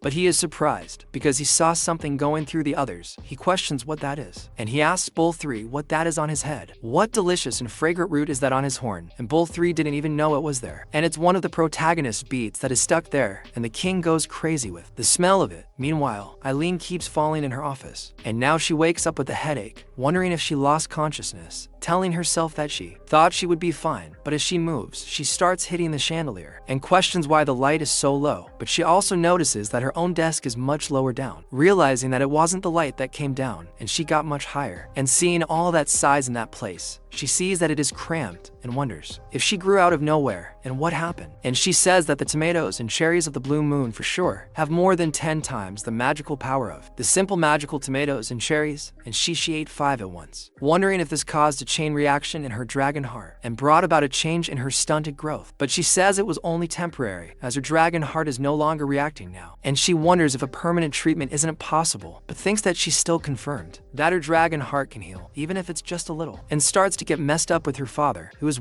her farmer from the tower, talking about that cute little thing. But then she is surprised, noticing that he is eating all the yummy things and leaving her out, wondering what he is eating, as he is so small that she can't see, and thinks that he should have the big crystal ball that her grandfather used to have, and also thinks that the door has gotten smaller, and now she can't get out, and says that she will also eat the yummy food, starting to kick, asking him to give her this food, talking to Fax and Jun. Meanwhile, he is in the hole, along with the teddy bear, the bee, and all the rabbits, harvesting all their crops calmly. So while they take and roast, the little captain and the new bunny are organizing everything together with the rabbit in the cart. And so he talks to the rabbit in the cart that by chance he ended up steaming the last ear of corn, so he calls everyone to finish, asking the one in the cart to let the others know to join in dinner, and he says he will take the cooked corn out of the steam, along with the little puppy who is very hungry. So he thinks it smells delicious and is ready, and so the tower manager says she would like to try the corn too, asking if she can have some, and the new mission appears, ordering to share the corn with the hungry manager, and the reward is extreme gratitude, and refusal, extreme disappointment, and the protagonist talks to Lyle, saying that he gives it anyway, asking if she could wait a little, because the grilled corn is also being prepared, and will give her everything together. So she agrees and says she can wait, and in that, all the bunnies arrive there with the roasted corn, and place it near the protagonist, and he notices that it is incredible, with everything they have to eat, and says that the seasonings that Lyle brought are one to season the grilled corn.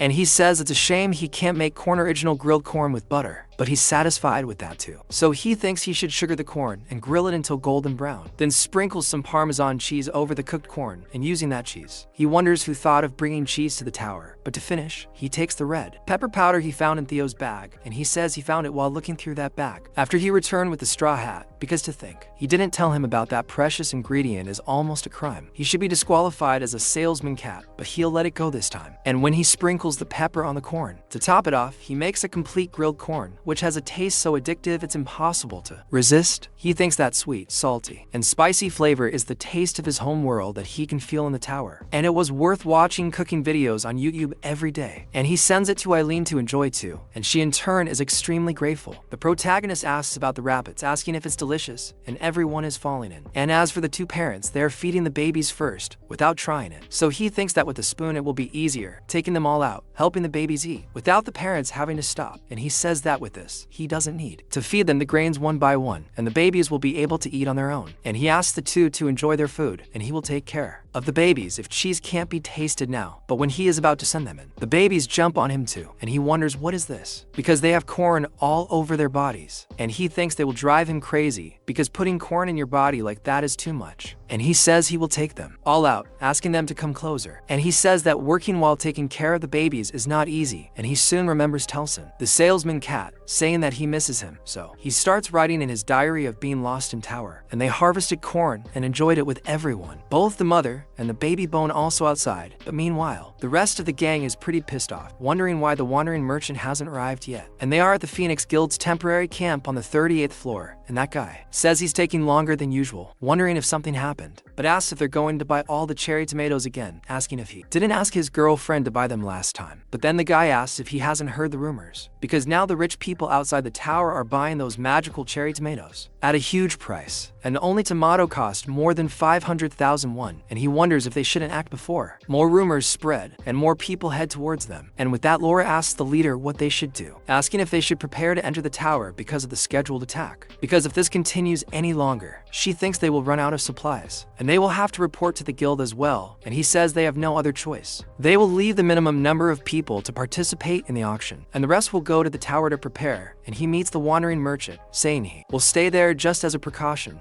And some people actually leave, while Thassa 3 stay behind. And he says he thought Jessica would stay, and didn't expect Sora to be there in her place. And Sora says that Jessica's sister said she no longer needs the cherry tomatoes, so she ends up getting rid of all the weight she needed. And the girl in turn is very happy that she gave her share to him. Then the leader asks if she will participate in the auction. He asked if she was interested in the cherry tomatoes too, but she says no, saying that she is very interested in giving Edel the cry, and she brought several this time. And he says he understands, because Edel is a pretty fatal guy. Meanwhile, he is being all silly. Man, even I want to pick up this little animal to pet. My god, it reminds me so much of my cat. And he says that the babies are breeding for the cool team. There together he finally arrives at the passage of wandering traders on the 60th floor, and he thinks he has always felt this, but he thinks that there the passage is much higher, as if it reached the sky as he walks around. A little dog with bulging eyes and a sticking out tongue asks Tell to tell him his agency and rank. He says he's a novice wandering trader and would like to use the common trader's passage, which connects to the 38th floor. Everyone watches from afar, wondering if that's Tell. They think so, because he's a cat just like in the picture, but nothing else matches, besides the fact that he's a cat. The wolf is shocked by the gift of the leaf, because his drawing is very bad, but he doesn't think he's holding the straw hat at all. The other wolf, Elk, tells Elko that he must have put it in his bag, asking why he would wear it around. He says he's Chief Elka, and asks why Mr. Grilled is looking for a straw hat, and a common one at that. Elka says it doesn't matter, because they from the Silver Wolf tribe are the best free mercenaries in the tower, so they must act according to how the commissioner ordered, and for now they will continue following him. And Elka asks if they all brought their mercenary association IDs. But meanwhile, Saraf is watching how they are acting, and is surprised that the Silver Wolf tribe is there, wondering if they are behind the hotel and wondering why. Then she begins to assume that it is because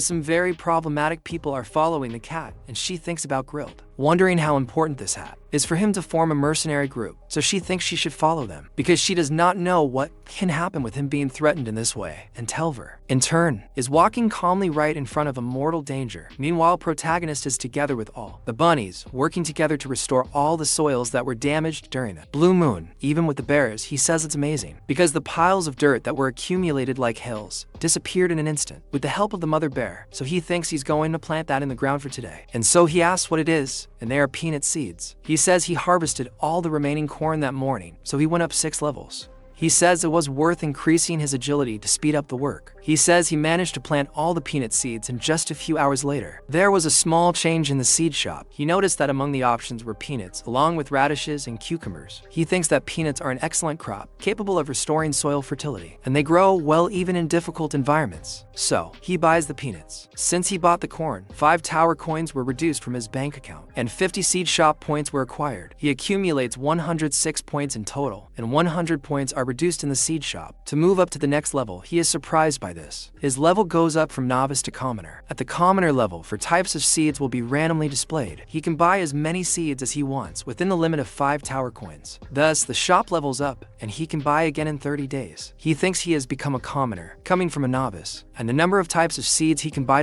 increased from 3 to 4. He is eager to use the next seed store, while wondering how many varieties of seeds he can buy, as he needs new and more varied seeds. Because corn, after being cooked once, does not produce fruit again, so they take everything that is left from the plantation and place it near him. The Yang helps the protagonist a lot by bringing those bales. He thinks that they cut all of them and place them on the ground to cover the area around the field where the peanuts were planted, and this was to prevent the moisture from evaporating. Because the sun shines all day there, it would not work to plant anything. He thinks that since he can postpone the watering period a little, he can free up time to use the labor elsewhere, and in this he begins to loosen the corn kernels. He says that he has finished harvesting the corn seeds, which will be planted next time. He says he will soak them in water for a day and plant them tomorrow, but then the bunnies appear there, and he says that those are not to be eaten. While they try to get it anyway, he says that they must be bored, but tells them again that they are busy expanding the field outside the cave, so there would be no adult rabbits to play. But he has a good idea, asking the babies to go there, saying that he will give them a fun job, and says that they are very cute while giving them some little bags, saying that they all look like kindergarten students, so he tells them to put those pockets on while they walk around, and give a slice of carrot to each adult who is working for the gold. But he tells them not to take it off now, and to take it off only when he is going to give them a piece of carrot. They must go there and fill the bags again, because he will fill them again, and sends the supply unit and go to the older ones. They really give carrots to everyone, and he says that when the hotel arrives, he wonders if he should talk to him about buying some cute clothes for the bunnies to wear. And he thinks of all the little outfits he can put on them, and says that they will be adorable, because it's a shame that he won't be able to take a picture of it.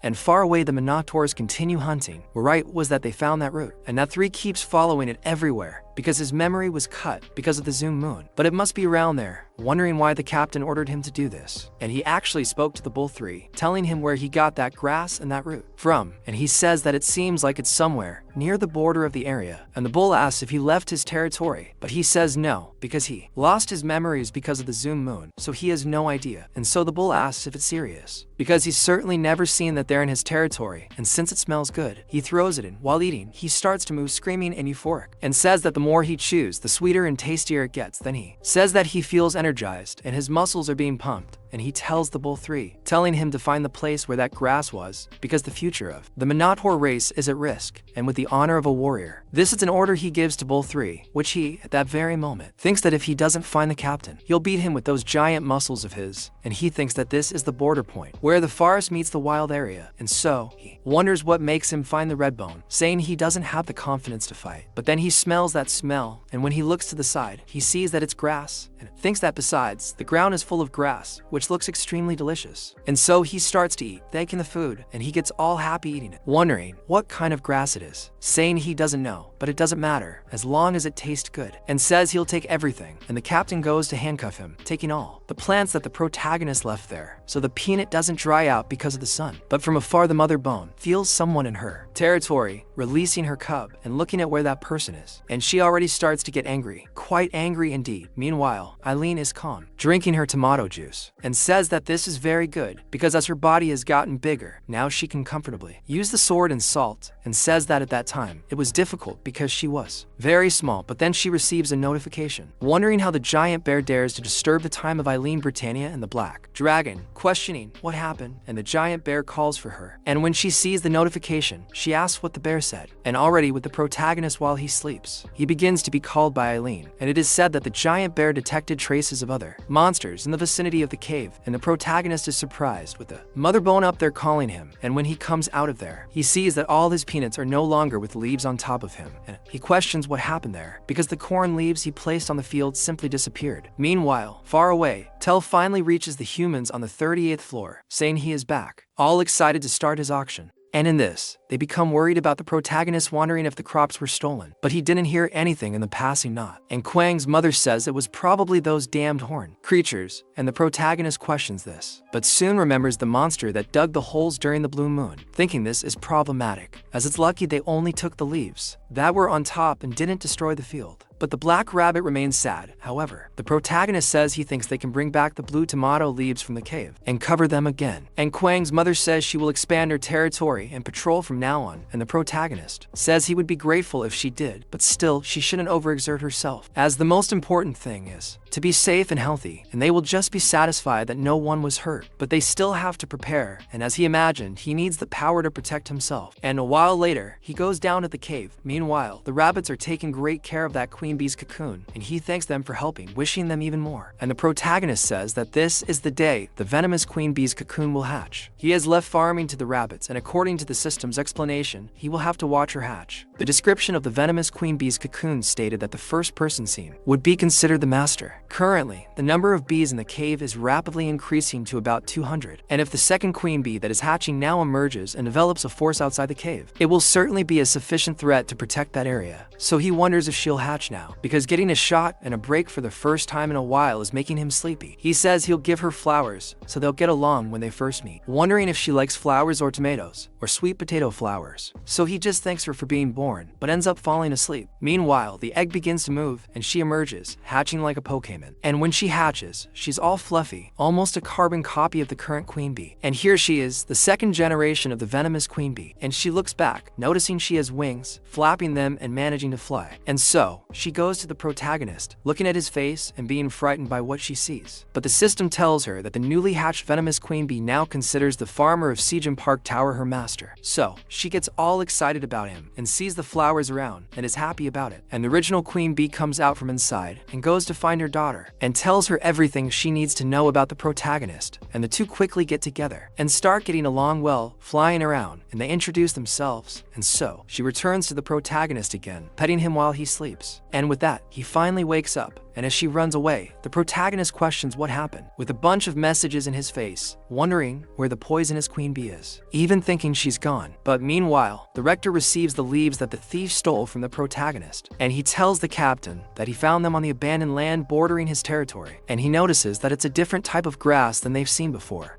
And this time, it's a grass he's never seen before, and it's too small to share with the others. So, number 3 apologizes because, in fact, he must have eaten everything along the way. And so, the king says that they can't help it, and it's their instinct as a monot horse species to have a big appetite. He thinks it smells sweet, and when he eats it, he notices it's incredibly good, saying it's very tasty. He's brimming with energy, talking to the bull he's found. The bull doesn't understand, and the king says that if they had plenty of grass, yes, maybe they could even bring prosperity to his stereo land. Then, he wonders what's happening in the forest, because the thought of that kind of grass appearing in that abandoned place makes him wonder what changes are coming to the 99th floor. And if it were up to him, he'd love to go there himself to secure as many of those plants as possible. But he can't leave the landmark without knowing how much grass there is. He says it's because the time he can stay away from the landmark is limited. And so he speaks to Bull 3 again, telling him to go find the source of that grass. And if it appeared like that, there's definitely more in that place. And if someone intentionally cultivated it, they should discover his identity as well. But at that moment, Bull 3 mentions something, asking if he can take a short nap beforehand, saying he's eaten a lot after a long time, so he's getting a bit hungover. But the king tells him to hurry up, ready to hit him, and he simply runs away. Meanwhile, the phone talks to the humans, and everyone is happy he's there. Questioning why he's so late, he apologizes, saying something happened, but in exchange, the magic tomatoes he'll now sell are special. They question him about it, saying that the magic tomatoes were already special from the start. But he says no, saying that it's even more special this time, and that they're ranked E magic tomatoes. They're all surprised by what the faggot is saying, noticing that it actually reduces 20 grams of fat now, and the mana boost has also increased to 0, 2, and their lifespan is now 60 days. The The leader thinks he's never seen ranked E tomatoes before and thinks this is amazing because he can eat and save more than last time. The Tell says that he's going to put 4,000 for 100 units up for sale now, with 2,000 units in each batch. And so he starts offering 70 tower coins for 400 and 90 for the same price. The Tell sells them little by little, making a large amount of money. He says that with this business, his profits exceed those of 1,000 tower coins, and finally, he can become a wandering merchant. So, he says that when he becomes a veteran wandering merchant, the restrictions on marking cultivators will be lifted, and then he will no longer need to hide it from himself. And so, the girl arrives once again asking to take a picture with the phone, and he gets all silly, noting that he must proceed to the next business as a veteran wandering merchant, and he tells them to line up, touching their paws, and the reward would be something he was going to ask for. But when he looks ahead, only that girl is there, and he asks why she is alone, saying that there is no one else. And she talks about that, saying that he hasn't been in a long time. So, the people who were waiting for him came down from the tower, and he says that it is true,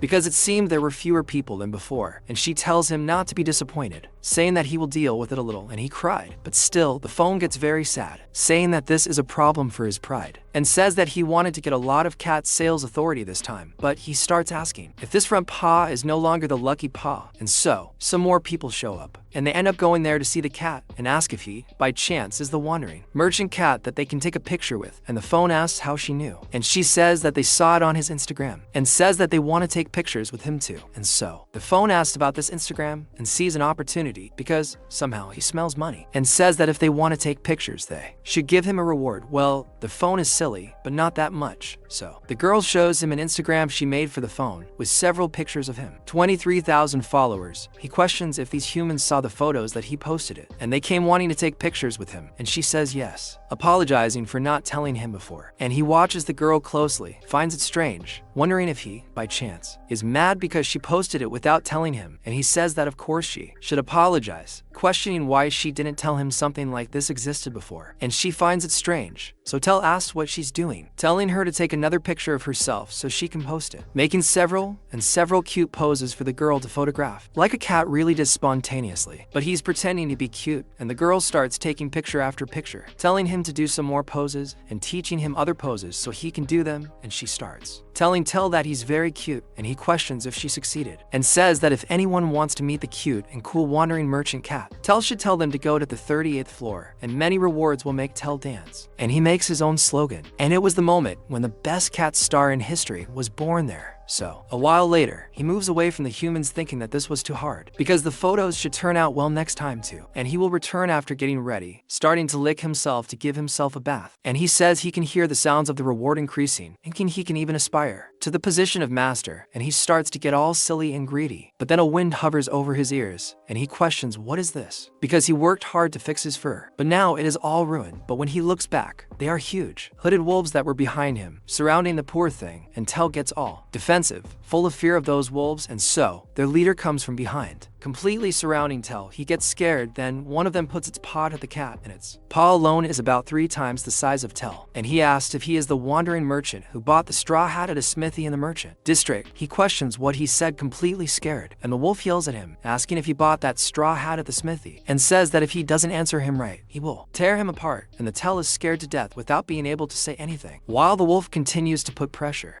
ordering him to answer him. But in that, a pine canette falls, scaring them both, drawing their attention. Tell is still curled up while the wolf goes to look at it, wondering what it is. The pine cone releases smoke, and that smoke takes over the entire area and begins to affect the wolves who breathe it in. They notice that a scent bomb in their nose is starting to go numb, and Tell is affected, but not much. Then the fox comes from behind, with Zyrape grabbing him and taking Tell away. But she tells him to shut up while she runs away with the kitten, asking him to follow her quickly. They are surprised that he is running away. The wolves ask what they are doing, but the 2 wolves are on the ground asking the elk to save her. She says that her nose is going to fall off, and she begins to think that they failed in the mission, very disappointed by this. Now that Zyrape and Tell are far away, they finally manage to lose them. Zyrape says tells Tell that they won't pursue them for now, and he thanks her, because he thought they were in trouble, and Zyrape says that she saved him at that moment, and it's only fair. that she return the favor, but he says that even so, he thanks her again, saying that he will make sure to reward her, asking if she likes grilled fish, and she thinks that this is her chance, asking if he wouldn't mind if she accompanied him on his way, saying that she would like to receive his teachings. Like at that time, Intel gets excited, asking her to go with him, and says that they are going to the merchant district, and she takes him by the fastest way, and he says that before that, he needs to go to the merchant guild and requests the promotion to mid-level merchant, and she is surprised by this, because it hasn't even been a few months since he started as a wandering merchant, so he is surprised, questioning how Sheriff knew about this, and she begins to think that she is in trouble, because she can't be caught as an agent of the secret merchant inspection department, wandering merchants, and he starts to think this is suspicious, not wanting to believe that she talked so much to that idiot guy, while she was scared. It turns out that he is a bit dense, and sees everything wrong, thinking that that scoundrel has a loose mouth, and she thinks it is a relief that Tell is a bit slow, but she asks how he gathered 1,000 coins from the tower in such a short time, because it is an amount that a simple wandering merchant like her cannot even afford, and asking if she can ask about what special items she was selling, and thinks it is true, because without special support it is impossible to gather such a large amount in such a short time. They will never know what he has, or what kind of dangerous items he is selling, and if so, she will arrest him to save the honor of the inspection department. He simply says that he sells tomatoes and cherries, and she almost does not believe what he is saying, asking if those are those round red fruits, that tomato and cherry, and he simply says yes, saying he sold everything, so he doesn't have any with him now, and he'll show her next time, but says they don't have time now, calling her to accompany him, and she asks if he won 1,000 coins from the tower, only with tomato and cherry, asking how so, and that to her is suspicious. Very suspicious, and she follows him very suspicious. Meanwhile in the United States, that vice president manages to get his hands on the new magical rank D tomato,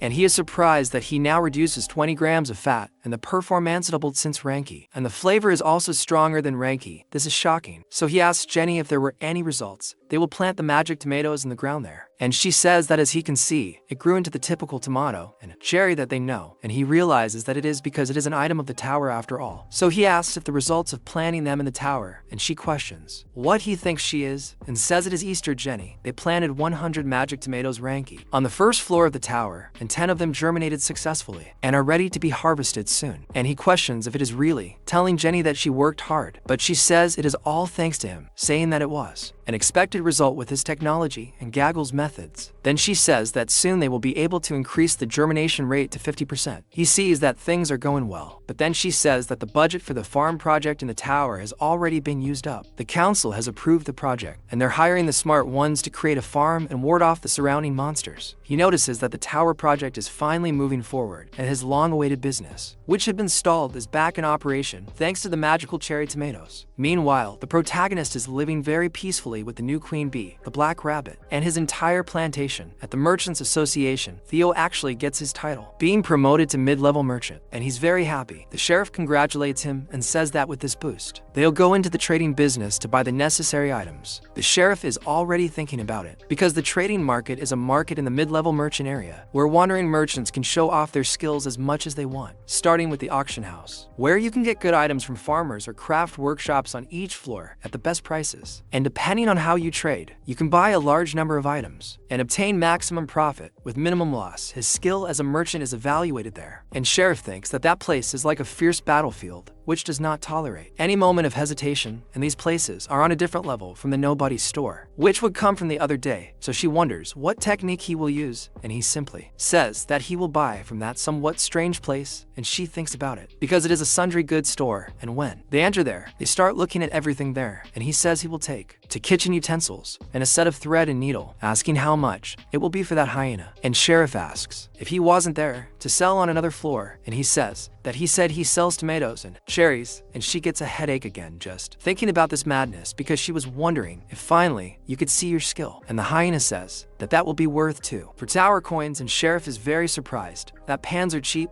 and even covering up those items total must be less than a tower coins, thinking that the store owner is trying to trick Theo, and he says that he is charging more, asking for the kitten's money, and she sees this from that hyena, but Theo counters, asking for a discount right away, and so Sheriff notices that he accepted very easy, and it is the same reckless trick as before. But he says he is already offering a wholesale price, and Sheriff thinks it was only possible because the other items were of poor quality at that time, and that place is different. He says he'll sell it for to point to tower coins, and he's giving her a discount because he made a good impression. So she thinks it's an old technique, giving a high price at first and then lowering it. It's a technique that uses the mindset that customers will buy something cheaper, lowering the price with condescension. She begins to see the mental struggle happening with the hyena, questioning whether he won't accept it, and she gets worried because the store owner isn't easy. So Theo asks for an even bigger discount, throwing a tantrum in front of the hyena. Then the hyena says she already told him she's giving him the wholesale price, and he can't buy them for that price anywhere else. So Theo says it's okay to reset, calling her to go, leaving everything there, and she, questioning what happened, asking if he won't. To argue further, he says that he said he won't give her any more discount, so he'll simply leave. But then the hyena asks, why is he so impatient, saying that he lost, and says that he'll give them for 2 coins from the tower, thinking that he seemed easy and thought that it would be. But Theo says that he'll give the coin from the tower or he'll leave, and so the hyena says that it's okay, asking for him to take for this price, not liking at all the negotiation, and Theo simply thanks. Then Zirafe notices that it's a discount technique that doesn't leave any opening, so if you want or not, and the perfect defeat of the merchant after trying to deceive him, and she then KS that this wasn't even a fair fight from the beginning, it was a predetermined victory, and she thinks that as she received a special education from her family, she thought she knew everything, but she couldn't have led the fight so quickly because she would have finished the tower for 2 coins. This means he really earned 1,000 coins just by selling tomatoes and cherries. So Theo takes everything and calls her to leave. She wonders if she's witnessing a historic moment of a brilliant merchant being born. Then Theo thinks he's excited because, as Seiya said, he insistently asked for a discount and received a discount 3 times. When he leaves, Seraph goes after him, but halfway there, he says he's going to leave for now. He asks if she's going, calling her to eat before leaving, saying he'll pay. But she says she can't bother him anymore. She already asked, thanks to the cat, thanking him for the chance to look behind his arrogance. He asks what happened. What did she do? Then she thinks that he is even humble, asking her to be careful, that she might encounter a wolf next time, too, and simply leaves him behind, and he stays, thinking that she is a fox. Strange, but he thinks who has to go back because he wants to take a nap on the lap of the big one, and already in another corner, she finishes her report, and so that little dog goes to talk to her again, saying that the director wants to schedule a meeting about the stolen goods, and Mr. Creed, who asked if he should tell him that she is busy with work, but she says no, and was recently watched, and orders to send the document responsible for the corridor of the merchants and ask that he be excluded from the surveillance.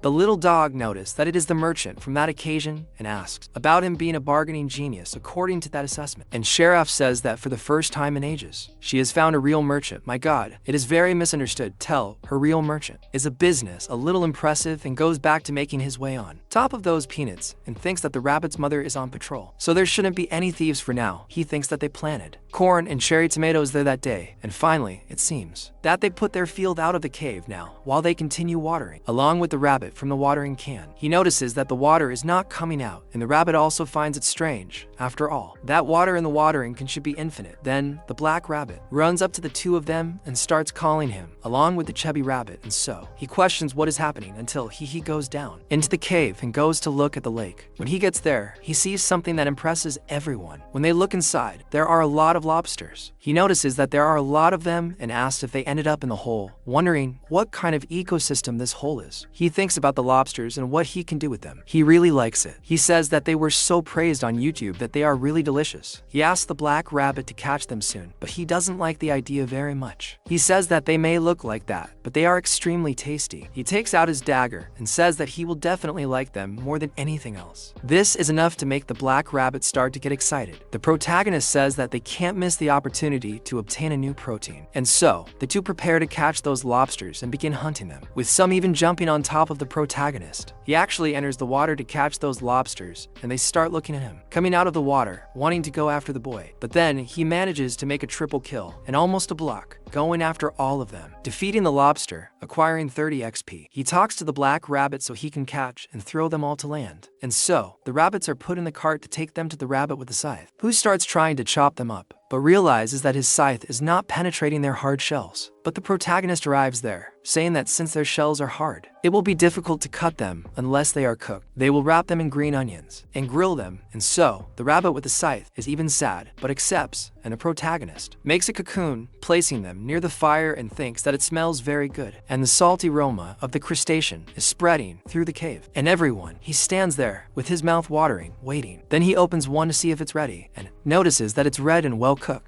With them almost ready, along with corn inside that leaf, then he grills it, around which the green onion and the salty flavor of the sea penetrates the tender meat, adding richness. He says that now, yes, they should eat, taking out the first one, showing everyone how to eat it. And when he breaks it, the meat reveals itself right there in the middle, and he tells them to hold it, turn the head and the body so it can be opened easily, and tells them to look at the meat inside. And everyone wants to eat and talks about that salty smell that is making everyone salivate, and asks each one to take one while he takes out the head so they can eat. And all the rabbits really like that meat, and he thinks that it is very delicious. And it is strangely salty, and the seasoning is perfect, even without sauce, asking everyone. It is delicious, and the mother rabbit takes the opportunity to take a head and look at it. A little wary, but the protagonist says to her that they won't throw it away, and she finds it strange. And he asks if she saw the organs inside the head, because they must dip the meat in them. And it simply becomes an incredible delicacy. It doesn't seem like it. Protagonist, sorry, I have to disagree. It's a bit weird. But he says that the flavor is delicious, and it makes him crave soybeans, and the black rabbit also seems to want it. So the protagonist takes the head to him, asking if he wants to try it, and he puts it in his paw, giving that thing a sniff, finding it strange. But when he puts it in his mouth, his little ear starts to wiggle, all excited, and he asks what he thought, asking if it's delicious. And the rabbit falls into it, eating more and more, and he says he's going to give one to each of them, telling them to eat plenty, and the black rabbit is falling in. Soon, we'll have to. Chubby rabbit. The rabbit, the chubby one, is the one who is wrong, because the black rabbit eats as much as him. But then, Kwang gets up there, looking, enjoying himself, down there, and the protagonist asks him to wait a moment, because he will bring some for them too, saying that he will fall like that, and up there, he takes, wow, but there's lobster, and the animal is going to the forest, the Amazon of the sea, I don't know, the Atlantic Council, I don't know what sea that could be, and simply takes lobster a lot for the bears, so he tells him to twist the head, and do the whole procedure, but the bear, as if he were eating shrimp, throwing everything inside, and the protagonist simply asks if it is tasty, and apparently he likes it a lot, and he says that is right, because I heard that the shell is also very nutritious. And so, in the vicinity, on the second floor of the tower, in the village of skeletons, some men are killing all the skeletons along the way, cleaning up the place, and the skeletons that live there are fleeing from the hunters, like the devil flees from the cross, begging for his life, or whatever it may be. But the guys keep killing him without mercy, crushing his skulls on the ground. And that is the vice president of the company that is trying to plant the protagonist's tomatoes. And so, one of the adventurers welcomes him, and he says that it seems things are going well to secure the land for a large farm. So, they say, that as you can see, currently, they have mobilized all the mercenaries. They have taken possession of more than half of the skeleton villages on the second floor, so he is surprised that they said it is only half. And so, the adventurer apologizes to the vice president. He then asks, what is the estimated time needed?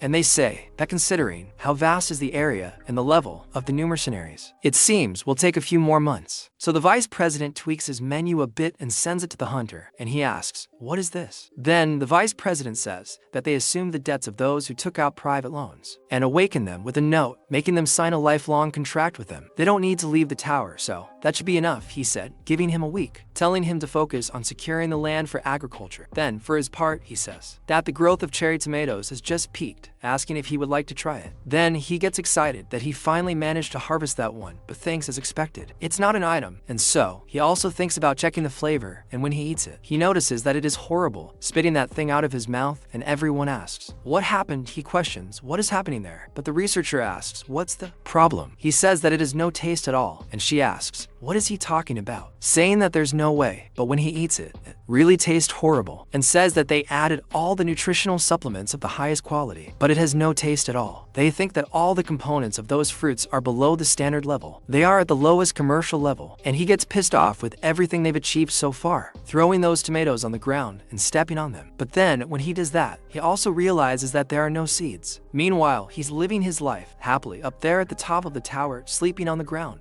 very peaceful with the bunnies. But while he's sleeping, once again, that bull number 3 comes by to steal his leaves, all happy to eat the fresh grass. So, vulture of the peak, if you don't escape me, you'll keep stealing. Protagonist, until when? Hopefully, tomorrow, I'll throw you up. And sometime later, in a mansion, the vice president is looking at that tomato, noticing that it has no seeds, and says that without seeds, let alone genetic improvement, cultivation itself becomes impossible. He wonders if it's because of what happened 10 years ago. Because around the time he entered the tower, shortly after it appeared, he was lucky enough to enter through disappearance, picking up a sword and beginning his journey. He says that his younger self had his dream come true, seeing the rich and spacious land inside the tower, and a sky where the sun never sets 24 hours a day, good quality soil. And if he could grow crops in the tower, dominating the global food market would no longer be just a dream. And before that happened, he had advanced to a certain point and left the tower, went straight to the company to convince his father, and everything was going well. And that was the beginning of the agriculture project in the tower. So he really started taking it seriously, but problems arose unexpectedly, wondering why none of them are producing seeds, and think that even when he invested unimaginable amounts of money in hundreds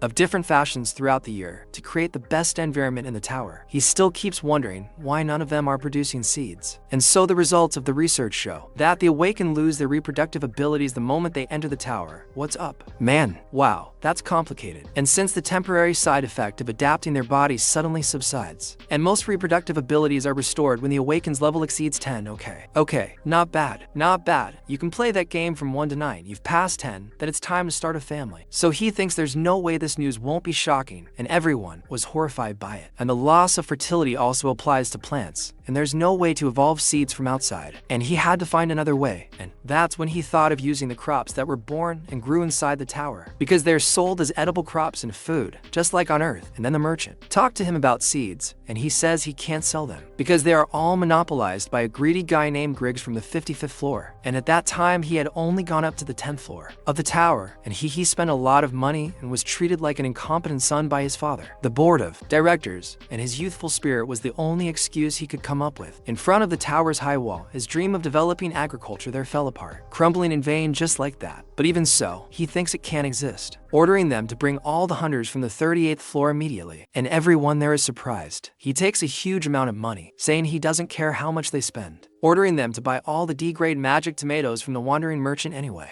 And if the grade doesn't work, he'll try to grow D-grade magic tomatoes, and they might get a different result if the grade is higher. He thinks about those tomatoes, saying he'll make sure to have them in his hands. Meanwhile, Thel himself is calmly returning home, and he ends up seeing a bunch of leaves scattered around and finds it strange, noticing that these are the chives that Sejin was growing, and thinks that they are all scattered around and starts picking them up one by one until he hits something and comes face to face with the Minotaur, and he is surprised to see the wandering merchant. Then Thel asks where he got the thing he is eating, and bull number 3 says he got it from what was left there on the ground, and so he says there is no way, saying that this is the Sejin Park grass, which he values, saying that there is no way it was left on the ground and they can use this grass as bowls and even create ropes, and says that it is also a precious grass that can be used to clean themselves, asking if he dares to steal that precious grass. For those who wondered in the last video, heard his comment, asked how he wipes his ass. Apparently it's with leaves, but the bull seeing all this gets mad at him, asking if he is sign or not that a warrior like him is stealing, going after Thel and almost hitting him. Then he says that he is one of those who live and die by honor. He, a Minot or warrior, could never be stealing, and he can't contain himself even though he is the wandering merchant, slandering that warrior. And Thel finds himself once again in a life or death situation, but he says that he didn't lie, and so says that they should ask Park Sejong then, saying that they will see who is right. And the bull calms down a little more, saying that everything is fine, asking him to take him to Sejong, and so Thel asks him to follow him, and the bull, while following Thel, thinks that that guy, Park Sejong, must have thrown the grass there otherwise. Why would such delicious grass be left on the ground? And he thinks that the commander certainly told him to find out the location where the grass appears. And he thinks that he will be praised again by the commander, but the protagonist, while sleeping, ends up being woken up once again. And this Thel jumps on him straight on his belly, falling down with everything, waking the kid in the worst possible way, and he says that now is not the time to lie down and roll around, asking the protagonist to leave, while he feels an absurd pain in his stomach, asking Thel what is happening, and he says simply that he caught a thief. And Sejong does not understand this very well, but when he leaves the cave, he bumps head on with a gigantic Minotaur and starts asking Thel if this is the thief he said he caught, and Thel says yes, getting all cocky, telling him to come quickly and reprimand him. But the protagonist continues holding the rope very calmly, and then he tells him to look at that, saying that this black Minotaur stole all his grass, and the protagonist goes there, noticing that it is the chives that they scattered in the field. But the Minotaur starts to argue, saying that he only took what fell on the ground, and says that if he were not going to throw it away, there would be no reason to grass being left on the ground like that. And then the protagonist notices that that is the monster, called the Black Minotaur, starting to notice that it is the horned guys that Kwang's mother was talking about, and they turn the field into a mess during the blue moon that stole the leaves they buried in the ground a few days ago. And he must have been caught by Thel stealing the leaves that day, and the Minotaur starts to say that he is a warrior or a Rado, and there is no way he could steal anything, but Thel says no, saying that they did not throw him away, and he is in fact a thief. And the protagonist thinks about it, noticing that he is a bull, then thinks that they can dig deep into the ground too, thinking that this can kind of be solved, and Thel then tells the protagonist, telling him to hurry up and tell that idiot whether or not he threw away that grass. And he says that of course he didn't, leaving the Minotaur all embarrassed, and he says it was an important grass, and it was covered to manage the humidity of the field. But then the Minotaur says that this can't be, saying that he doesn't believe he stole it by apologizing because he had no idea. But the protagonist says that apologizing with words after stealing won't work, ordering him to give 100 coins from the tower, saying that he will demand 100 coins from the tower as compensation for messing up his field and stealing the grass. The animal is very scoundrel, he doesn't miss a single chance. So the bull is very surprised by what he is asking for, asking if the grass is that expensive, saying that becoming a thief is really scary. Then Thel asked if he understood, telling him to hurry up and pay the 100 tower coins. But then Thel starts climbing on the Minotaur, telling him that he is nothing, asking what they are going to do now. Then he asks what he thinks, because if he doesn't have money, he should pay with his body. Calm down, protagonist, hold your emotions, my friend. And Thel then asks what he is talking about, and the protagonist tells the Minotaur to go there every day to work, saying that he will give him 1 tower coin per day, and he can pay his debt with that. And so the Minotaur asks if he wants him to pay his debt working there, and he says that he will also give him food, and asked if he likes the chives, saying that he will let him eat as much as he wants, and he is not an evil employer, asking what he thinks, questioning if it is not a good proposal, and the Minotaur simply accepts all the euphoric, saying that he accepts if I can eat. Then he says that the contract is done, saying that he starts working the next day, closing the deal with the Minotaur. And so Thel watches the protagonist do business with his mouth open, thinking that if someone doesn't have money, they can pay with their body, saying that as expected with the master, he learned another. Oh my god, when Thel uses this shit, it's going to be a deal. Him telling someone to pay with their body will go wrong, and he thinks he should write it down so he doesn't forget, and really, he writes it down in his notebook while the Minotaur leaves, and so he tells Thel that he did a good job because he caught the thief, and he even gained a worker thanks to him. And Thel asks if he did a great job, wondering how he got out, and the protagonist says he will extend his status as Thel's hot salesman for another month. But at this, Thel is not satisfied, asking for more, grabbing the protagonist's leg, but he says his pants will rip, asking him to get off him. And so the next day, the protagonist continues to make trouble there below, along with the Black Rabbit, having a lot of fun, killing several of them and hunting calmly. And when he throws them out, the protagonist kills the ones that fall and says that now he wonders if they should stop with the large amount, thinking that this should be enough food for Kwang and his mother, and tells the Black Rabbit that he worked very well. His skills are improving little by little until the rabbit begins to shine and evolve as if it were a Pokemon, and he notices this. And the rabbit ends up gaining a new improved mallet, and so he notices that the hammer has changed a lot when the rabbit picks it up. The protagonist says that it is different from a normal level of improvement, and upon his second awakening saying that he is incredible, and the rabbit is all amazed along with his brothers. So he says that he leaves the lobster hunting to him now. And so Kwang's mother also appears there, and the protagonist questions what happened and goes to Kwang asking what his mother is talking about, and he explains to the protagonist, and in that, when he looks back he sees that there is a bee nest there, wondering since when he has been there, and the queen BA2 was the one who built it. He goes to the protagonist, and he is surprised that it is the poisonous queen of the 2nd generation that was born at that time, and says that it is really a pleasure to meet her, asking where she was, saying that he was marked as her owner, but was worried about not seeing her, and so she calls other bees from her own hive, and he notices that she went to form her swarm of bees, and says that it is a relief that she has returned safe and sound, and Kwang ends up staying there, watching them.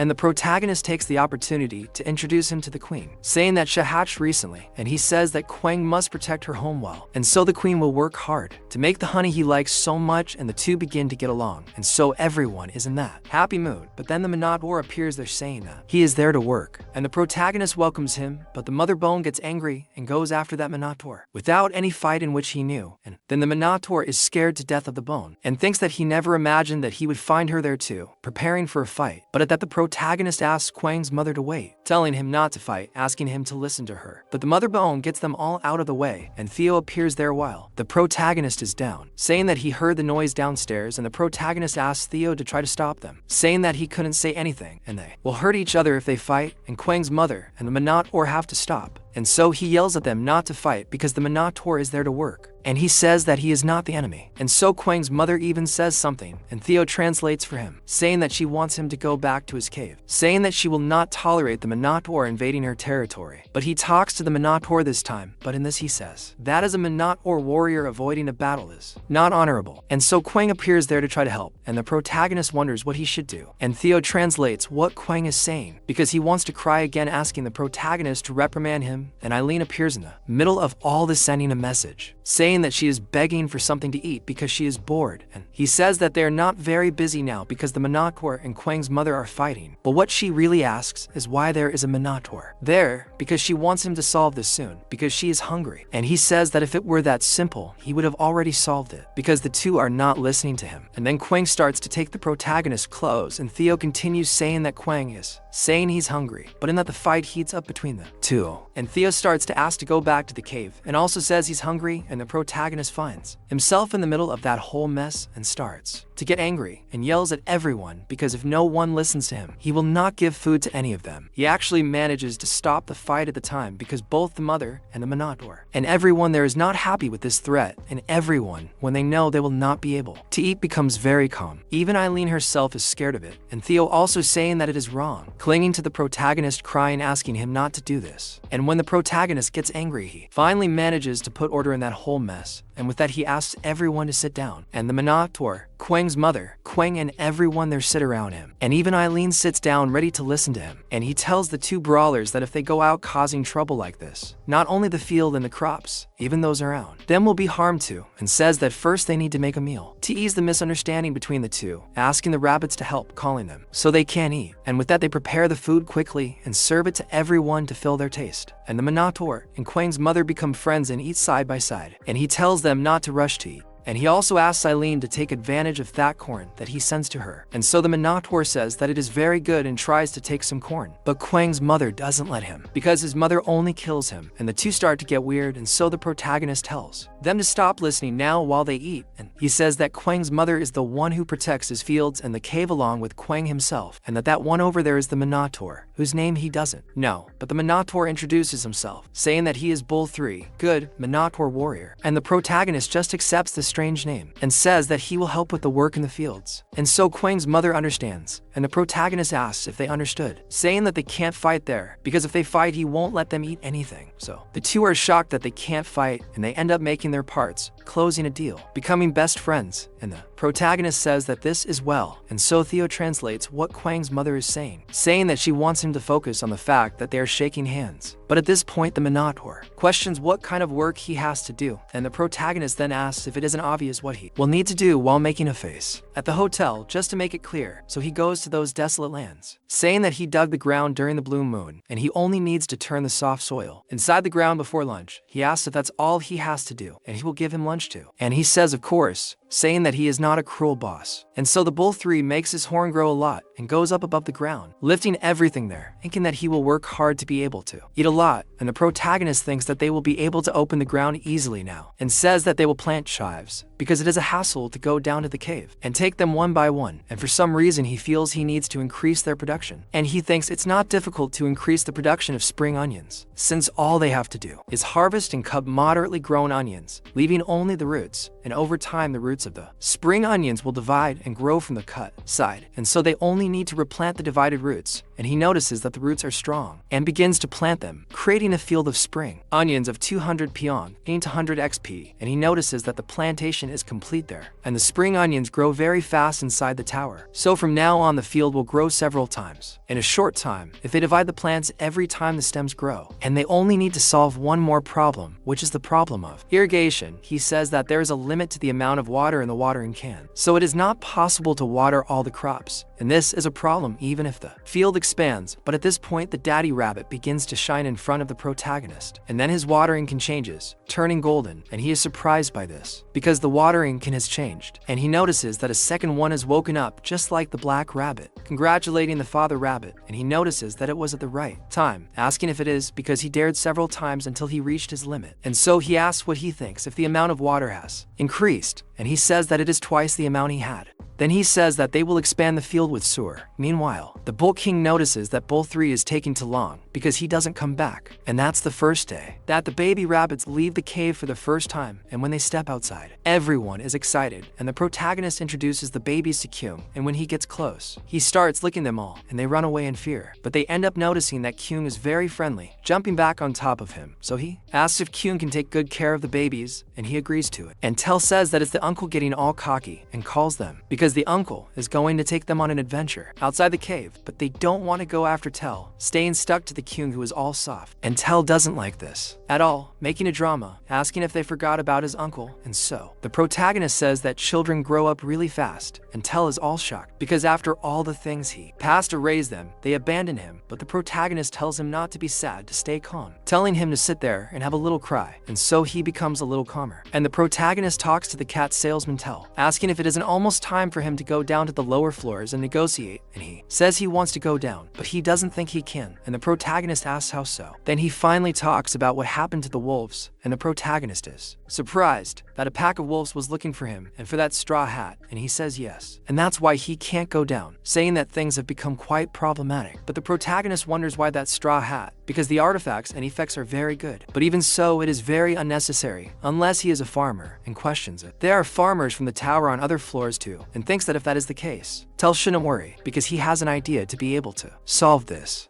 And in this, protagonist proposes a solution and asks if Tell can hire the freelancer mercenary. He says they'll hire Oshin-san as a mercenary. He's surprised by this, saying it's a great idea. A freelancer mercenary is a job only those born in the tower as wandering merchants can have. And so, through an agreement between the Freelance Mercenary Association and the Wandering Merchant Association, freelance mercenaries can use the merchant's passages for a fee. Furthermore, non-mercenaries can also access these passages. And if they are temporarily hired as freelance mercenaries at the request of the wandering merchants, everything is fine. And so he says he wishes he could descend the tower as a mercenary too. But like wandering merchants, only those born in the tower can become mercenaries. And Tell says he remembered this well. He then asks if Oshin-san will agree to be a mercenary. He says that even so, he's a monster from the 99th floor. The protagonist thinks there's a way, as they can offer triple the daily fee and 3 mana from the tower if they hire him as a mercenary. And Tell thinks he's a genius, saying his mind is extraordinary and he never thought of that. And the protagonist says it's nothing, telling Tell he can do it, asking if he wants to cry a little, and he says yes.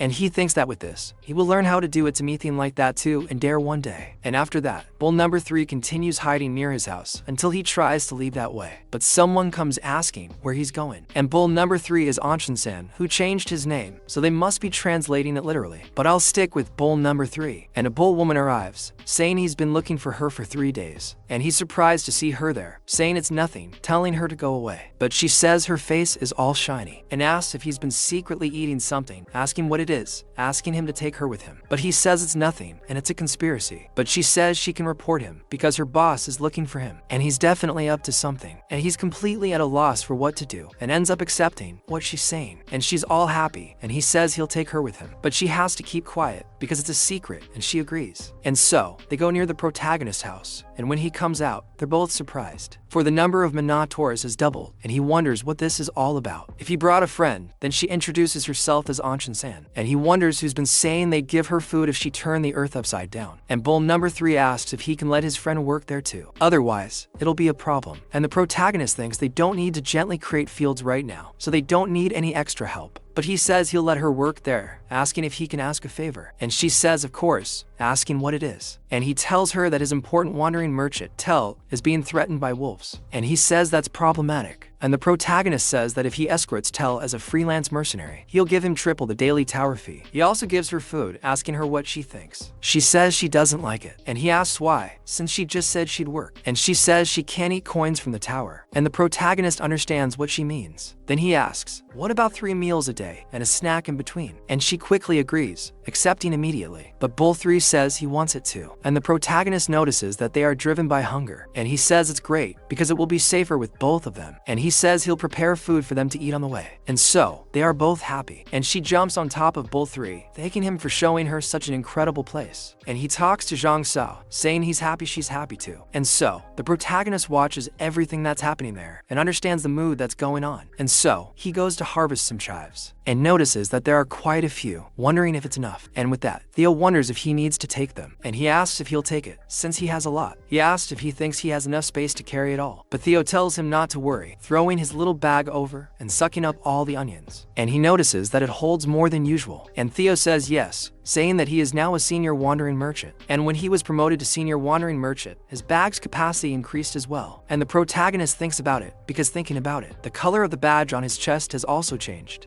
But Theo notices that he only realized this now, then gets sad that he has no sense. But the protagonist just tells him to get ready, grabbing the cat's cheek. Then he tells Theo that he has a gift to send to his family this time. He asks if he knows, and he says he understands, asking the protagonist to leave it with him, as he already knows the procedure, saying he's already going with them both. And the protagonist asks them to take care of themselves, telling Toro 13 and Jin to take care of themselves and Theo, and he stays behind with the rabbits. But he wonders if those 2 starving people won't eat Theo. After the spring onions are gone and the black rabbit is looking at him, he had my face in the wind, thinking what might happen to those crazy people. So, already at Bico dos Mercadores, at the wandering merchants pass in the residential area, the wolves are still there, just waiting for Theo to pass. And one of the wolves goes to Elka saying he got food, and she says he did a good job, asks how much is left for the guards, and he says it's the last one. And Elka tells Elko to eat, but he says he doesn't want to. And then, he speaks to the leader Elka asking how long they will need to stay there, because he's tired of standing there for days just watching people. He calls her to come back to the 85th floor, but she asks if he's going to keep saying stupid things, asking if he has thought about the well-being of his tribe, who are hungry and waiting on the 85th floor, and saying that if they don't complete the task, they won't get food from the grid, and the survival of their tribe depends on it. And he apologizes, asking her not to be mad, saying he was wrong, and he falls to the floor whimpering, while she loses all patience. And she says that even if he's not hungry, he should eat, because this food was bought with precious money, gathered by his tribe for this task. He needs to eat to gain strength, and so, he thinks the Elka leader needs to eat too, but she lets it go. However, when she's talking to them, she smells something and quickly goes to look from the balcony. They ask what happened, and so she recognizes him, for she has encountered the wandering merchant with the straw hat. But as she watches the calm Theo pass by, she says that this time, what happened. She definitely needed to get information about the straw hat, but what she hasn't seen yet is who Theo is with. And at the base of the wandering merchants, they all stare open-mouthed at those minotaurs and are surprised off seeing black minotaurs around there, because they never thought they would see some of them. And for some of those vendors, it is the first time seeing a monster from the 99th floor, and they think that a wandering merchant who can hire black minotaurs as mercenaries makes them wonder how amazing this merchant would be. But then, Theo appears asking if anyone is looking for him, almost not appearing in the sight of those other wandering merchants, and when they look down, he is all smug there, and they question what this little wandering cap merchant wants. And he starts to introduce to everyone that he is the wandering merchant Theo who hires the minotaurs as mercenaries, and starts to laugh all smugly, and they question if he is the contractor, asking about Theo. After all, it is the first time he has resolved that name, saying that he should not lie around there. But Theo starts to freak out, and calls Oshin-san and also Oshio-sa, asking them to go to him. But when they turn around, the 2 minotaurs are no longer there, and he screams, wondering where they went. And at that moment, the minotaurs are somewhere else, and Oshin-san ends up calling Oshin-san to look at that grass, saying it's interesting, and they start getting on top of a poor little mouse, and they think he looks very tasty, wanting to steal it. But in that, the little bunny just asks them to spare his life, but Theo runs over there, saying he was looking for them, asking what they are doing. And he asks the bulls if they are not mercenaries and they should be protecting him, and questions what they are doing there. He apologizes, life they could not avoid, and that is very interesting. And in that, Theo asks if it is the first time they are in the village of Passage, and Oshin-san says it is the first time, and they have never left the 99th floor. But he asks why it is called the Passage of the Merchants, questioning if the passage of the tower should not be accessible to everyone born in the tower, and not just wandering merchants, But at this, Theo starts laughing at him, saying that they really don't know anything because they are hicks from the 99th floor. And then he climbs some boxes so he can explain, and he says that mid-level wandering merchant will explain to them, and he says that a long time ago, all the passages in the tower extended randomly like branches from the 1st to the 99th floor. But because there were so many passages, none of them were safe and no one knew which ones were dangerous. And so the first great wandering merchant created the Wandering Merchant Association and organized these passages, pruning the dangerous paths and choosing the safe ones. And the Merchant Association that later became the main force of the tower joined together with the tower and made an agreement among themselves. And they provided the resources and manpower necessary for the management of the passage. But since the passage is still being managed under the Wandering Merchants Association, it is being called the Merchant's Passage. And Zhang Sai is all surprised, saying that this is incredible, asking how Theo knows all this. He says that it is basic knowledge for the mid-level wandering merchant, but he thinks that in fact, this is the first page of the guide for beginner wandering merchants, and it was good that he read it. But in this, he says that as he explained, all residents of the tower can use the passages.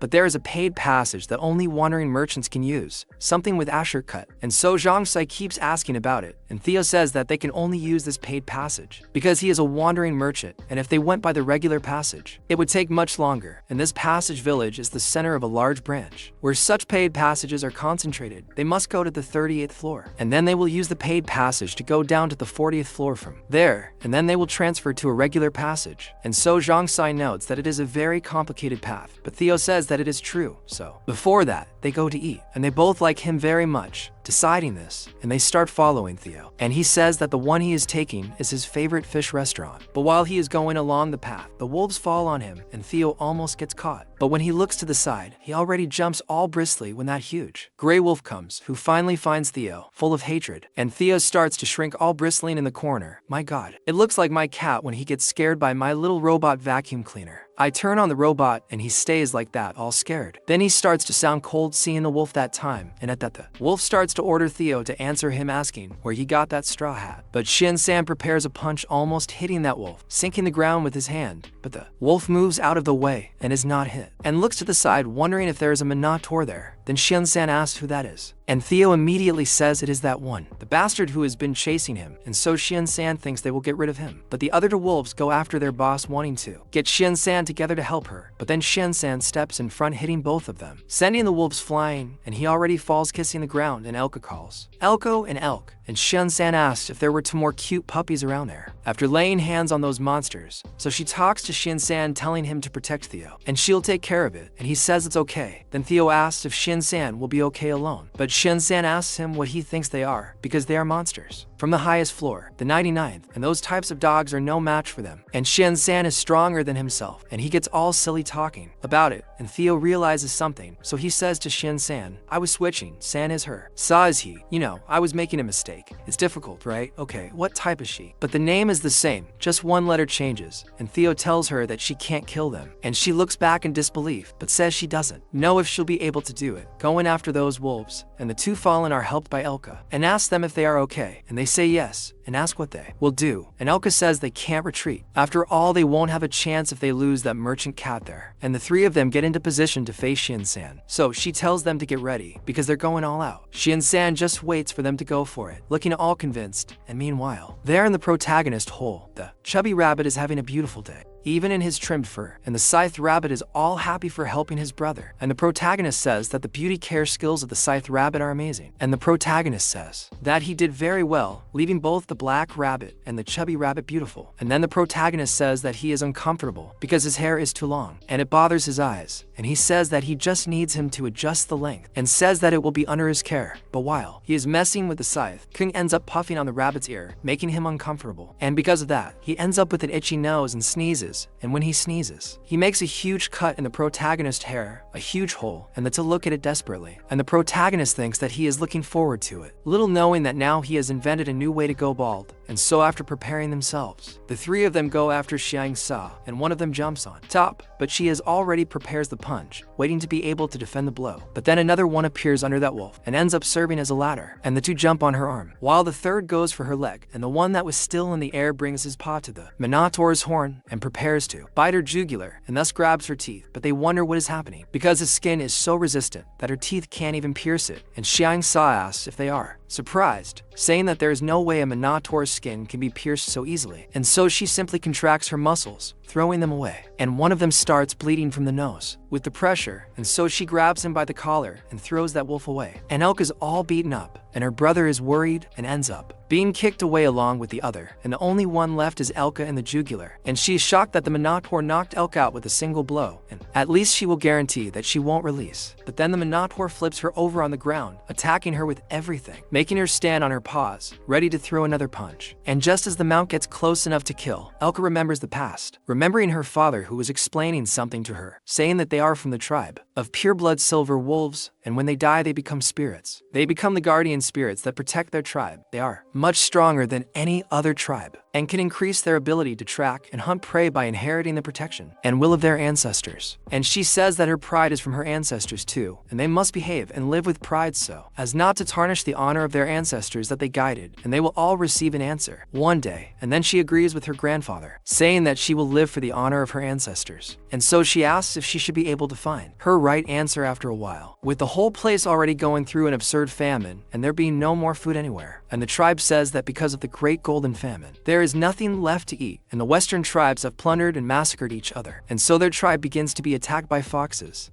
And Elka is saved by another wolf, while her grandfather stays behind in they fight, and they end up dying. But in the future, Elka is dealing with the tribe, and some wolves come at her, asking if it's true that she went to work under Greed's orders, asking if she isn't ashamed of her ancestors because they are watching them, and on top of that, for that despicable boar, the one who caused all this, but she tells them to shut up, because they have no other choice, and they don't even know if they can hold out until tomorrow. And now is the time for them to think about their children, and it's all for the sake of the children and for her. She can abandon her honor and everything else at any time, and the ancestors will understand her too. And currently she is working for that greedy boar, serving as his tool, being controlled, and doing things she didn't want to do by his orders. So she asks if her grandfather understands her now. But at that moment, the Minotaur stops his punch, missing and killing her, hitting her in the side and only making her faint. And she keeps repeating that it's all for the children, and the Theo goes to her to see if she's alive, then wonders if she really fainted, and Shinzan asked if she should break his legs, so they can't follow him. But at that, Theo gets scared of her, saying that the sin of going after her life is heavy, but that's very cruel. And he says they'll take them for now, because Seijan will decide what to do with them, taking the wolves with him. And already in another corner, the Scythe Rabbit is in a very bad situation, along with Kwang, because the protagonist's bald head is shining in the sun, and they're both very nervous. And the Scythe Rabbit talks to Kwang, and I don't even understand,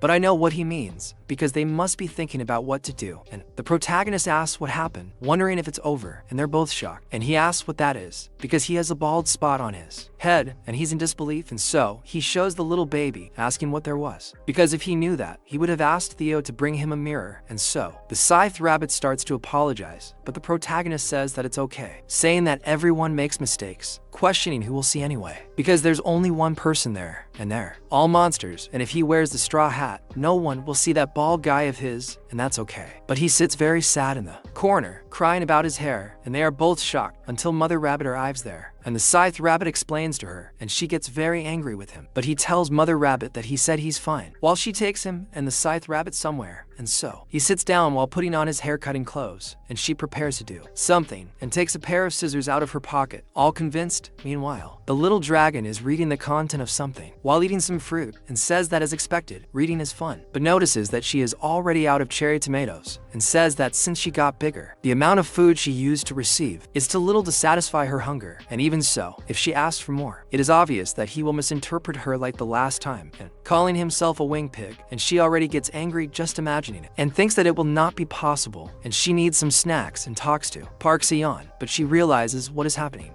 wondering what this is. And so the manager asks what happened with him, and he's surprised that Eileen is texting him and asking what's going on. And she says that her appearance has changed a little, and he asks if that's how he is, saying that his hair was long and Mommy Bunny cut it for him. And so he questions if it didn't look strange. And look, the kid became a heartthrob on the Korean 8 o'clock soap opera. And Eileen, seeing that, is completely shocked, and the protagonist gets all silly with the new look, and the protagonist is startled by Eileen's reaction, and then asked why she's not answering, reminding her that he asked what she thinks of her hairstyle. But she's freaking out on the other end, all nervous and blushing, almost like a K-pop fan. So he keeps calling her, and she freaks out, and she sends a message saying that the tower manager doesn't want him near, and he asks if there's something wrong, and she says it's nothing, and says no could take his eyes off her for a second, also asking if he could give her some of the lobsters she ate the other day. And he asks what it is, because as he thought, it's just for the food, but says he's afraid she'll have to eat more slowly for a while, because the lobster population has been slowly decreasing, and now only 1 to 3 of them have been showing up, and he also hasn't seen any piranhas because of the lobster. And he says that then, since he's only been eating vegetables these past few days, he seems a little empty, and says it would be good to nourish her body too, and says that in return he'll give her that, asking if she wants some tomatoes and corn instead, and says that she must have run out of dried potatoes too, so he sends her something, and the manager thanks him, but says something else, and the protagonist is surprised, wanting to know what she's going to continue, and she just says that the new hairstyle suits him, and simply leaves. And the protagonist asks what's wrong with her, asking if she knows how giving compliments, getting surprised. And so he gets more excited, wanting to focus on work again. Meanwhile, she receives her corn, still all silly, blushing and out of breath, and wonders why her chest is pounding so hard, wondering if it's an anomaly of the dragon heart, but thinks not, shakes her head, and says she's already surprised because Park Se-young changed her appearance so suddenly. And so she thinks only about eating, but when she looks at that corn, she remembers him saying it would be good to nourish her body too. And then she goes looking for a book she knew was there, until she finds it, the big cookbook, and says she's going to make something especially for Park Se-young with all her strength. And she's falling more and more in love, and I'm cosplaying as the Joker. Man, I'm sure she's going to turn into a human, especially since her grandfather has a humanoid form, right? Oh my god, just don't turn into a loli, man, please. Please, don't turn into a loli. I'm asking you, Asia, please stop. No, loli no, man, please, become a era, I don't know, even an old lady, but no loli. And then our dearest Theo comes up to these humans, and seriously offers them tomatoes, and asks how many they want, and so they tell him to hurry up and show them, because they need a lot. But then Theo asks why they are in such a hurry, and throws those tomatoes there to start selling, saying it's worth their lots of 400, totaling 3,600, and they are surprised that he has so many tomatoes, and then they offer 120 for 400, and the offers go up to 200, with Theo closing the deal, and so he sells little by little until he reaches the last remaining 2,000, but at that moment they tell him to stop and talk to him, saying that he will buy the rest of the tomatoes for 1,600 coins from the tower, and that kid turns around, asking if there is no one who wants to compete with Giggle and Money, and no one opposes the boy, and since Theo only wants to sell, he says that he will come back next time delivering all those tomatoes. And so they say that there are no more serious tomatoes outside the tower, so they cannot sell them, and they wonder how a big company can monopolize everything like that. But they talk about common hunters, how they will no longer be able to buy them then. And one of the boys gets sad, because he was planning to buy some for a date with his future in-laws next month, but then he asks when he'll distribute the invitations. But then the leader says he knows Theo, and he can make another purchase with Sejin Park on the 40th floor through something else. But then that guy who was with the boy tells them to look at the options in the cherry tomato, because the grower that was previously not shown is now revealed, and judging by the name, it seems he's Korean, and the grower is the farmer of the Sejin Park Tower. So he asks to take a look for a moment, and when he looks at it, he really sees that it has the protagonist's name, and is surprised that he was a farmer of the tower. And so the boy orders subordinates to return to the guild camp on the first floor, and find out who Sejin Park is immediately, because they must have him on their side, ordering to send the hunters from the United States to South Korea immediately, and they gain valuable information, and will receive some praise from the vice president, and finally got his promotion. But then the leader thinks that this way he will lose valuable talent. Besides that, more than anything, Park Sejin's family is in danger now, and for the rich people outside the Seranga Tomato Tower, they are an item more valuable than jewels, and if the grower is inside the tower, there is a great possibility of blackmailing or kidnapping the family for a monopoly. And he thinks that, playing by what Theo said the other day, Park Sejin never left the tower once because of a mission. That since he only received information about outside the tower through Theo, he must be unaware of the situation, and so he sees Theo there next to him. And Theo talks to Dom Cheek, telling him what he thought, but he just grabs the cat and runs away. Then he asks Dom Cheek what happened, and the leader talks to him, asking what this sudden revelation of the grower was, since the name was censored before, asking why it is being shown now, and he says that this is because he has become a medium-sized wandering merchant, and to protect the beginning wandering merchants, the names of the growers or producers are covered, but he asked what's wrong. And so, Dom Cheek says that now Park Sejin's family is in danger, and Theo is surprised. And he says that he doesn't know about the situation inside the tower, but now everyone is excited because of the cherry tomatoes outside the tower, and everything was fine until now because the grower's name was covered. But now that Park Sejin's name has been revealed, There are many people who would not hesitate to do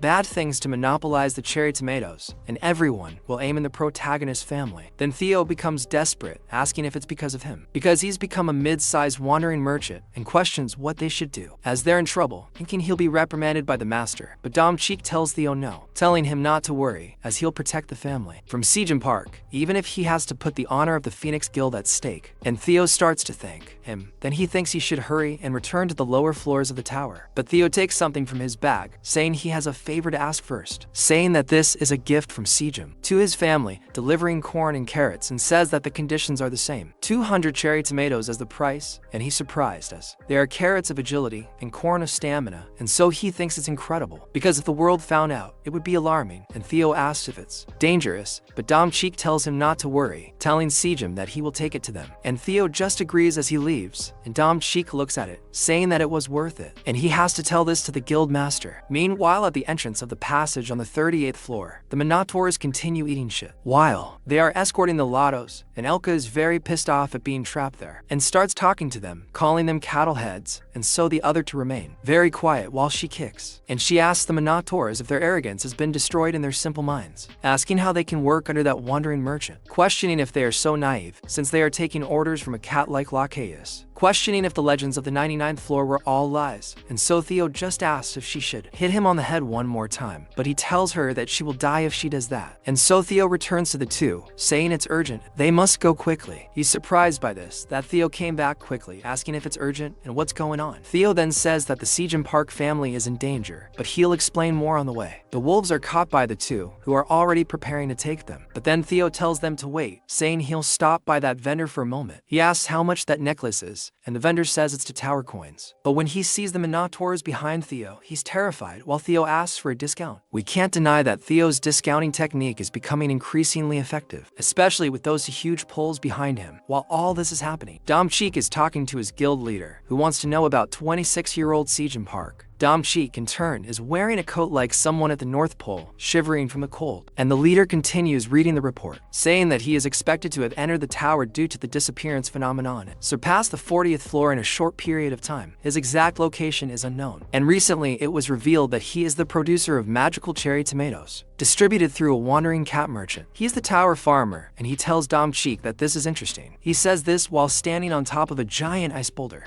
just in a t-shirt, and that's Han Taejong, ex-master of the Phoenix Guild, currently a member of the Korean Awakened Association. And so Dom Cheek asks the master if his body is okay, and he questions if Dom Cheek is asking if he's okay, showing him how he's on fire, and asking if he thinks he is. How beautiful that ice is, the basin, and everything around there. He's surprised that he's been hiding such an extraordinary talent from himself until now. He's also surprised that he's past the 40th floor, and the thing starts to catch fire, like a human torch. And he gets pissed that he has to stay locked in that refrigerator and just suck his thumb, asking if Dom Cheek thinks he's okay. But Dom Cheek says he's acting impulsively and unofficially. He also climbed to the 52nd position, but the master says that this could be different. Asking Dom Cheek, he said, asking if he's hiding anything else. And he says it's as reported, that the work of a tower farmer is an unknown job that has never existed before. And as he speaks, he sees the master burning the report in a shock, and the master sits back down, telling him he's no fun. But then Dom Cheek asks if the curse of flames is still spreading further, and his arm is on fire. And the master says that this kind of thing only tickles, and if it weren't for that, he would have run into the tower immediately. But then he asks what brings Dom Cheek there, because he wouldn't be there professionally fighting like that. And Dom Cheek says he's come to request support from the Awakened Association to protect Park Sejong's family, and since the tomato farmer was revealed to be Korean, there will be a lot of pressure from everyone. But then the master tells him not to worry about it, as he already formed a security unit as soon as he received the call. And he says Dom Cheek should take command, and since they know each other, it will be convenient. They can't let a precious talent be stolen by another country, and they say there have already been attempts to contact him from several countries, so he must confirm this. And Dom Cheek is even more surprised by his master's efficiency in thanking him, but tells him he has a gift delivering some magical tomatoes, which surprises him. He says they are tomatoes that Park Sejong grew, and that the cat wandering merchant gave them to him, and says they may be weak, but they could be useful to his master. He looks at that tomato and sends it inside, and ends up realizing that it's very good. And some time later, with the protagonist's family, they are surprised to receive cherry tomatoes. carrots, and corn, and they ask what all this is, with the little brother asking if these are the items from the tower that have been very popular lately. Remembering that these are cherry tomatoes for weight loss, and there are also carrots and corn, he asks if his brother grew them all. Dom Cheek says he may not be aware of the situation, but many people are watching him, and they're not safe either. The Korean Awakened Association wants to protect them, and they ask him to please hurry and prepare to move out. And they are shocked by this, asking where they are sending them, since they haven't even finished paying off the loan on that house. But Dom Cheek tells them not to worry, since they've already prepared a house for them in Hangnam Dong. And so the boy asks if that's the neighborhood where those famous people live, saying that's where the person who created it was, asking who lives near them.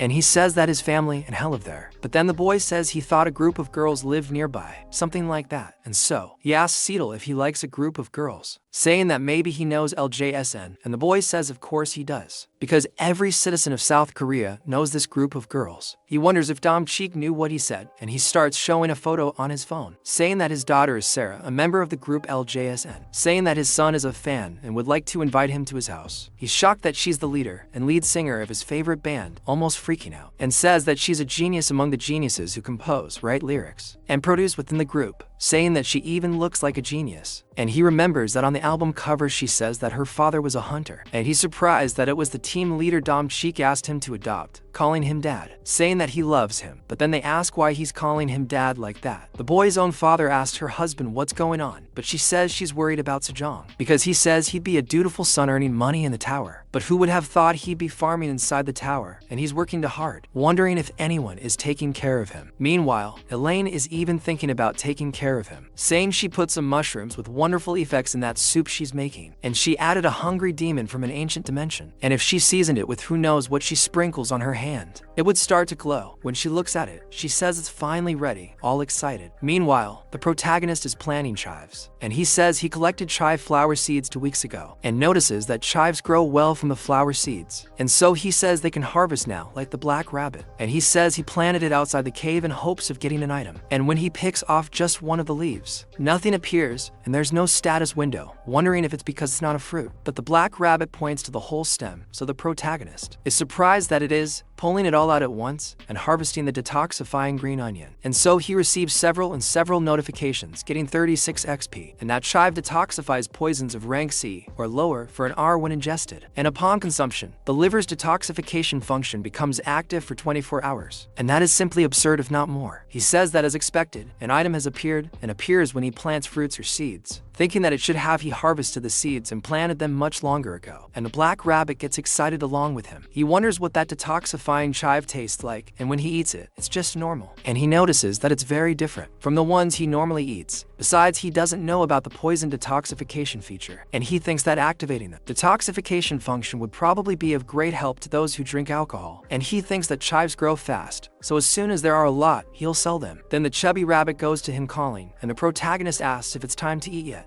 And they go to the lake, and he says that as he thought. The amount of piranhas and lobsters has decreased a lot, and they won't appear even if he lures them with blood. So he tells the rabbits that they'll have to give up meat for now, and the fat guy becomes completely sad. While they are crying over the patangas, the protagonist receives a notification from Island, and she says that she prepared a gift to celebrate the 200 days he has been in the tower, and he is surprised that he has already reached that number of days. He asks if she is giving him a gift, saying that he is touched that she has prepared something for him, asking what the gift is. She gives him a mission, asking him to give a cherry tomato in exchange for it. He will receive his gift. The option to refuse basically doesn't exist, as he cannot refuse her gift, so he gives the tomato, and thus he acquires Island's health soup. The cauldron falls in front of the protagonist, and as soon as he sees it, he is horrified, wondering what that is. And that's soup of. Man, that thing is ugly. There is a wasp, a bone, and a green thing, a frog with an open mouth. Sludge. My god, Island, what have you done, man? And that is Island's health soup, the first dish that the great black dragon Island Fritten has ever cooked in her life. And the taste cannot be guaranteed, but the effect is excellent. If he survives that, and all attributes increase by 3 when consumed. He is poisoned by a rank C paralyzing poison when consumed, and also poisoned by a rank C acid poison when consuming it. And the boss is the great black dragon, and the rank is A. And he keeps asking about that being an item, being shocked. And all the rabbits stay away from that thing. And he asks if she really made that for him to eat. And Island says she is going to sleep because she is exhausted from overexerting herself to cook. But he asks how hard it was for her to be without energy. And she is all happy as she lies down watching him pick it up, and says she made it very carefully, telling him to eat it all, saying that she will hear his evaluation as soon as he wakes up. or she will kill him if he doesn't eat it, and falls asleep. And that the protagonist starts calling her and gets no response, so he looks at the rabbits that are there and says that he is recruiting rabbits to eat the soup for him. And all the rabbits run away so much that even the chubby one manages to disappear from his sight. And he asks them not to abandon him, but everyone is running away, and so they simply run away from there, and even the bee runs away not wanting to see that thing. The chubby kid running up right here in his last frame is so cute, for God's sake. And the protagonist sees that all these attributes have increased by 3 if he eats this, and it's a really good item. But it's a rank C paralyzing poison and an acid poison, and that's very risky. But the black rabbit reminds him that there's that green onion over there, showing it to the protagonist. And he's surprised that they have the healing green onion, so he's happy. And with that, maybe everything will be okay. And at least he won't die because of the poison if he eats that. And he thinks he's going to eat a lot of it before eating that thing, and he consumes it. And he's protected for an hour.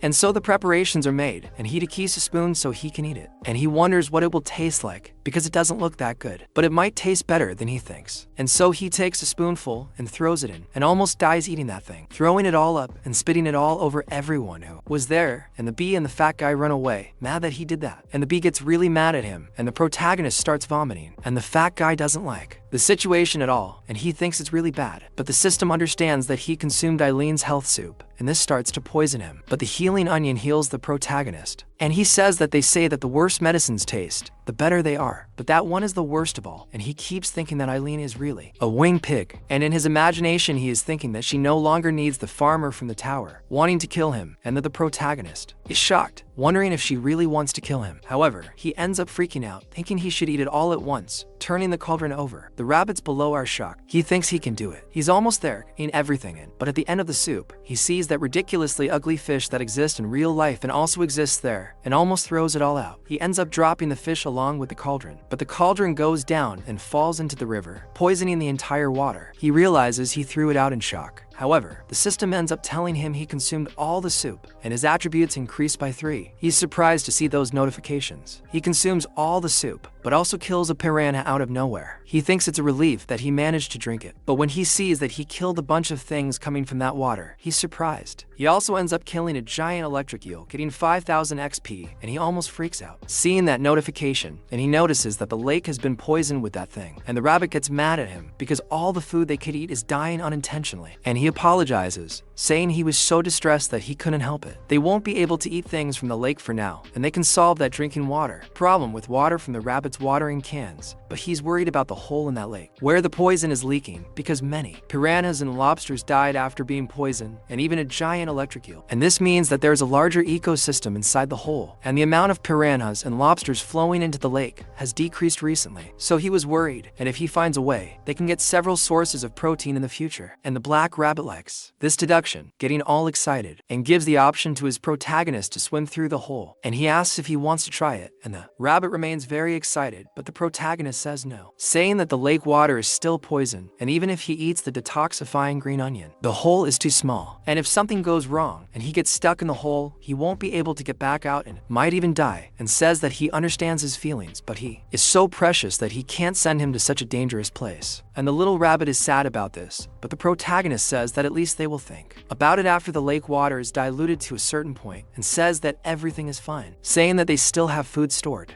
Then they will be fine for a while, and so he calls everyone Tachira, and the rabbits even agree. And already at the reference point, at the base of the Notor Kingdom, he is impatient, and thinks of Zhang San asking why he is not there yet, asking if he has forgotten his orders. And he asks another who is there, if it was Zhang San who went to look for Zhang San, and she also has not returned yet. And he says yes to the Notor Kingdom, saying that she has not returned. No, he is surprised, asking if it could be that these two have wandered into the area of the red bones, or the area of the poisonous bees in search of delicious grass and fell into danger, or in a place where those terrible worms are. And Thorin says he has heard that not even their bodies will remain if they go there, and the king thinks it is possible in the case of Zhang San. But Zhang San is not a warrior who would lose so easily, and this is worrying, and he orders to gather everyone under his orders to the reference point, and he must assume his position for now. And it seems that he must intervene and find those to personally. Meanwhile, the protagonist finishes harvesting all the chives, getting an absurd amount, and he thinks that it's really a lot, and it should be enough to feed 100 Minotaurs until they're full. But then Kwon throws himself on top of those chives, and the protagonist asks if he likes it, because it's soft and looks like a bed. And Kwon is all happy, and the protagonist tells him to pick some when he goes to sleep and share some with his mother. But then he receives a notification, and it says that the wishing a good harvest level 1 is activated, and he is surprised, and so 70 pyong of chive field was blessed with good harvest, and the harvest rate increases by 50% next week, and all his chives start to grow, and he notices that they already grew fast anyway, but they are growing instantly with the effect of wishing a good harvest. And he says that he should harvest them 3 times from now on instead of 2, and thinks that his attributes have increased a lot thanks to Island Soup too, so it's easy now. And he asks the strength rabbit if he can help him, and the rabbit is all happy, and so the tower manager Island asks if he ate his soup, and he is surprised and says of course he did, and the pain has leveled up thanks to her. But she reminds him that she is asking about the taste, and he barely has anything to say. And Matthew is mean, even questioning how it tasted, trying to say something, and she is already sad, wondering if the taste was bad, and he lies saying it was delicious, saying that it is true, that is why he finished it all, or should I say, the taste that is worth dying for, and she is happy with what he is saying, already holding her pot, saying she will make another if he liked it so much. But he tells her to do what she didn't do, and so she questions what is happening, and he says that he used all his energy because he worked hard to make the soup, so she doesn't need to go so far for him, saying that he likes to talk to her like that, so she doesn't need to try so hard to cook just for her, and she's a little incredulous, but he says he'll cook for her, and he prefers to see her eating, so she doesn't need to try anymore to be able to cook. He's saying this just to save his skin, asking her please not to do that. Then she gets all silly, that he's thinking, looking at her so much, getting all blushy. I can't believe I'm seeing a romance between a dragon and a human. People, oh okay, right? I already made a street like that, but it had a humanoid form. This here is a big lizard. It's like, you know, wow, what's going on, man? And she gets all silly, bumping into everything there, getting blushy with the protagonist, breaking his whole house. She says she's very proud of that farmer from the tower, and so she agrees with him. The protagonist just thanks her and says it's a relief because he almost died. She asks him again what's on the menu that night, but then everything starts to shake around him. Everyone is scared to death. He questions what's going on, and both Kung's mother and Kung watch, and just like that, the Minotaur King appears there, stepping on all of the protagonist's chives, entering his plantation, and the protagonist is quite surprised that another Minotaur appeared, and the king starts screaming, invading the place, and with that, Kung's mother doesn't like it at all, preparing to defend them all, and the protagonist almost elevated along with the little ones. With that roar, he is surprised, because that Minotaur is very different from Zhang San, and so the manager says that he is the Minotaur King, the boss of the 99th floor. He is very surprised, and further says that the floor boss is the one who protects the waypoint, so he usually cannot leave the area where the waypoint is, and he is the one who protects that point that can take him out of the tower. And the Minotaur King was the monster that Kung's mother said he must defeat, but he asked what brings the boss there, and she says she has no idea, and she says she will talk to him, and so she thinks it is a rule that the boss of the 99th floor cannot leave the territory of the waypoint, and it is certainly written in his tower guide that his grandfather gave her, and she begins to use. The tower manager writes, ordering the summoning of the 99th floor boss, but then the tower manager writes are unable to perform at that moment, and she asks what this is, because the status window does not respond to her call, questioning why, after all, the tower manager writes were supposed to be vanquishable, and so she says that the conversation is not possible, and she does not know the answer, and the protagonist does not understand anything, questioning if she is saying that there is no way to stop that terrible monster that is advancing towards him, and so Kwang's mother gets into a battle stance, and he notices this, and the protagonist becomes frightened. After all, he is not at the level that Kwang's mother can stop, and he says that he is the boss of that floor, and so the Minotaur jumps on her with his axe, preparing to attack her, and so he is scared to death, and the protagonist hugs Kwang, thinking he is going to die, but Jin and Silence start yelling worriedly at Sejin. However, the Minotaur's axe is thrown to another corner, and when the protagonist looks back, he sees the Minotaur falling into his chives, all in love, and he realizes that he is just a Minotaur, and everyone is very disappointed by this. He is a gigantic Minotaur who likes chives, and he is there falling into that, until he realizes what he is doing, picks up that chive and prepares to leave, and so the protagonist notices that he is running away with the chives, leaving, running, and he wonders why the hell that guy is there. And Silence says that he looks like he is going back to the waypoint, and the protagonist thinks that he was so nervous that his legs almost gave out,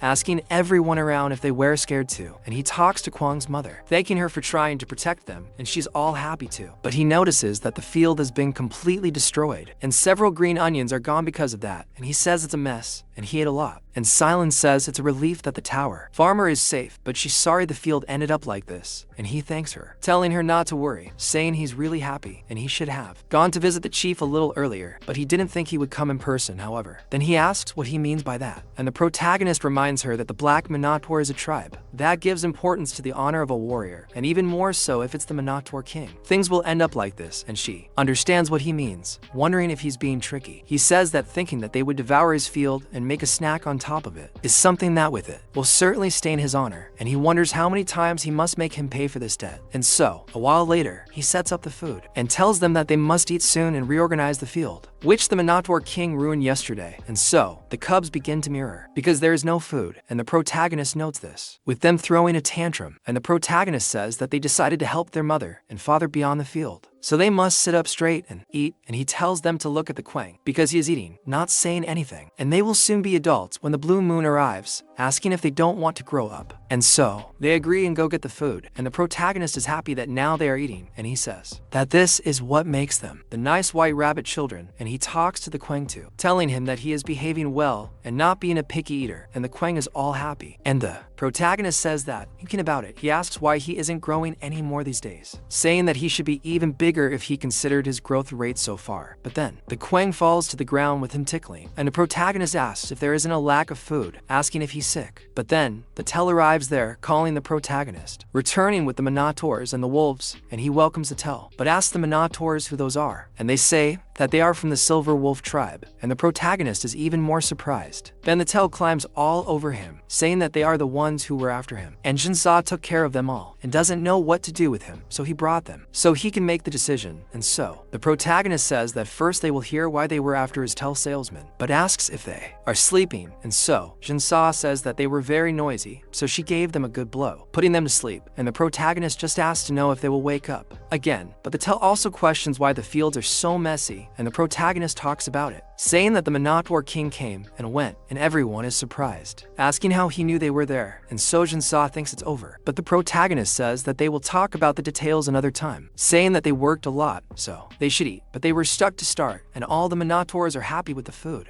and they run away, saying they want corn, and Tell also talks to the protagonist, saying that there is something important he wants to talk to him about, and Jinsa asks what happened, and the Tell starts saying that something happened on the 38th floor, but then Elka wakes up and goes after the protagonist, almost grabbing him, but when they look back, Kwang appears to defend him and throwing the new one back. And so the protagonist is surprised that Kwang acted alone to stop Elka, and she jumps back, getting scared by what is happening. And then she notices that bear cub that almost grabs her, but then the Tell notices the protagonist and realizes that her hat is missing. And Elka runs off to the wolves, already with the hat in her hand. And so she thanks them for the straw hat, wanting to take it, and the protagonist is very surprised that her hat is with her. And so, everyone turns against Elka and the wolves. And the protagonist notices that the hat is gone and tells Fala that these idiots pretended to faint to try to get the hat. And Elka calls Elk and Elko, urging them to leave. But just then, Quang's mother arrives, scaring them all. They already have their tails between their legs, and she's quite surprised. And Quang's mother puts even more pressure on them, yelling at them. And Elk raises her paw, saying she surrenders by letting go of her hat. And the protagonist will resort to picking up the hat again, happy that it's not torn. Then he looks ahead, seeing the situation Elk is in with the other wolves. Meanwhile, Zhang Sa thinks he should have broken their legs, and Quang's mother is in a real mess, and Quang himself is also scaring them. So, everyone is surrounding the poor things, and the protagonist asks what they should do with those angry monsters. Then, tell Fala that Quang is saying they should eat those wolves, but then he tells Quang not to do that, because in a little while he'll give him some honey instead. And he asks the second poison queen to help with this case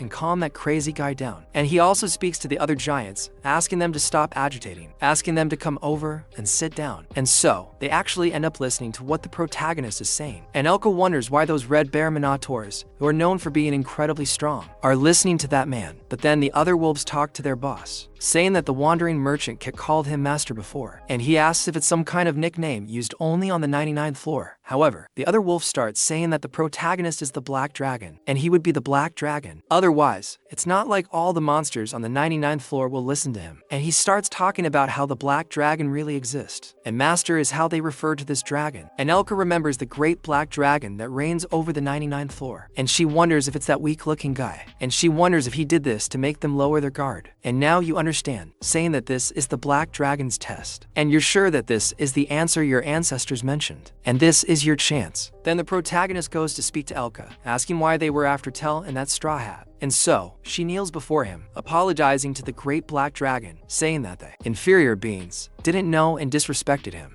and they had no idea that the wandering merchant cat was their subordinate. And the protagonist is surprised that she calls him the Black Dragon, and Eileen herself also finds it strange, and she starts laughing, thinking this is a good thing. She sends a message to the protagonist, saying she'll forgive him if he pretends to be the great Black Dragon, and she sends him a mission, telling him to show the Silver Wolf tribe the majesty of the Black Dragon, and the reward is Eileen's joy in case of refusal, her disappointment, and she says she will certainly help the protagonist, and he is surprised that she wants him to take her place. He doesn't believe Eileen is a black dragon and not a wing pick, but he thinks it's obvious, since she's called the tower manager, and he knew it was strange. So, Theo keeps asking his master what happened, but the protagonist just keeps thinking that Eileen wanted this, so there's no reason he shouldn't do it, and he just goes along with it, saying that he ended up being caught by them, because he thought they wouldn't recognize him like that, and he says that's exactly what happened. He is the great black dragon, and Theo himself is also frightened by the protagonist's antics, and he asks how they dare covet his powers, and they threaten their subordinate, saying they couldn't forgive this, and everyone except the wolves stared at the protagonist with a pissed off expression, and Eileen wondered what he was doing. So, Chow just asks Chow if it's true, but she just hits him. After all, it's obvious that it's a lie, and Theo talks to him, asking what he's doing, because he's giving him the creeps, but then he just lets out a cry for Theo, questioning whether he doesn't want to receive the grace of the great black dragon, and Theo understands immediately, saying that the master is the black dragon, and he is the black dragon's subordinate, ordering everyone to kneel before him. And so, Elka continues to apologize, and says he committed a grave sin, one that is unforgivable, even if she, Elka, the chief of the Silver Wolf tribe, gives her life, but she hopes he will have mercy on them, and forgive them just this once. And the protagonist says everything is fine, saying he'll give him a special chance to be forgiven for his sins, and he asks if that's really the case, and he demands 10,000 tower coins. He says it's the price for going after his merchant cat's life, and he'll forgive you if you pay that amount, and they're all surprised by this, and Theo himself is also moved, asking the protagonist if his life was really that precious, and he says of course, saying that he's the merchant cat Theo, responsible for distributing food from his farm, and besides, he talks to Theo about the contract. Then Theo pulls out his bag. Meanwhile, Helka talks to the protagonist, still calling them Black Dragon, believing this nonsense, that they don't have that much money. And then Theo comes to her, saying that if they can't, they should pay with their bodies. And she's surprised, and he says that's exactly it. They pay for working there. But then Helka talks to him, talking about the contract with Grid, and she thinks for a moment. She apologizes to the protagonist, saying he doesn't think they can do it. And the protagonist questions what they're talking about, and Eileen herself starts to get irritated because they dared to refuse the Black Dragon's offer. Then Helka asks if there's a reason, asking if she can tell her, and she says that the 85th floor, where her tribe is located, is facing a food shortage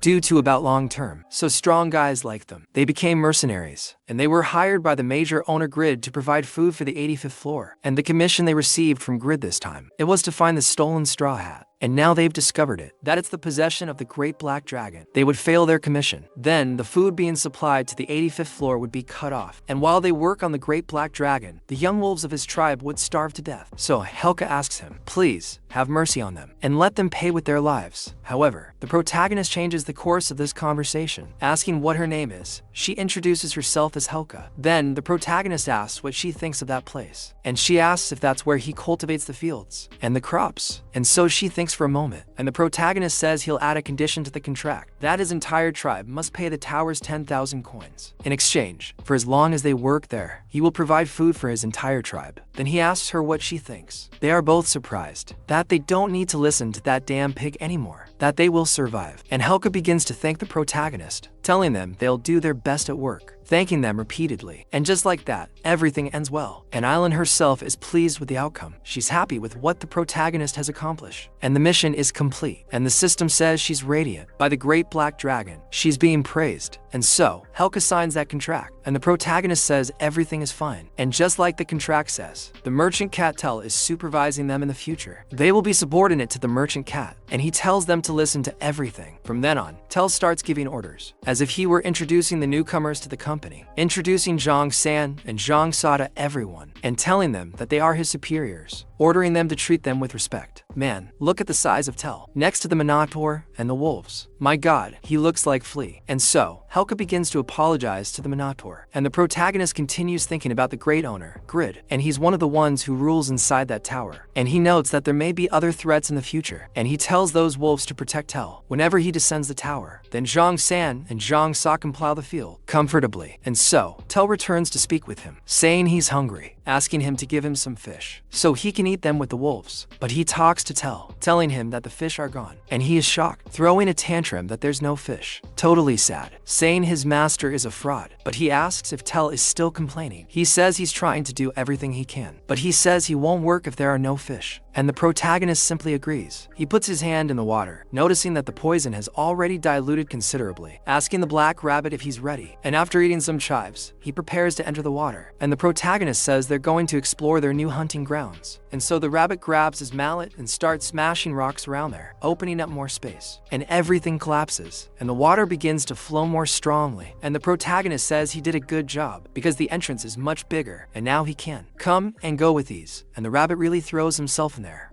And once he gets in, he can also get out just fine. And the protagonist asks what he thought, but the rabbit says he can't see anything because it's too dark. And so the protagonist realizes they have a problem. And even after clearing the path, it does indeed seem dangerous. And he asks Theo if he has any item, something that allows him to see in the dark. Something like that, like a flashlight. And Theo, who was playing with the puppies, looks at the protagonist and says there's no way he could have something like that, but he still has some random things in his bag. So he tries to look for them and says those are the coins, which he managed to sell in tomatoes, throwing them on the ground. And that's an item he bought on the way there. And the protagonist asks about it, picking out the necklace. It's a necklace with a scratch jewel, with no usage limits, and the manufacturer is undisclosed, Grady, and everything about it is just a mystery. The protagonist looking at it, he decides to call Eileen, asking if she can evaluate it, just like he did with the straw hat. So, and she asks to leave it with her, and says that she says it's the perfect item for the current situation, and the protagonist asks if it really is, offering the cherry tomato tribute, and thus she completes the mission. And as a reward, the protagonist ends up acquiring the necklace of light, and that necklace shines whenever he needs it. And now that it's been appraised, it looks completely different. And that necklace, it has a usage limit above level 5, and with more than 3 mana. And the manufacturer, it is a Majorm of the Green Tower, rank C, and light skill level 1, and illuminates the surroundings. When the skill is used, and the higher the user's level, the light shines brighter, and the protagonist is happy to have achieved that, along with the black rabbit. And he says that with this, they will be able to see the surroundings, inside the lake hole, and so on. So ask if this helps, asking if he can spend more time with Merchant Tell, and he says, and as expected from those golden paws, totally happy with Tell's luck, while himself, he doesn't understand anything that's going on, and he says that Tell will be the merchant forever now, and he doesn't need the ticket anymore. And Tell asks, what do you mean? And he says from now on, he officially names Tell as the responsible seller for the distribution of his crops, and he worked hard all this time. And Tell asks if it's serious, asking if he'll always be the merchant from now on, and he's all happy. And the protagonist, he says it's a celebration for his promotion. He'll leave too. He will be the president Tell for today. And he speaks, who liked it all. Happy, and starts to enjoy it, the title of president, ordering him to wear that necklace to bring back many fish.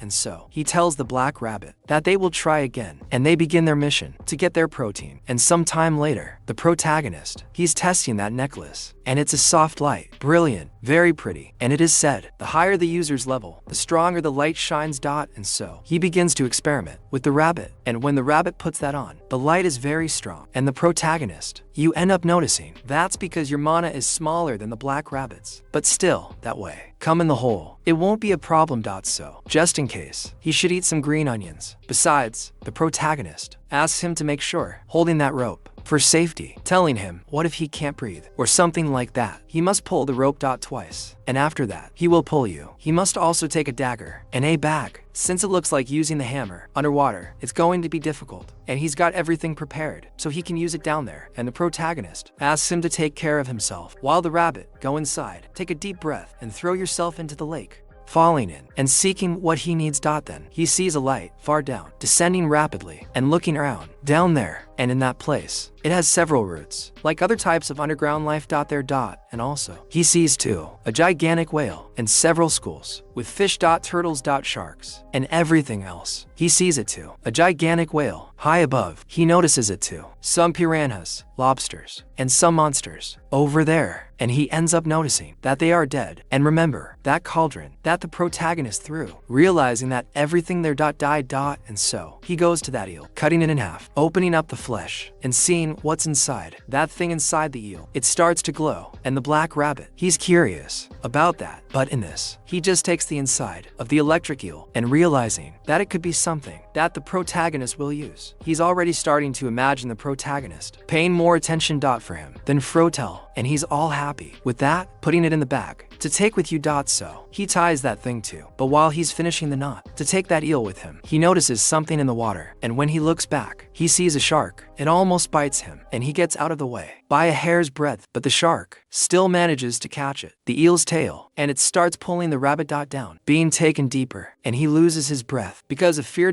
Until the eel ends up breaking apart, and the shark just takes the rest. But still, he starts to lose consciousness. However, with his last strength, he gives to pulls on that rope, and the protagonist lights it from above, and he notices that it's a sign, and he starts pulling along with everyone else, quickly pulling the black rabbit, bringing it back. And when it does, he sees that the rabbit is unconscious. He gets worried about the black rabbit, picking him up and asking him to wake up, calling him desperately. Look at that. If the black rabbit dies, look at that. Look at that, Thor. Look at that. Small Korea, I find you. Open your eyes. Look up at the roof. So Theo starts asking, what will they do? Trying to wake the black rabbit. And so, protagonist talks to the queen bee, asking her to hold his hat, and he prepares to perform mouth-to-mouth resuscitation. But then, the rabbit starts spitting water in the protagonist's face, and he's surprised that the black rabbit woke up, but he doesn't like it, having that spray of salt water right in your face. And mom and dad rabbit, they're all happy that his son has returned, and the protagonist notices that he is fine, but the black rabbit starts complaining to him, and the protagonist tells him to stop, but he's still upset. While Eileen is watching, the protagonist says he almost sacrificed his first kiss to be able to save her, and she likes this information, and he says it's a relief that he survived. But he asks, why is the water so salty? And so on. Eileen says that the black rabbit was in the Sea of Dimensions, and the protagonist asks about this, and Eileen says that the Sea of Dimensions, it's something that's between the floors of the tower, because there are many seamounts, dangerous and scary, and they can only rely on the passages to move safely to the other floor. Often, there are also water holes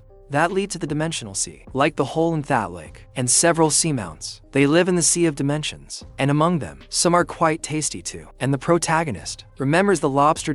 And also, I was wondering why sea creatures were appearing in a lake of bittersweet, and he remembers to ask the black rabbit if there was any edible fish. Inside, and so on. He remembers pulling out the guts of the giant electric eel, that yellow ball. So he acquires that thing, and the protagonist is surprised by this. And it is said, then the entrails of an electric eel that lived for 1,000 years, they glow with the power of electricity.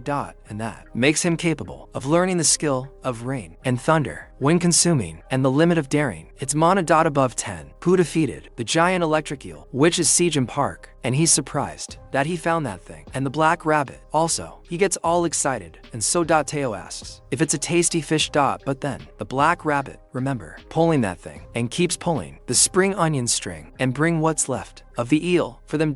And so, everyone is surprised with that eel's head, and they see that monster, 1,000 years old, coming out.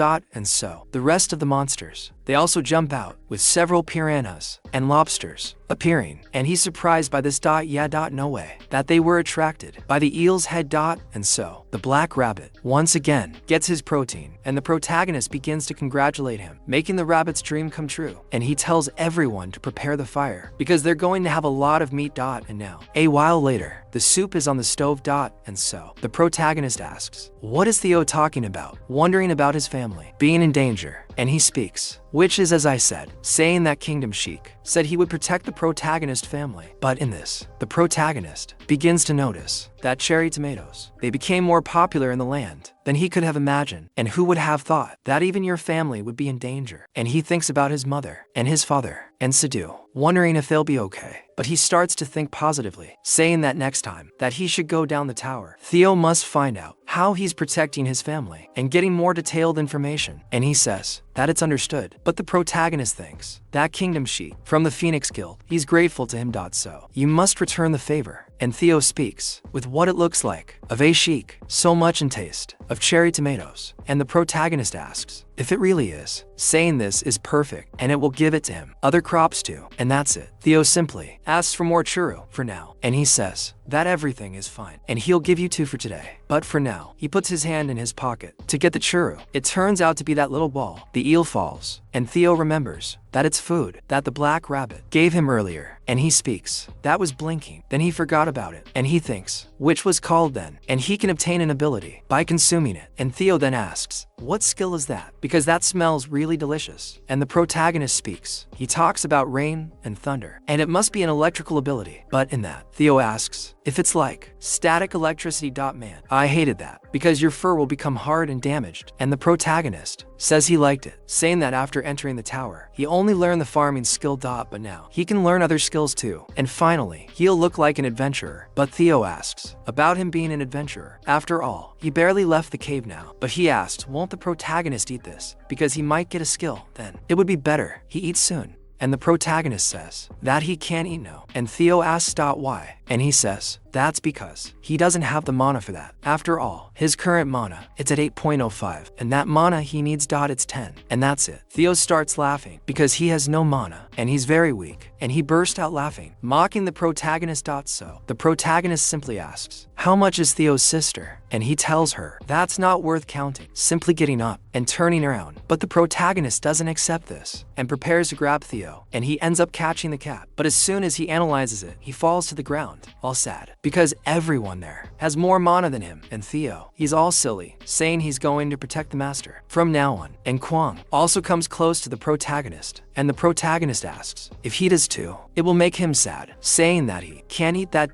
But then the minotaurs, they're falling inside the onion, and the wolves, they're eating too. Plenty of fish over there. And the protagonist goes to them asking if they like the food. And so they kneel in front of the protagonist, and the protagonist just speaks for them to be more relaxed and enjoy the food. So one of the wolves talked to him excited that he is sharing their food, so precious, with them. Speaking of which, your grace is priceless. But the protagonist asks Aro what happened. Speaking of which, she is thinking of the tribe members on the 85th floor, and she apologizes. Well, it seems you can't hide it from the great dragon. And he tells her not to worry, saying that she will be able to find her tribe members soon. And he says that the blue moon, it's coming in a few days. So she'll have to go down to the 85th, and if she helps with the work, she'll give you lots of fish for the tribesmen to eat. Then she gets all happy, and in that, the protagonist remembers that they must plant and harvest the crops, which they did. Postpone. Speaking to Thel, leave it to him. And him say that leave it, asking the wolves help him. And he too, he turns to Jinsai and Sun, saying that they should prepare themselves too, because there is a place where they must go tomorrow, and both of them, they will have to guide you. And so Jinsan asks where they are going, and the protagonist, he says that he will collect a debt of the Minot or King, and the two stay surprised with the idea of spinning with the protagonist. And so in the portal. Everyone from the tribe, he's eating the spring onions that the king took, and they ask how long has it been they haven't tasted grass, and they are very happy about it, saying it is very tasty. But the king, get real, saying he messed up, and he says he went up to the border of the territory to look for Jinsan and Sun and saw fur, red in color, and other beans too. But he was so excited, who lost his mind upon seeing a bunch of delicious grass and couldn't do anything. And he says he should be disqualified as a black Minot or warrior, the Minot or king. But he thinks he's gained something. That planted grass, that place, it's certainly a field. He wonders if the beans with red fur, they planted it, and he tries to remember who they were, thinking he still remembers them. Somehow. But the only thing that he truly remembers, it's the farmer rabbit, and he thinks it must be him because he doesn't know why the red fur, it was with the farmer rabbits. But he notes that this is interesting, and as a black Minot or warrior, he shouldn't steal the belongings of no small monster. And he thinks the blue moon will arrive soon, and the time allowed for him to leave that place will be reset. And as the one who protects the crossing point, the time allowed, it's only an hour. It's a short time, but he goes to that place. again dot and pay the price of the grass that he got from the rabbits. He can't leave it aside. Also, the negotiations for getting more grass of quality dot. However, he starts to think, questioning himself what he should pay them. And that stone of teleportation, it keeps shining over there, and in that, the chives dot. Finally, they are born, and the scythe rabbit, go cutting with your mother, the little bunnies, and Luffy's rabbit. He's also watering everything around there. Just like things under the cave, they're growing very good, and the protagonist is welcoming them also, along with the queen bee and all the other bunnies. He says that it's hot, apologizing to the queen bee asking and so his work experience is growing, and agriculture level D increases. Finally, reaching the sea tower farm, and he is surprised because he was so busy working that he didn't even notice that his level I was close to moving up, and so on. Depending on the level of work increases, job characteristics are improved, and as characteristics of the work, he gets closer and closer to nature, and his hidden talents were awakened, and the protagonist, he becomes more and more surprised, and he becomes a friend of nature, and that's a talent at a very high level of affinity with nature and communication with animals and plants that don't speak the same language, and it becomes easier and clear. Then he is surprised with that, wondering if you can speak now with Daddy Rabbit talking to him, and the rabbit indeed look at the protagonist, and he asks if Sejam called him my god in heaven. Now he gets scared because pi p p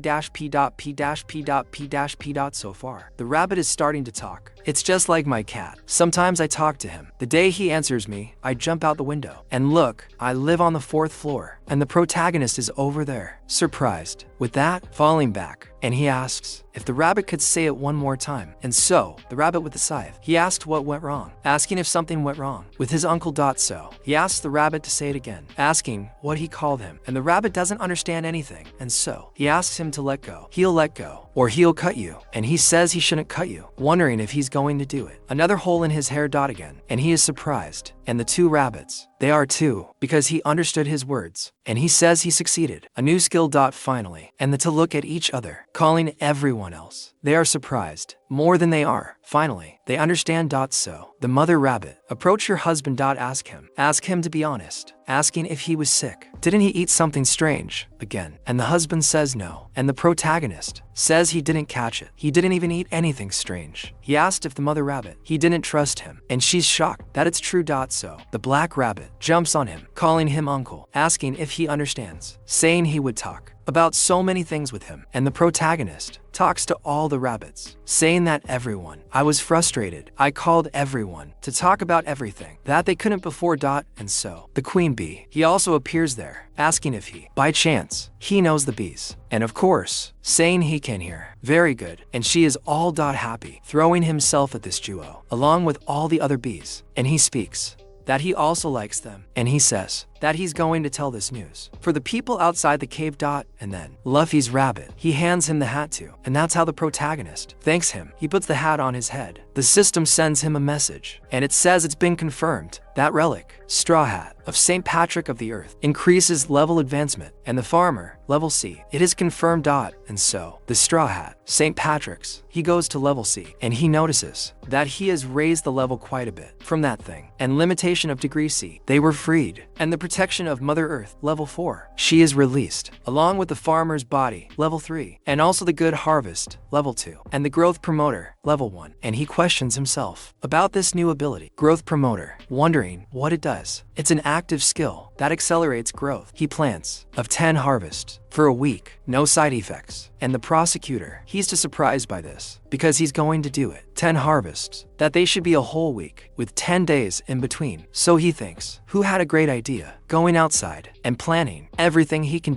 And so he plants Korean sweet potato. And as an effect of planning, the probability of sweet potato root increased, and planning proficiency level 3 slightly increases. And as an increase in proficiency level 1, planning proficiency, it increases by 5%, and so on. It activates the promoter of growth in those things, and growth from Korean sweet potato it will be boosted for a week, and the protagonist thinks this is great because he was looking for it, the right time to plant the sprouts of Korean sweet potatoes out of the cave, and using the growth promoter, they will be able to take root quickly and stabilize. And they planted the side of the field of chives, and since there's not much space, it should be fine. But that's it. The chives, they're starting to sprout quickly, and those Korean sweet potatoes, they're also increasing, and the protagonist is surprised that the sprouts of sweet potatoes, they are growing suddenly much faster with the boost from the promoter of growth. And when he looks, he receives several notifications speaking of the energy of desire for a good harvest from the chive field. It infiltrated into the Korean sweet potato, and even the effects of the good harvest of chives finish them. The yield of Korean sweet potatoes increases by 50%, and he notices that it's a double buff, and there's a lot of luck they'll be able to harvest Korean sweet potatoes faster than he thought, until Kwang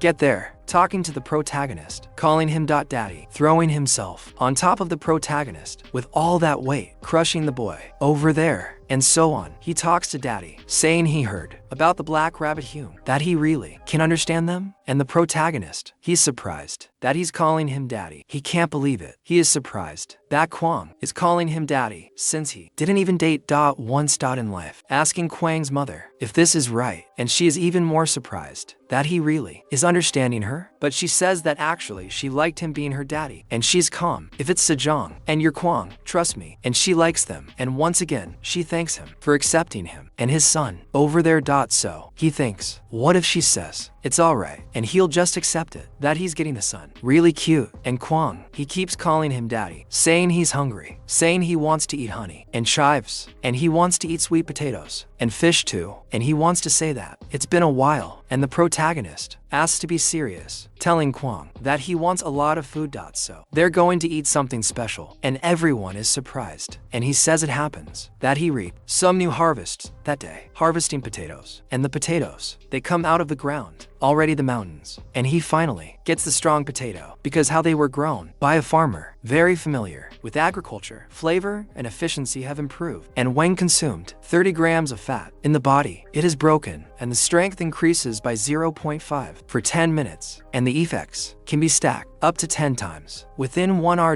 And so he puts those potatoes in so he can cook inside the pan and see that they are getting ready little by little, and when it's finished, he calls everyone over to eat, putting everything cooked right there in front of him. While he eats, he thinks about his diary and stops getting lost in the tower, saying that it seems like good things will happen from now on. Meanwhile, Eileen herself, she's also very happy for receiving the potatoes, also loving the bunnies, calling him uncle. It was so sweet. I don't know. This morning, it warms the heart. And sometime later, with everyone gathered together, Kwang starts throwing a tantrum, crying on the floor, saying he also wants him to stay by daddy's side. But the protagonist, simply speaking to Theopo, asks if he packed a lot of spring onions in his bag, and he says yes, and packed tons of them with the wolves. And then the protagonist talks to Kwang, asking if he's going to keep acting like a child, and writing down what daddy told him last time. He says he was told he has to protect the Bee sisters, so he asks if he's going to keep throwing a tantrum, and he says he won't. But the protagonist has to come back soon, and he says he'll come back as soon as possible, asking if Kwang can trust his father and wait. And so he agrees, staying with the bees, and tells Elle, who calls the protagonist, saying she'll escort him, and he climbs on her back and calls everyone else so he can leave. And so he goes to the crossing point where the Minotaur King is. As he walks, he covers a great distance and finds himself in the middle of a vast desert. He says that Elle wants to hurry, as they got there in the blink of an eye. He tells Tell that he doesn't like that place at all, along with the black rabbit, as his eyes are burning from the dust. But the protagonist looks ahead and asks what that dark area in front of him is. He sees it's a forest, but it somehow looks dark. And Zhang San says it's the place where the idiots are. The protagonist asks what he's talking about, and Zhang Sa says there are several territories on the 99th floor, and the territory there now is the territory of the Minotaurs, and where he was is the territory of the Red Bears, and that one over there is the territory of the corrupt beings from the west. And I won't say anything because I don't want to commit myself. I don't have money for a lawyer, but it reminds me a lot of Brazilian territory. The protagonist asks about these corrupt beings, and she says that, although they weren't like that at first, they are, and now it's better not to know the details, as it's dangerous, so he shouldn't go near that place. The protagonist wonders what's corrupt about them, saying he'll ask Aelin later. And then, out of nowhere, a ball of mud flies in the protagonist's face, and he falls off Elko alone, and they ask if he's okay, with everyone scared, because the protagonist fell like that, all dirty, but he says he's fine, getting up calmly and asks what it is and sees it's just mud. But then, when he looks ahead, he sees several Minotaurs eating mud, surprised, asking if they're doing this, because there's nothing to eat in that arid land, which is precisely why they go crazy when they see grass. And with that, the black rabbit asks the Teldetian, but he says he hates stepping in mud. So, Elka continues to apologize to the protagonist, and Zhang Sa calls them, asking who threw food at the protagonist. But then, the blonde Minotaur comes up to them, asking who they have there, asking where they've been spending their time, and questioning who they are. Or Zhang Sa asking why he brought those toys for someone so weak. But then, he gets punched in the face by Zhang Sa, which makes him spin in the air and fall asleep. And she says they don't have time and goes straight to the Minotaur King. And Zhang Sa stands behind her in awe of the girl's strength, while the protagonist thinks Zhang Sa is totally scary. And the broken horn Minotaur goes to the king, saying that they both returned, but brought some strange people with them. Then, the king asks about these strange people. But Zhang Sa goes directly to the king, saying that they air back with guests from the Red Bear's territory, and they all get quite scared seeing that. And the wolf himself and the protagonist are the evidence in the middle. And so, the king, seeing the protagonist, thinks this is perfect, and he doesn't need to go find them. He welcomes the protagonist, calling him a subordinate of the Red Bears, calling the farmer rabbit. But he notices that it's not a farmer rabbit, and says it's not him, asking what the protagonist is. And the protagonist simply introduces himself as Park Sejong, and the other is the cattle trader Theo. And the Minotaur wonders about Park Sejong, as he's a species he's never heard of before, but he leaves it at that, saying they worked hard to get there. And a few days later he tasted the grass he grew, and it must have been difficult to survive on the 99th floor with their weak powers. And he says he doesn't know what made them work on the Red Bears, but if they're pretending to be righteous, the Minotaur King will save them from the damned Red Bears, saying it's out of consideration for these weak monsters, telling them to feel free to speak up. But then, the protagonist speaks to the Minotaur King, saying he thinks they're mistaken about something. The Minotaur King asks what he's doing, and he says, first, he doesn't work for the Red Bears. On the contrary, Ong and his mother are helping him. And second, he didn't come here asking to be saved from unfair treatment, but to be compensated for what he stole from his field 3 days ago, unless he wants to be a thief. The Minotaur King gets very angry about this, ordering the protagonist to repeat it again, asking how dare lesser beings say he stole, and he's the strongest being on the 99th floor. The Minotaur King, being a thief is impossible, and the protagonist becomes frightened. But even so, he confronts the king, saying that if he is not a thief, what else is he? Asking if the black Minotaurs were not warriors of honor. But instead of being embarrassed by what he did, he is left bleeding. And everyone wonders if it's true, with everyone wondering if the king stole the grass they ate at that time. And seeing this, he starts to become more meek, saying that there seems to be a misunderstanding with the owner of the field, saying that as protector of the passage, there is a limit to his actions. And he came running because he didn't have much time left at that moment, and of course he would pay him back, asking if it's not clear, trying to make a bad mistake, asking the protagonist what he wants for it, an enerendary and rare from the tower or something else. And so the protagonist asked if he could let him use the passage point, and the Minotaur asked what he wants. He asked to use the passage point, saying that is what he wants. And the Minotaur is surprised that the protagonist wants to use the passage point, so he just accepts, saying that he will allow it if that is what he wants, for the honor of the protagonist and his own Paxi John Devia, and he is all happy along with Tel, thinking that finally he will be able to leave the tower. But as he climbs that gigantic step, he is surprised that that is the waypoint, seeing that shiny stone. And so he reaches out his hand there and touches it. And the system says that the waypoint of the 99th floor tower has been saved. It loads a waypoint from another saved floor and confirms the point. But since he does not have any other waypoint saved besides the 99th floor, he cannot move to another, and the protagonist is quite surprised by this. And the Minotaur King then asks if it is useless To is the one who was not born in the tower, and he does not know how the boy ended up on the 99th floor. But external entities must register the waypoints on each floor, starting with the waypoint on level 1, to be eligible to move to the other floors. It is a predetermined regulation of the tower. It is a limited invitation provided. And still the king looks at the protagonist in complete disbelief, and Tell himself tries to cheer him up. But the protagonist says he always knew he would not be able to leave that place, ever since he found out it was the 99th floor, and now that he has. confirmed it. It seems a bit useless. And so, the Minotaur King speaks to Sejum, saying he is sorry for his situation, but he allowed him to use the waypoint, and he accepted. So between the protagonist and the Minotaur King, there is no longer a debt to be paid, and the protagonist says he is right. He no longer owes him anything now. And then the Minotaur King tells him to go back, but the protagonist asks to make an offer, and he questions what? Asking how dare he make an offer. He asks Tell to open his backpack, and Tell does so by throwing a bunch of chives around, showing them to all those hungry Minotaurs who want to go after that tasty grass. They ate just then, saying it must be very delicious, and they can't help themselves. And the Minotaur King asks what Sejum is doing, and he says it's a gift intended for them to get along as good neighbors. And the Minotaur King asks about this gift, but the protagonist changes the subject, saying he's worried because they are expanding their fields, so they need a lot of labor, and they can all eat this kind of chive crop 3 times a day if they expand the fields, which brings him to the point, asking if the king would make a deal with him. And meanwhile, Kwang is very sad with the queen bee, but the queen bee talks to him until to notice the noise. And there comes on the horizon, Elka bringing the protagonist back, and so the two run to him very happy, and the protagonist asks if he was a good boy. And Kwang says that he didn't cry and was indeed a good boy. And so the father rabbit tells Sejum that he came back very quickly, asking if the negotiations went well, and he says that they did, asking for everyone to gather there, and so several Minotaurs arrive there. Then say that they are starving, asking if they just need to dig the ground there, and say that it is only the first time, and all the rabbits are scared by that. And the protagonist says that it is the Minotaurs who will help them clear the field, and he says that he made a deal with the Minotaur King, that they could do whatever they wanted with all the land in the desert. And so one of the Minotaurs asks Sejum where they should start digging, everyone excited, eager to work. And Kwang himself keeps looking at the Minotaurs, saying that their muscles look really cool, drooling. And the Minotaurs realize that he must be Kwang, saying that they heard about him from Zhang San, and say that he is more impressive than he seems. And another Minotaur appears there, and Kwang is surprised that they know Zhang San, saying that he is close to him. And so they all start following Kwang, getting along very well, and they start calling for work. And the protagonist says that he is very cute, then asks if he should prepare some food for the Minotaur workers, and they all agree. But poor Teo remains on Elka's back, just asking to cry. Meanwhile, the Minotaurs near the king start playing rock, paper, scissors, and with that they decide who will work on which day.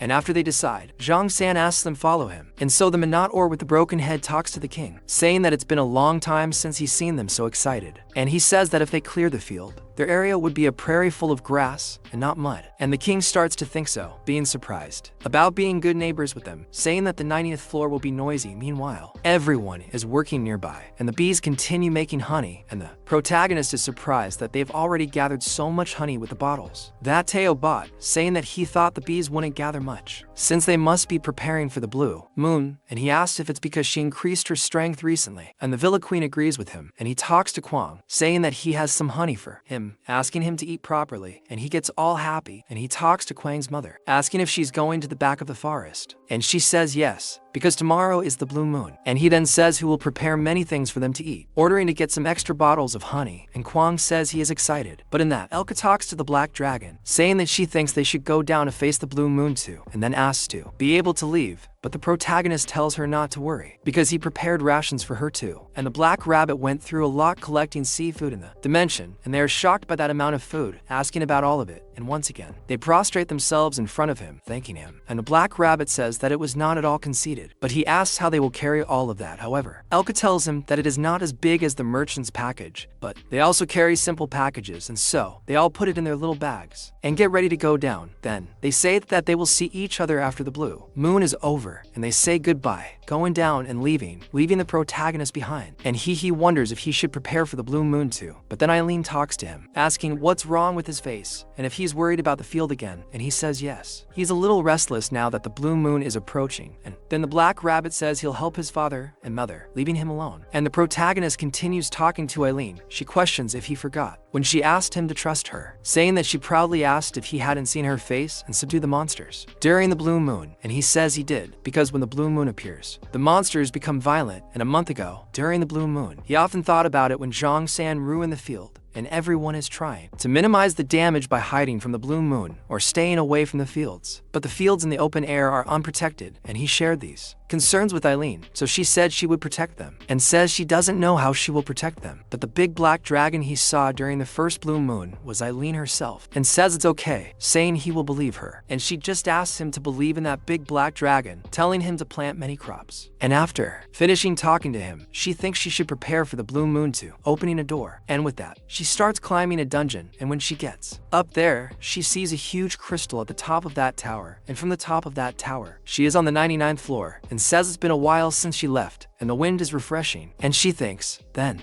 about your duty, focusing on the tower system, and speak, which is great. And finally, it's his turn to participate, and after setting everything up there, she says she's on her way, and a while later, the protagonist is getting ready with everything, with everyone inside the house. So he hides the last ember, thinking that just protecting it should be enough, and then he hears a noise and looks back, and sees Theo lamenting, thinking that those adorable yellow chicks will become adults, and he says that his uncle is excited. But then, the protagonist tells Theo not to go out, because the blue moon is coming, and he must get into his pouch soon. And Theo tells him to take good care of the chicks, because if anything happens, he must not forget to call him. And the protagonist tells him not to worry, asking him to keep something with him, and he asks about it again. And he says that the poisonous queen bee left this in the morning before leaving, and maybe because the comedy got so big, the cocoon keeps coming out. And he says that he much prefers the comedies, but still, he leaves it with Theo, and he says he'll put it away. And so, the protagonist notices that the moon is coming, and so, he asks Theo to come in. And when the moon comes, the bunnies begin the process of becoming adults, and they go completely crazy. And the protagonist just watches and says he saw this last time too, but he can't get used to it, because they changed quickly, and the noise outside is still deafening. And so he gets up to look, and asked if there's a monster nearby, because that shouldn't happen. So if there is, he hasn't arrived yet. But while he's standing, the bunnies look at him, and he asked about it. He says that, come to think of it, they didn't turn into white bunnies when the blue moon came last time, and those bunnies charge at the protagonist, and he questions why they're not changing. And they notice that the bunnies are becoming wild, and they all turn to look at him, protagonist, and they ask him to calm down, and he ends up screaming. But then Eileen appears up there, and he gets even more surprised. And some monsters inhabiting the 99th floor get closer, and they end up seeing the dragon hovering there, and they get scared to death, running away. And it turns out that, in fact, that dragon hovering there isn't Eileen or anything, it's just her using VR, and she asks what they think of her. And it's an illusionary magic tool created by her grandfather for her to use, and he's managing that tower during the blue moon. So she can't leave the administrative area, but she made it look exactly like her as an adult. And the remote control technology is possible even on the 99th floor, but it's possible to reach the clouds. And the illusion disappears as soon as she descends to the ground, and plexiglass must think it's her, so she gets all happy, and thinks that maybe she should fly a little more until the blue moon is over. And the protagonist, looking there, is surprised, because the hills were quiet after Eileen appeared. But then, the bunnies behind him start to glow, and actually change color, with several white bunnies appearing, and he is quite surprised by this, thinking it is a relief, grabbing them all. And some say they can't breathe, and they ask what happened. And the protagonist just looks to the side, seeing that the magic of the blue moon has already taken effect, and his crops are glowing now, and he calls to be able to harvest. And so, after harvesting, he cooks some things, and they say they are well cooked.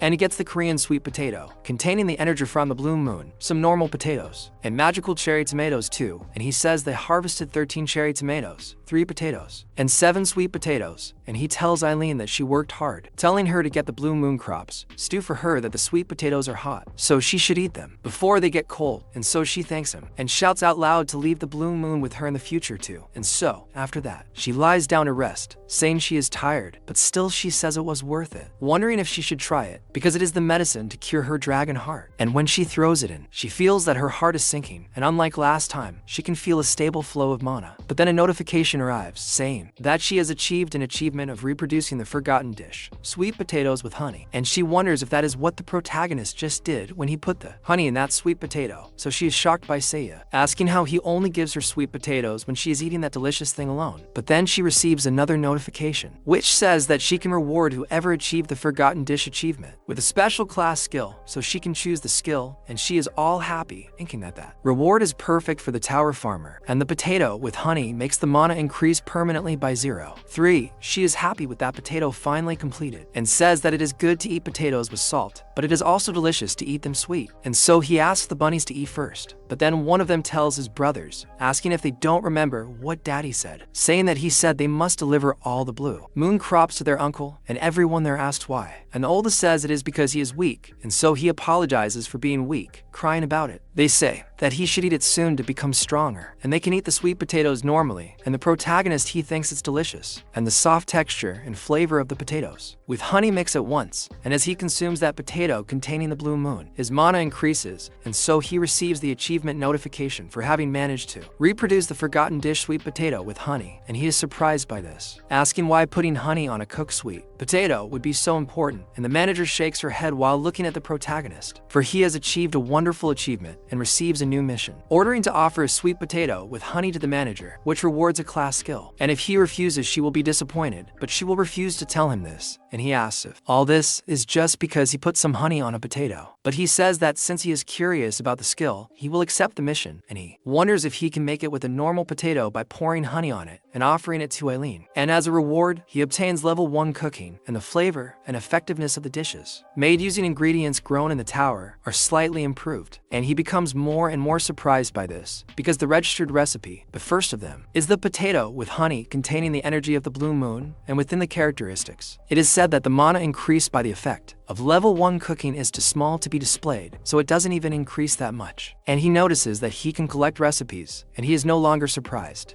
And now that they've come to this, he wonders if he should become a chief as a second class, after being a farmer, but he thinks that first he must make potatoes with honey for the others to eat too, asking if everyone there will help him, and all the bunnies agree. So he writes in his adventure diary Lost in the Tower, that the 8th blue moon passed peacefully, and so, in the western part of the forest, that same monster returns home, the one that was scared by Eileen 3D, and while he returns home, he ends up tripping on a root, and falls face down, and in that, something that was inside that cave grabs that monster with that bunch of hands full of roots, and with that, begins to consume it, crushing and killing the monster, and that is a corrupted being, a tree with several eyes inside, and that thing continues walking, and leaves the forest, and begins to target the area where the prota is planning, and apparently, things calm as they are, will not stay that way for long. Meanwhile, the protagonist is making food with the bunnies who they've just become adults, and while everything is still in order, up on the 99th floor, in Elka's tribe, they come back with plenty of food for everyone, and she tells the children to enjoy it, and they thank the chief, and then, another wolf asks if they're leaving already, and Elka says they have to leave, since the blue moon is over, and apparently, Elka was Elka this whole time, because the little wolf, the little she-wolf in this case, right, that's appearing here is his wife. Geez, people, it's difficult, right? It's not possible. Oh, it's the dog, guys. It's impossible. There's no vet. I've lost track of time to stay. Sorry, it's Elka. And she says he should at least see the children waking up, but he talks to his wife, saying that they now serve the great black dragon, and they have no time to waste, and he'll be back soon, leaving from there, and they call the two of them to go to the 99th floor. And so, in the village of the corridor, everyone is frightened, seeing some rabbits running, thinking they can't be caught. But at that, some ask to wait, and a fox appears, catching those rabbits, catching one of them, and quickly knocking itself out. And the two, who were managing to get away, look back, frightened, but don't even see that there's another fox in front of them, ready to catch them. But then, Elka or Vile asks what that sound is, but the other to ask if they won't leave. And it turns out that the rabbits are suffering quite a lot at the hands of those other two. And the fox calls the rabbits damn slaves, asking where they think they're going, asking if they know how many floors they climbed to catch them, asking if they think they could escape,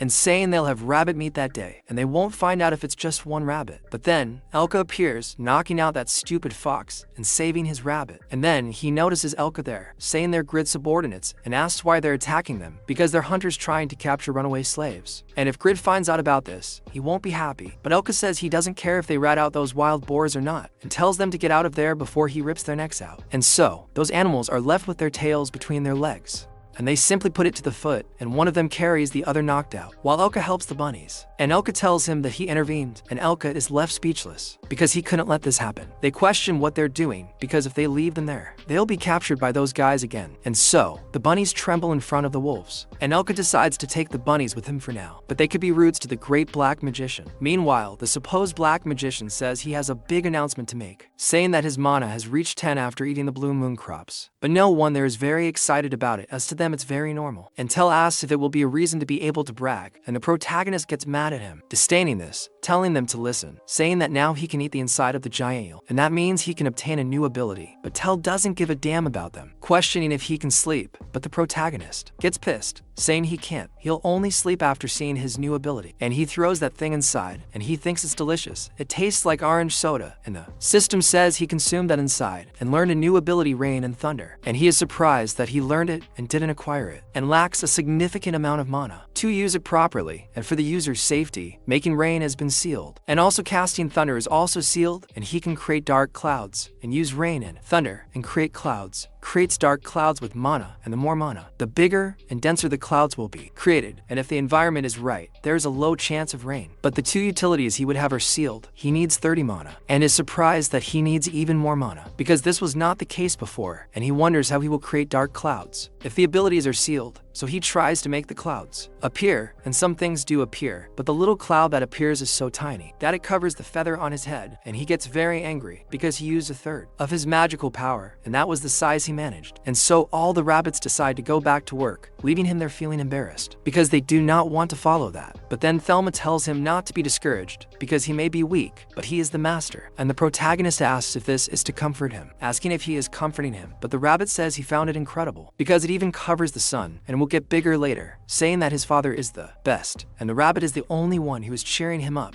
And the protagonist is happy about it, saying that he is very happy with his son. But then Thelma says that he is right, and it is good, because the sun is not blinding him, asking him to move the cloud a little to the side. And the protagonist notices that the cat is too annoying, but then Helk arrives there, and he is surprised that he arrived, but notices that he brought some rabbits who are scared to death, and he asks who those gray rabbits are. And so the bunnies start asking the protagonist please not to eat them, and he notices that they are full of scars. And the protagonist asks Helka where they brought those guys from, and he tries to explain, but then Rabbit is the mother, and Rabbit and the father arrive there, are surprised to see those rabbits. And the father is even more surprised that they are alive. And it turns out that the gray rabbit is the elder rabbit's niece, and they run into them. And the protagonist questions what's going on, asking if they know each other. Then, the protagonist and everyone else are surprised to see the 3 bunnies falling into the food. They almost choke, and the mother rabbit brings them some water. And the protagonist asks them to go slowly and eat calmly, and so they thank the great black dragon. But the protagonist asks to be called Sejam, and Elka speaks to him, surprised that he would want that. But the protagonist says that calling him a big black dragon is very understandable, and he says there's no need for formality, and he's also part of the family now, so he should feel free to call him Sejam. They're a bit hesitant, but they eventually agree. One of the wolf cubs is surprised that the protagonist says they're family, and so he looks at those gray rabbits and so on, while Tel keeps asking for churros nonstop. It looks like my cat, right? There's food in the bowl, but it keeps asking for food all the time. That thing's going to explode. And so, the protagonist analyzes all the rabbits, one of which is an artist, another a carpenter, and the other an architect. He realizes they're all technical experts and talks to the rabbits, recapping the whole story. When they were climbing the tower to escape the farm that was exploiting them, Helkub saved them just as they were about to be caught. He asks which floor they escaped from, and one of the rabbits says they were on the 55th floor. Father Rabbit is surprised, asking if they were still there, and questions about the king, the queen, and the princess, asking what happened to the monsters. The protagonist then tells Louvre Rabbit to stay calm, asking about these monsters and what he's talking about. Louvre Rabbit explains that a long time ago, the 55th floor was the Rabbit Kingdom, called the Red Ribbon Kingdom. So, he's surprised, and he's saying that there was a kingdom, asking what happened to it now. And Rabbit says that about a few decades ago, the Red Ribbon Kingdom fell, and he remembers that day well and all the chaos that took place there. He explains a bit about the Red Ribbon Rabbit Kingdom, where they grew crops on fertile lands, ate healthy food, had beautiful architecture and culture, and lived peaceful lives with the power to protect themselves with several trapped rabbits, keeping the place safe. But then, they noticed something coming from the sky, and one of the rabbits was shocked by several flying monsters arriving, and those things overwhelmed the place, and even though they were quite crowded, they were consumed by the sudden appearance and the shadow of destruction. And so, the kingdom fell. He says the kingdom collapsed instantly due to these unknown entities that seemed to appear out of nowhere, and in that chaos, the king and queen disappeared, and the people who lost their king were scattered to survive the monsters, and they ended up in that place after searching for a place to settle. The protagonist is surprised that they've reached the 99th floor, and it's no wonder he finds it strange, as it's no place for rabbits to live. The ill father says they thought those monsters had swallowed the 55th floor whole, but who knew there were still some left there. The gray rabbit says his family and the remaining rabbits who couldn't escape through the corridor were just waiting to be killed by the monsters, but for some unknown reason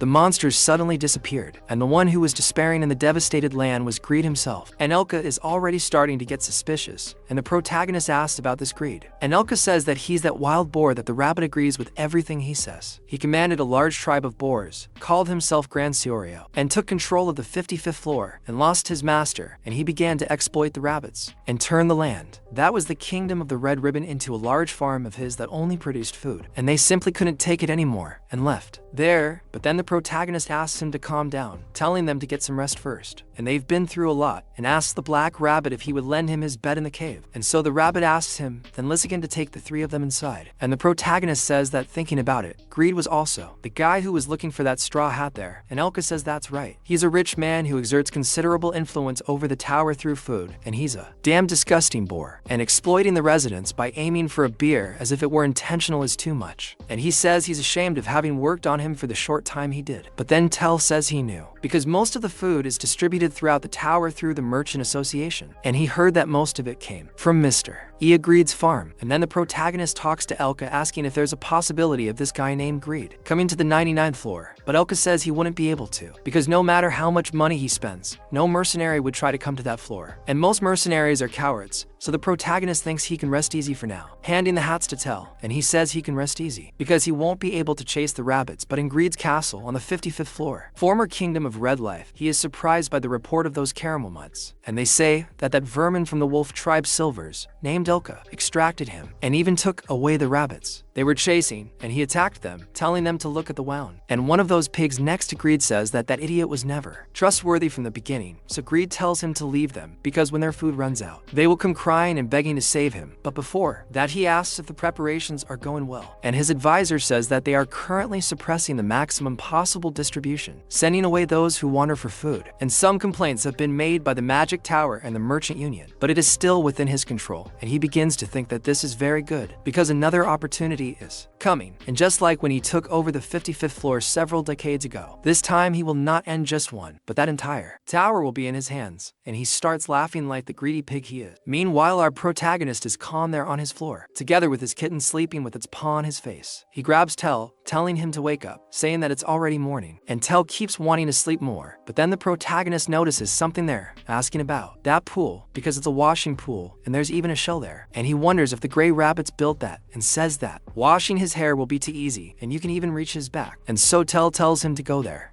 and shows him a completely different kitchen than the one he had. And even his mother rabbit can make food now, with the help of the father rabbit and the fat rabbit bringing firewood. And he is surprised that there is also a table, and Tell notices that they have made something incredible. He sees a furnace, a dining table, cutlery, and reikis, everything he needs, and Tell tells him to look at it, saying that Pibik and Perik made a bowl of food for him too, and there is a paw print in it. And the protagonist asked about these names, Pipik, Perik, I don't know how many. And he says that these are their names. They keep doing things saying they are grateful for letting them stay there, and they don't stop working. And the scythe rabbit sees a little cloth made by one of them, and they start thanking him for taking care of them yesterday. And the protagonist gets worried about them, and they come there thanking him for the previous day, saying that it is not much, but they would like to help them with their skills. And the protagonist then asks if they by any chance needed of employment, and they all get silly, since it's like throwing CLT in the guy's laps, right? You scoundrel. And so after that, the protagonist says that Pibik, I don't know how many, will join them from now on, and so they say they'll get along well, and all the rabbits like that. And the protagonist says that with the arrival of cylinder craftsmen, their cultivation level will rise even more, and they say they'll do what they can. But then he asks if they can create houses for the rabbits first, because the baby rabbits have become adults, so there's a shortage of houses, and they need houses for themselves too. And the second generation children need to become independent too, but he thinks that building their house will be too much work, and all the poor guys are even trying, but it's still very difficult. And the rabbit says to leave it to him, because it's his specialty. So Tell says he wants a mobile home too, but the protagonist tells him that he has his own backpack. But the gray rabbit ends up saying he can make a cat tower for him. And so a while later, a rabbit asks Sejim if he doesn't have a home, and he says he only sleeps on chive leaves. So he asks what if they make a house for Sejim, and he is surprised. The rabbit wants to make a house for him there, and the rabbit says it must be complicated to make a house inside a cave, but outside it should be possible, and there are many sustainable materials like wood. And the protagonist says he would love to have a home, and says he has been spending a a lot of time outside, expanding his fields above ground recently, and since there is the rabbit's mother, the minotaurs, and the silver wolves too, he will be safe to a certain extent. So he agrees with the rabbit, saying he can do whatever he wants, asking if he needs anything. And the rabbit says it would be good if they had materials to make bricks, or some area with clay, or fine sand on the 99th floor. And the protagonist thinks about it, remembering, saying that he knows of a place. And so he goes to the minotaurs area, who are surprised to see him there, and he asks the rabbit what he thinks. And the rabbit says that the humidity is just right, and even the dry leaves are well mixed, and it's great for making bricks. But then the Minotaur King asks why he needs mud, because that's food for him, the Minotaurs. And he says that it's a new business, talking to the king, saying that Pimic will teach how to make bricks, and if he allows him to make bricks and provide him with mud,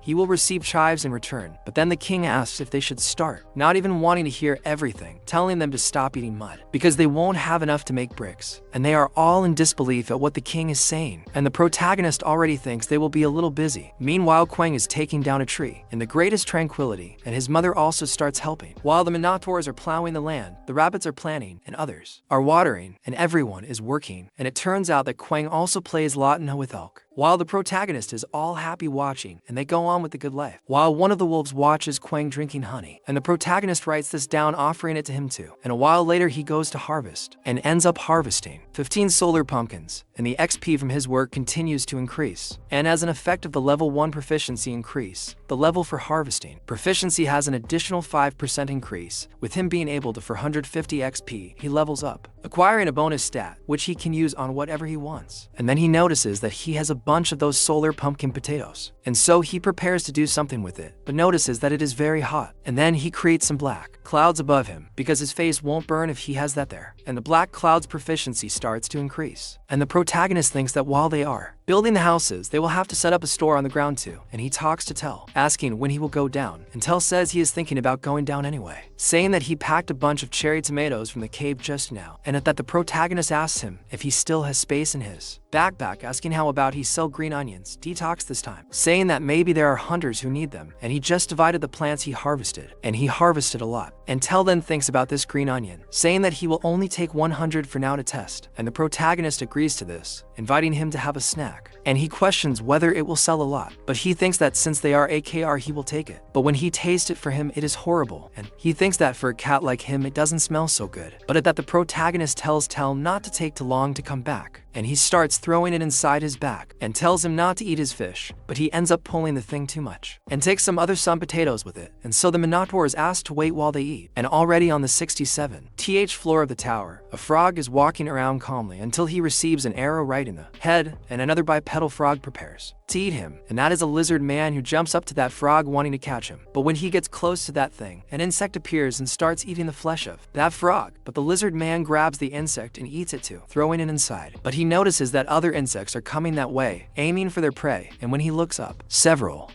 of them are there, and they saw a herd eating everything around and going after the lizard man, swallowing him completely, and that thing seems to be the same one that destroyed the rabbit kingdom. Meanwhile, Eileen is receiving a lot of notifications, but she apparently doesn't like waking up early, speaking which is too noisy, and says that she was finally having a good dream after so long, asking why the alert system is being so noisy. And when she looks, she notices that there are more than 1,000 unread alerts, and the red locusts have infiltrated the 67th floor of the tower, and she has a new alert with several spans, and thus 5,312,813. 712 red locusts have infiltrated the 67th floor of the tower, and she is surprised by this, because they invaded from outside the tower, and says that it has been about 100 years since they infiltrated there, and in that time her grandfather solved it, but almost failed to prevent the destruction of the 55th floor. So she tries to use authoritarian management, ordering to connect the external communication, but she notices that she cannot open the passage out of the tower with her usability, and so another announcement comes to her, because 0.1% of the 67th floor was devastated by those locusts, and she is surprised by this, and the system increases the percentage by 0.01% each time, leaving her nervous and wondering what she should do. Meanwhile, the protagonist is making a little fish fillet, putting it in oil, making that fried fish, and he thinks that the oily smell of the eel is delicious. And Tell is also drooling on his shoulder, and so the scythe rabbit brings potatoes and sweet potatoes cut as he requested, and he thanks him, telling him to keep everyone away while he eats the eel, as it could be dangerous if the oil splashes. And at that, Tell already starts to get the moon in his mouth looking at it in the black. Rabbit asks what he made, and he says he made something even tastier tastier than potatoes with honey. And he is a little surprised, asking if such a thing exists. And he asks if he has ever heard of caramelized sweet potatoes. And then he throws them in the oil and starts making them, and says that it is a good thing he saved the EEL oil, as it will be very useful. And he says that first he should fry the sweet potatoes until they are crispy and brown on the outside, adding honey to the fried sweet potatoes, and then stir and cook, and thus the sweet potatoes are ready. Caramelized, which is recorded in his recipe, and the achievement of reproducing the forgotten dish caramelized sweet potato is achieved. So, his proficiency goes up a lot. And so the rabbit starts saying that it looks really good, until soon asks the protagonist to fry his fish like that too, and he agrees to this, handing a fried piranha to tell, and he notices that the piranha recipe was not recognized, asking what the norm is. And since they are cooking, they will make caramelized potatoes too, because he thinks that finding recipes is quite fun, and tell orders to put honey on his fish too. And so a while later, everyone prepares to eat with him, with that feast served, and everyone falls in, and the pilots say that good food after hard work is the best part, while the wolves are also scraping the plate, and in the end, there is almost nothing left, and so the rabbit says he can't even eat anymore, until is full. And the protagonist asks if he is going to go down now, and he says he should, and so he calls the wolves to go with him. But before going, Tell asks how much food is on Sejong's side, and he says he saved it for Eileen. And she's not answering no matter how much he calls her earlier, and the food got cold too. And the rabbit almost put his hand in, and so Tell asks if she's sleeping. But the protagonist in turn just thinks that would be a relief, asking if nothing happened to her. Meanwhile, she is too nervous looking at the entire tower system, but she can't connect with anything, and she thinks she can't control it with her power. And her dragon heart was finally starting to heal, but she thinks she is too incompetent, and thinks she doesn't know what to do with all that chaos, and she really is lost. And so more and more of the 67th floor continues to be devastated by those locusts. And in the central management headquarters of the Merchant Passage, it turns out that the leaders are gathered at a table, and the representative of the Fox tribe of the Merchant Association, Mason, is in front of Hannibal of the Tiger tribe, along with Iona of the Hamster tribe. Then that fox that was following Theo thinks about Iona, the leader of the Magicians Association, saying that the first he's seen it for a while now, and has heard that the 7 main magic towers don't usually appear in public. But first of all, it's unusual for the tower chiefs to gather in one place, asking what's going on. And so Mason says that it's been a few days since the red locust appeared on the 67th floor, and according to his wandering merchant sources, 2/3 of that floor has been devastated by the red locust. And now the lizardmen are desperately defending their post near the passage area. But this is not an easy situation to resolve, and so Hannibal asked if the wandering merchant passage is under control, asking what the possibility is of the red locust infiltrating other floors through there. And Mason says that the red locust are intruders from outside the tower, asking if he didn't know that the passage doesn't allow intruders from outside to use, and says that the passage is safe. However, if they manage to dominate the passage area, they will invade other floors as well. And so they think about 68th and 69th, and then they get desperate, asking if it's not one of those 5 main sattlers of the tower, where the location of the Draken Farm and the Lizardman Kingdom is. And this problem doesn't only affect the Lizardmen, and so Mason thinks that a great food shortage may even occur again. And he is already starting to get worried about the shortage, because Iona remembers the 55th floor, because the annihilation incident of the Hedravon Kingdom happened there, asking if everyone remembers. And nowadays the lizards are distributed across several floors of the tower, but at that time, the Red Ribbon Kingdom was the largest distributor of food in the tower, and a massive invasion of red locust caused that entire kingdom to be destroyed. And if that poor bastard hadn't expressed himself through that breach and dominated the place, they could have something. But Mason asks Iona to keep calm, because Grid is a good man. Look man, stop it. And Mason asks if he wasn't the one who rebuilt the kingdom's saddlery in ruins back then. But Iona doesn't accept him being called a good man, especially when he is exploiting the rabbit tribe and closing all the food distribution lines to the rest of the tower. But when Hannibal hears her saying this, he says she is talking too much. So Mason tries to calm her down, but everyone in the room also goes into chaos, calling Eileen, asking if she shall and prodding her, questioning if she won't do anything. And so they keep calling, but Iona ends up getting nervous, getting up and climbing onto the table, and says that 200 years and several thousand years ago, the infiltration of red locust happened, and the great black dragon always protected the tower, so the red locust were quickly annihilated. However, the last time the red locust appeared for an unknown reason, the great black dragon took a long time to deal with the situation, and the situation was only stopped after more than half of the kingdom's citizens were killed, and all the settlers were destroyed, and a great food shortage occurred throughout the tower, and there are places that still haven't recovered. And now it's only been a few days since the locust appeared, and there's no guarantee that the black dragon will deal with the situation quickly this time too, and they have to stop them with all their power until the black dragon appears. Otherwise, the order of the tower will collapse. And she says that under her control, under instructions, the leader of the association, the main association of the 7 magical towers, will send 100 war mages, asking what the leaders of the towers were going to do. Meanwhile, Theo is with the wolves visiting his family, and it's peaceful there. He tells Elka that they went there because he said he was going to stop for a little while, but asks how long he'll be there, saying they don't have time. However, while he's complaining non-stop, the wolf cubs go to Theo asking if he's the black dragon, and he says no, saying that he's the dragon's vital subordinate, a middle-class ranch merchant.